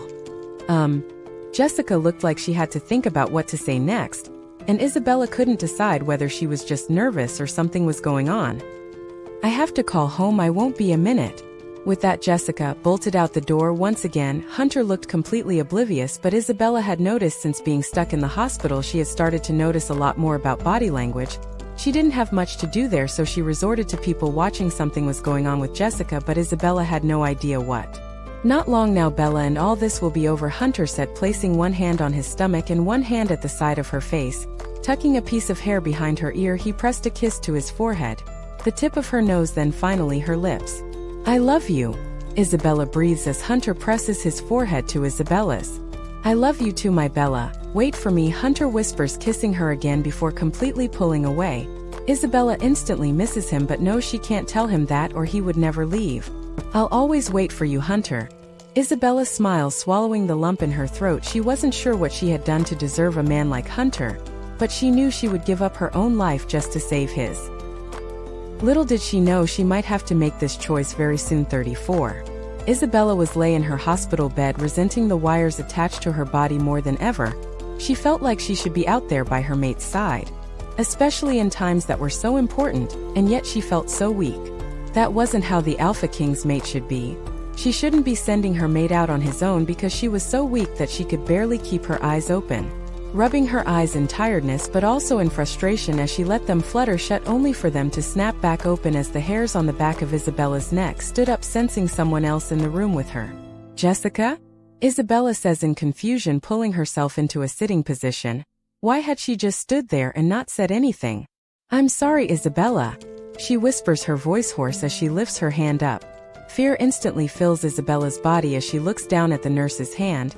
She relaxed a little when she saw that Jessica only had a phone in her hand, but as she ran through different scenarios in her head, she felt sick as she thought that someone was informing her that something had happened to Hunter. Isabella held out her hand to be passed the phone, and when she lifted it to her ear there was a silence on the other side. She pulled it away from her ear and looked at the phone to confirm that there was an actual call in progress, which there was. Putting it back to her ear, she now heard heavy breathing and moans in what sounded like pain. Hello, Isabella. An all too familiar voice sounded. If Isabella hadn't have been sat on the bed, she would have collapsed to the floor in that moment. Finn. What do you want? Isabella whispers, holding her hand to her mouth as her head swims with dizziness. I lost my leverage with your mate's sister. He starts as a small scream passes my lips. No, you didn't. How could you? She was your mate, she say, tears filling my eyes. Oh, be quiet, you dumb bitch. They got her. They saved her, he explains, and the tears in Isabella's eyes turn into tears of relief. So I had to find someone else to take, he says. Isabella can practically hear the smirk on his lips as her stomach turns violently. Who? Not Hunter. Isabella says, her voice going even smaller. He still had that effect on her. Even though Isabella knew Hunter wasn't easy to take down, so the chances of it being him were very small, and yet the fear in her heart stayed put. No, but I do have his best friend, he says confidently, before Isabella hear a large thud and a groan that quickly follows, telling her that Finn had just hit him. Jackson? She whispers, willing herself to keep breathing as she felt like she was ready to pass out. That's right, he says. Time's running out for Jackson. So you need to come up with a plan pretty quickly. Where are you? Isabella asks, her voice quivering. She had completely forgotten that Jessica was in the room with her. I can't tell you that. She need to tell your mate so he can use the pack link, Finn explains, and his plan falls into place. He knew that as Hunter was aware of the trouble his best friend and Beta was in, he would go running into danger where Finn would surely have a plan in place to kill him. Don't hurt him, Finn, she whispers, tears finally spilling over her eyes. It's me you want, take me for Jackson? So I finally get to kill you, and the pain would be so bad for Hunter that he'd probably die too. Two birds with one stone, as the saying goes. He says more to himself. Let Jackson go, Isabella adds pleadingly. Oh no. Not until you get here, no funny business. Taylor can bring you, he explains. Taylor? She asked confused. She'd never heard of anyone called Taylor, not even in the old pack. Oh, sorry. Nurse Jessica, he says with a sickening laugh. Isabella's head spins to look at Jessica. Well, Taylor, with the look of betrayal. She can't even look Isabella in the eye, clearly ashamed at her own actions. Oh, by the way, how have your meals tasted recently? Ask her about that, he says before sending another punch to Jackson, whose groan has less willpower behind it. Time's running out, Isabella. Taylor, Isabella says in a questioning tone, her bottom lip quivering uncontrollably. I'm sorry. He has something over me, she whispers, lifting her head to look at me. What did he mean about my meals? I asks, ripping all the wires out of my skins, trying not to wince too much. I've been poisoning them on his orders for the past couple of months so you would get weaker and it would keep Hunter distracted, she explains while Isabella's jaw drops as she sits there stunned for a couple of seconds. I trusted you, Isabella says, her voice breaking as tears fall out of Taylor's eyes. I thought it would be easy, but then I spent more time with you and we became friends, she says, her voice shaking. Friends? Friends don't do this, Isabella screams, sliding off of the bed to get dressed. Her head instantly spun, but she pushed it to the side with the best of her ability and started to get dressed. I didn't want to, but he would kill my family if I didn't, she explains. Part of Isabella softens, but the anger is much too strong as it takes over her whole body, thankfully giving her enough adrenaline to move around for now. Without another word, Isabella sneaks out of the hospital ward, hoping nobody would see her as they would quickly send her back to bed. She's still incredibly dizzy and determination was the only thing keeping her going, but she had to do this for Hunter and for Jackson. Isabella went into the kitchen to search in the drawers. It took her a short amount of time to find what she wanted, which she hid in the waistband of her pants. Taylor, who had been following closely behind, hadn't said a word about what she had picked up. Just take me to where he is, Isabella says with a newfound confidence. It is time to end this once and for all. 35 Jessica or Taylor lead Isabella to her car in the garage. Neither of the women were able to even look at each other. Isabella out of anger and Taylor out of being so ashamed of herself. Isabella had no idea where they were going, but she didn't want to ask. She didn't even want to speak to the person she had once trusted so much. Another one of the reasons she couldn't even speak to her was that Isabella was running through all the conversation her and Taylor had. She couldn't help but thinking, what had Taylor gone running back to Finn to tell him? Did Finn know she was pregnant? The thought of Finn hurting hers and Hunter's baby instantly made her cradle her still non-existent stomach as her stomach turned. Look, I am sorry, I know you won't believe me, but I am. You would do the same to protect your family, Taylor says, sounding more like she wanted to make herself feel better about the situation rather than Isabella. You know what? I don't think I would have, because if your family knew what you were doing they would be so ashamed of you, Isabella says, quietly feeling on the edge of tears with every second that passed. But they're alive. Even if they never wanted to see me again, they'd still be alive, Taylor retorts. Isabella wanted to fire back another response, but she came up with nothing. Taylor was right, it didn't make Isabella hate her any less in that moment, but she had to agree that if Hunter was in danger or this baby, she would have gone to extreme lengths to keep them safe. Not that she would let Taylor know this. This is your chance to help me, Jessica. Or whatever your name is there anything you could tell me that would help me? Isabella asks, crossing her fingers, praying that Taylor would have something that would be useful. He's smart, he thinks of all outcomes and prepares for them. He's already sure that I've gotten close to you, so I know there will be someone on me at all times to make sure I don't help you when we get there. She shrugs with a sigh. Not close enough to stop you poisoning my food. Isabella spits, digging her fingernails into the palm of her hand to calm her down. Choosing to ignore her dig, Taylor continued. He knows you're weak, so I could only suggest that you pretend to be even weaker than you are, then when his guard is down you strike, she says, glancing over at Isabella. Could she even pretend to be any more weak than she actually was? A loud sound broke out in the car, making both women jump. It took Isabella a couple of seconds to realize it was her phone ringing. Pulling it out, she noticed that the caller ID says Hunter, but before she can answer it, Taylor rips the phone out of her hand. No. You can't answer that, it will only end badly if you tell him where you're going, she whispers with fear lacing her voice. The first phone call ends and instantly it starts ringing again. Okay. I won't answer it, Isabella says, holding her hand out. Taylor hands it her back cautiously but visibly relaxes when Isabella rolls down the window and throws the phone out. After another 10 minutes, Taylor is pulling up to an empty mill factory. It seems very stereotypical, but Isabella shrugs the thought aside as she listens to the gravel under the wheels. The confidence that once filled her body was now quickly leaving as Taylor jumps out the car and opens the door to Isabella's side. Taylor widens her eyes as if trying to communicate something to Isabella, but she doesn't understand and gets out of the car as normal, and yet before she can even be fully stood up, Taylor forcefully kicks out Isabella's legs from underneath her, making her fall to the floor, but Taylor quickly catches her from one side and drags her along the gravel. She's too weak to even stand up, Taylor shouts, and it finally sinks into Isabella. Taylor was in fact helping her by making Finn think she was much weaker. Playing along with it, she keeps her head bowed down and makes no attempts to stand up. Isabella soon hears feet walking towards her, and before long there are 2 feet on the floor below her face, and it took everything for Isabella not to get up and run away, even if she wouldn't get very far considering she was still very weak, even if it wasn't as bad as she was making Finn believe. "Lift your head up," Finn demands, but Isabella stays still. Her bottom lip had started to quiver again as she tried to stay completely still. Before she could even register, then Finn had moved. His foot had come in contact with her face, sending her flying back, hitting her head on the hard ground below. He stormed up to her with anger clear in her eyes, then kicked her in the ribs, making her howl in pain, as she clutched her stomach in the fetal position, praying that her strong baby would be able to cope. "You said you wouldn't kill her," Taylor cries, rushing over to Isabella's side, but she is soon dragged away by her hair, her screams filling Isabella's ears.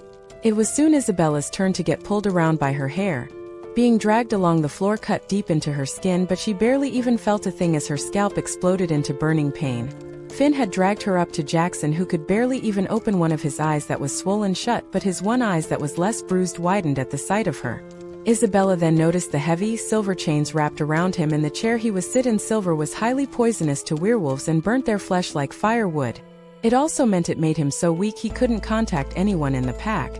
And yet when Jackson saw that Finn had Isabella, he used the last of his energy to make another futile attempt to break out of them. "Hey buddy." This was her idea. Finn grins as tears escape Isabella's eyes at the sight of her friend. "Untie him." Taylor rushes forward, and she was in fact right that there was another man behind her to make sure she didn't try any funny business, but there was no one else there. Isabella couldn't help but thinking Hunter would be able to beat them all on his own, but there was no way he could know where they were. Putting on thick gloves, even Taylor winces slightly at touching the silver due to the severe impact it had on werewolves. Jackson slumps forward and is unable to stop himself, falling off of the chair onto the floor beside Isabella with a questioning look in his eyes. Why would she give herself up for him? Finn knew Jackson was no longer a threat. The torture he has faced would leave him incapable of battle for a number of hours, if not days. Finn once again wrapped his fist in Isabella's hair and picked her up before placing her on the chair. Her eyes filled with fear as she glanced down at the silver chains by her feet. "No, Finn. She won't survive if you put them on her. She's too weak already," Taylor sobs, holding her hand up to her mouth as tears stream out of her eyes. A large sound broke out in the deserted factory, telling Isabella that Finn had gone over to Taylor and backhanded her across the room with a large growl as a scream escaped her lips.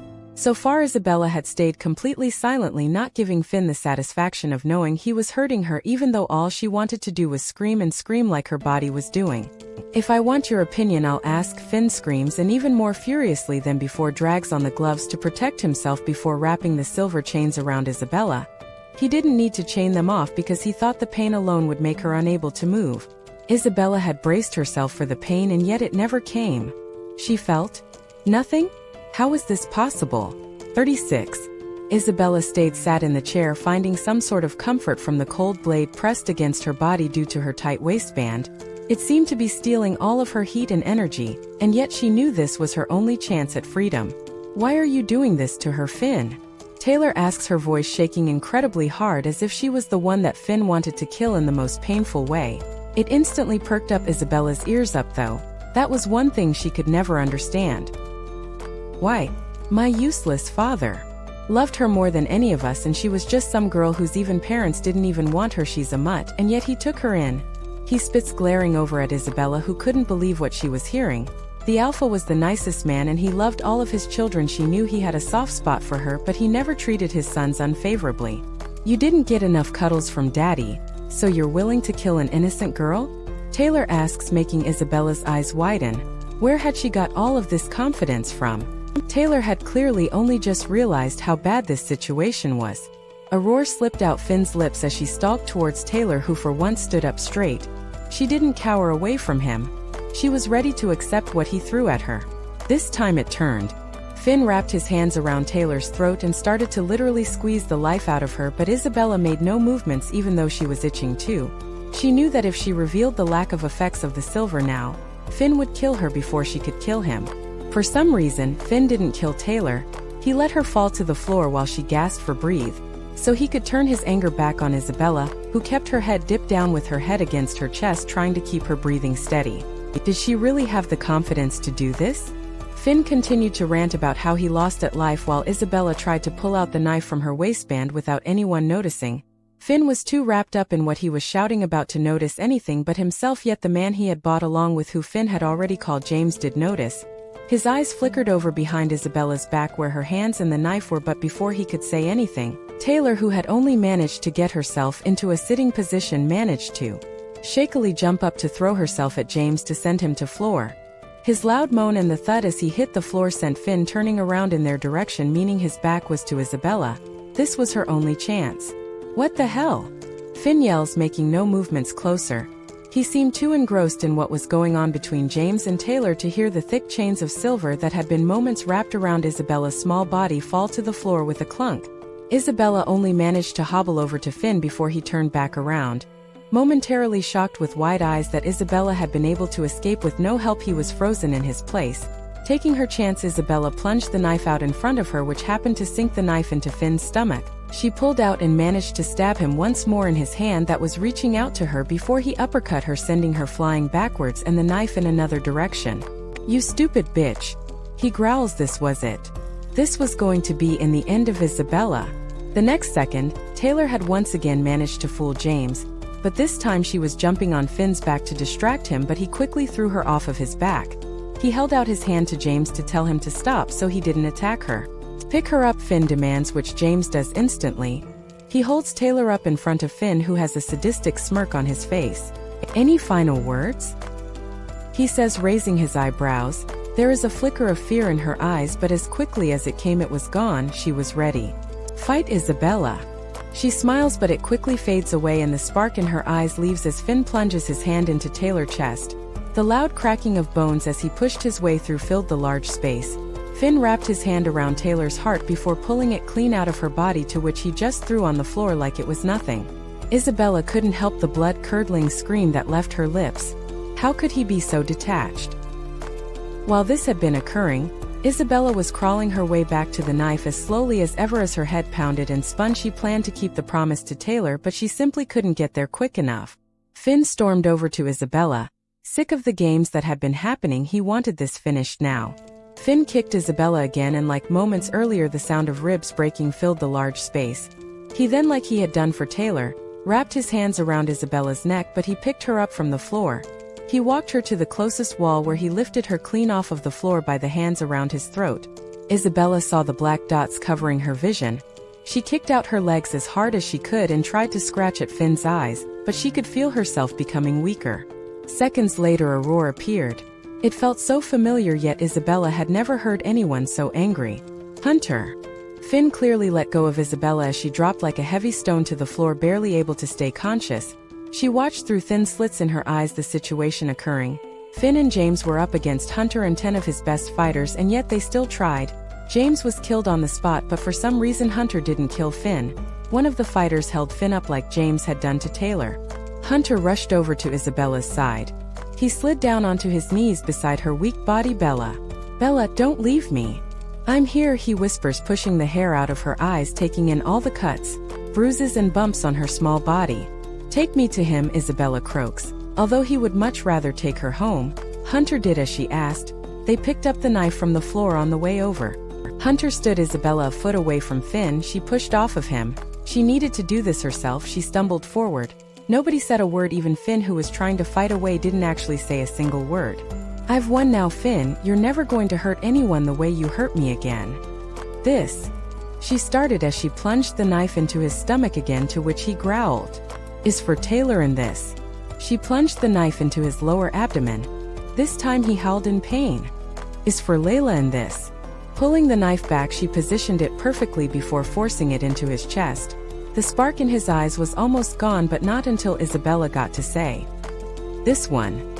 This is for me." 37. The next thing Isabella remembers is waking up in those familiar four walls, but this time, not the ones of the hospital room she had spent so much time in recently, but in her bedroom. Granted, she was hooked up to even more machines than she had been before, but she was in hers and Hunter's bedroom. Looking beside her, not even making any effort to move just yet, she sees Hunter tapping away at this laptop furiously. He had a big armchair next to their bed, which she knew he would have been sat at the whole time.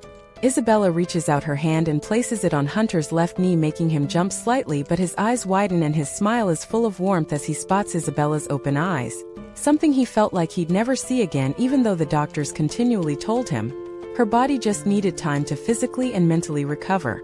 One good thing about werewolves is they often manage to stay unconscious until the mental injuries had healed. This wasn't always the case, and it didn't heal them all completely. Isabella would never wake up again if this was true, but she would certainly feel better about it than if she had woken up any earlier. "Hey," she whispers shyly as Hunter places his hand on top of hers. "Oh, Bella." He whispers, his eyes filling with tears and a lump in his throat forming. "I missed you. I'll always wait for you. That's what I said, remember, before you went off to find Finn. Now it was your turn to wait for me." Isabella smiles, which is quickly replaced with a grimace as she tries to get into a sitting position. Her ribs were no longer broken but still hurt. "Well, you didn't exactly wait for me, did you? But I'll always wait for you," Hunter says, trying to look angry, but the smirk on his face says otherwise. "He had Jackson and I just..." Isabella tries to explain, but the comforting hand squeezing hers stops her instantly. "I know what happened, Jackson told me," Hunter explains. He removes his shirt, then jumps carefully into bed behind Isabella. He pulls her gently into his arms and kisses the top of her head. "Jackson? How is Jackson? And Layla? Please tell me she is okay." Isabella yells, grimacing again when a stab of pain goes through her ribs. Jackson has been unconscious when Hunter finally arrived, and although she felt guilty about it, Isabella had forgotten he was even there. "Shoo. Calm down," Hunter chuckles slightly. "Jackson is fine. A couple days in the hospital and now he's back on his feet." "Layla? She's still in the hospital, but she's awake," Hunter explains. Isabella knows there is more to it but doesn't press further. "How did you find us?" Isabella asks. "I was with the team who found Layla. By that point Finn was long gone. Jackson had gone off with another team, so we presumed he was on Finn's tail. Instead of following, I brought Layla back to the hospital so she could get help, but so I could tell you that she was okay and..." He explains. "I wasn't there," Isabella says, filling in the gaps. "Exactly. When I got back I also got a message from the team Jackson had left with saying they couldn't find him. And when I tried to communicate with him there was nothing, just like a brick wall. I still felt him, so I knew he was alive, but nothing. And then when I found you weren't here, I linked the dots that Finn had probably took Jackson and you were trying to be a superhero." Hunter says with slight annoyance in his voice that Isabella had put herself in danger. "That still doesn't explain how you found me," Isabella says. "Your nurse left a note for me to track her car and that would lead me to you." He shrugged as Isabella burst into tears. Taylor had been the only reason Hunter had found her. The only reason Isabella had a chance to hurt Finn. The only reason she wanted to fight so hard. She's dead and I was so angry with her.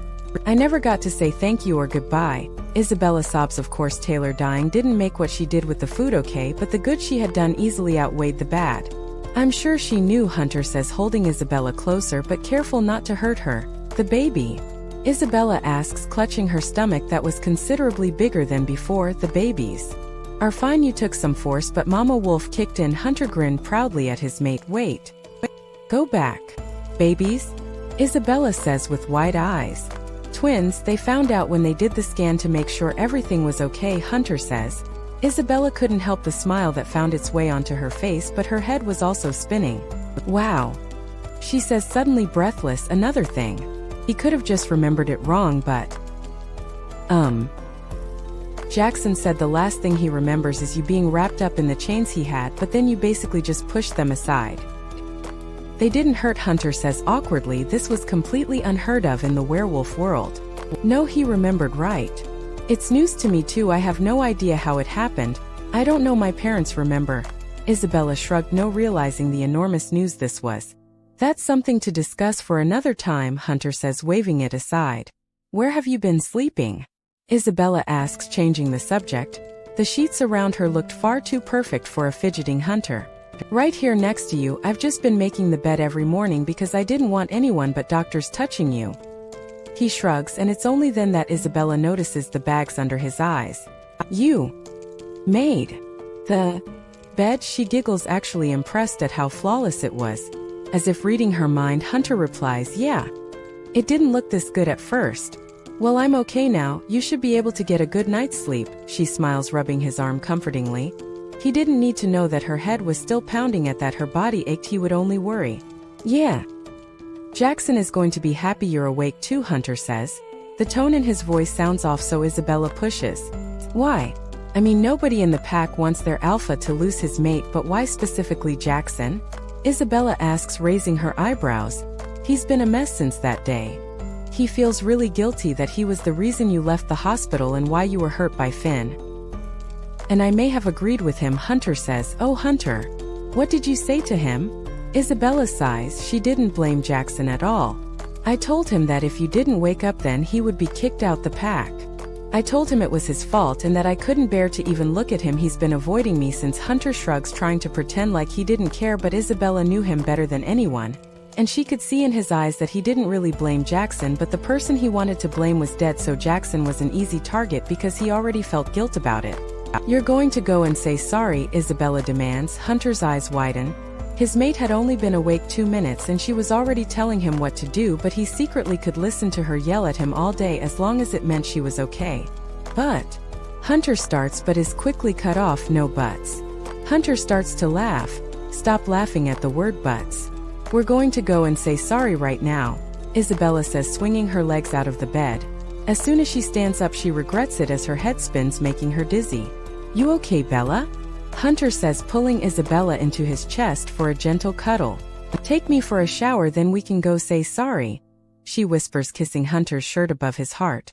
38. It seemed to take Hunter much longer to find where Jackson was, especially considering he could smell from a mile away and could use the pack link to ask Jackson where he was. Isabella knew Hunter was refusing to mind link him, but she was determined to see him and make Hunter apologize. If he wanted to do it the hard way, then she was happy and willing to go along with it. I think maybe you should just go back to bed, Hunter says, rubbing the back of his neck awkwardly. Isabella knew he was only doing this so he could avoid the inevitable.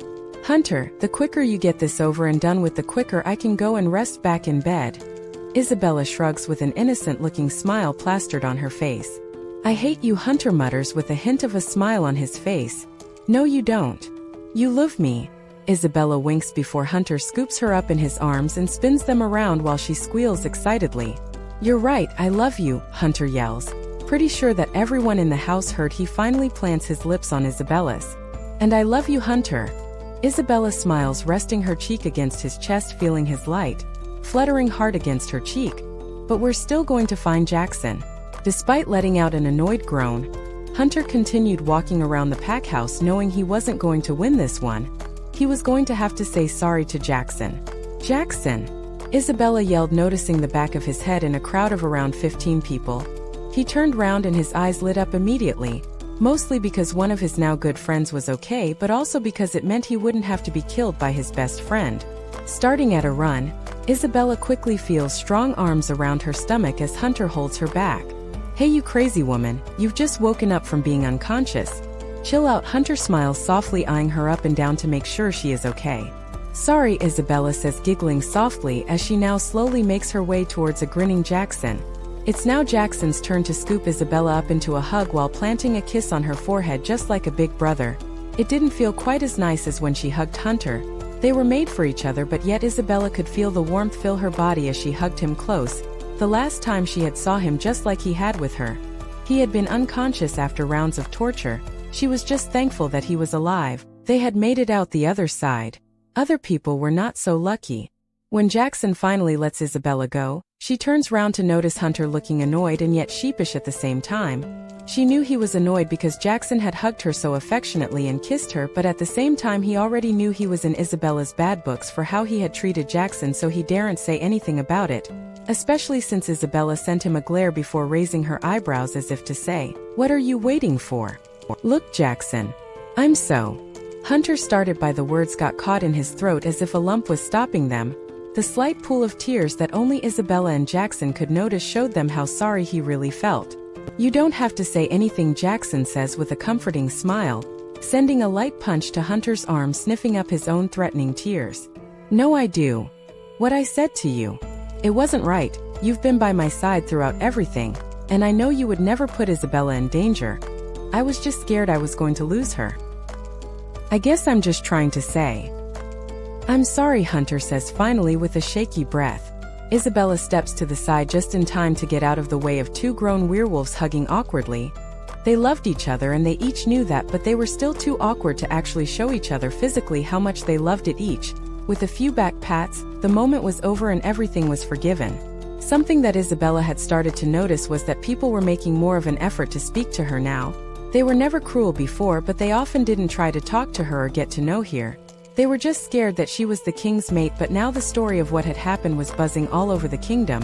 Nobody was sure how it had managed to become public knowledge, as Isabella had only told the people necessary. Hunter wouldn't tell anyone, and neither would Jackson, but somehow people had the general story, even though there had been some strange, twisted stories such as Isabella had managed to fight off 20 grown men on her own. One thing that was of the utmost secrecy was the fact that Isabella was not affected by silver like other werewolves.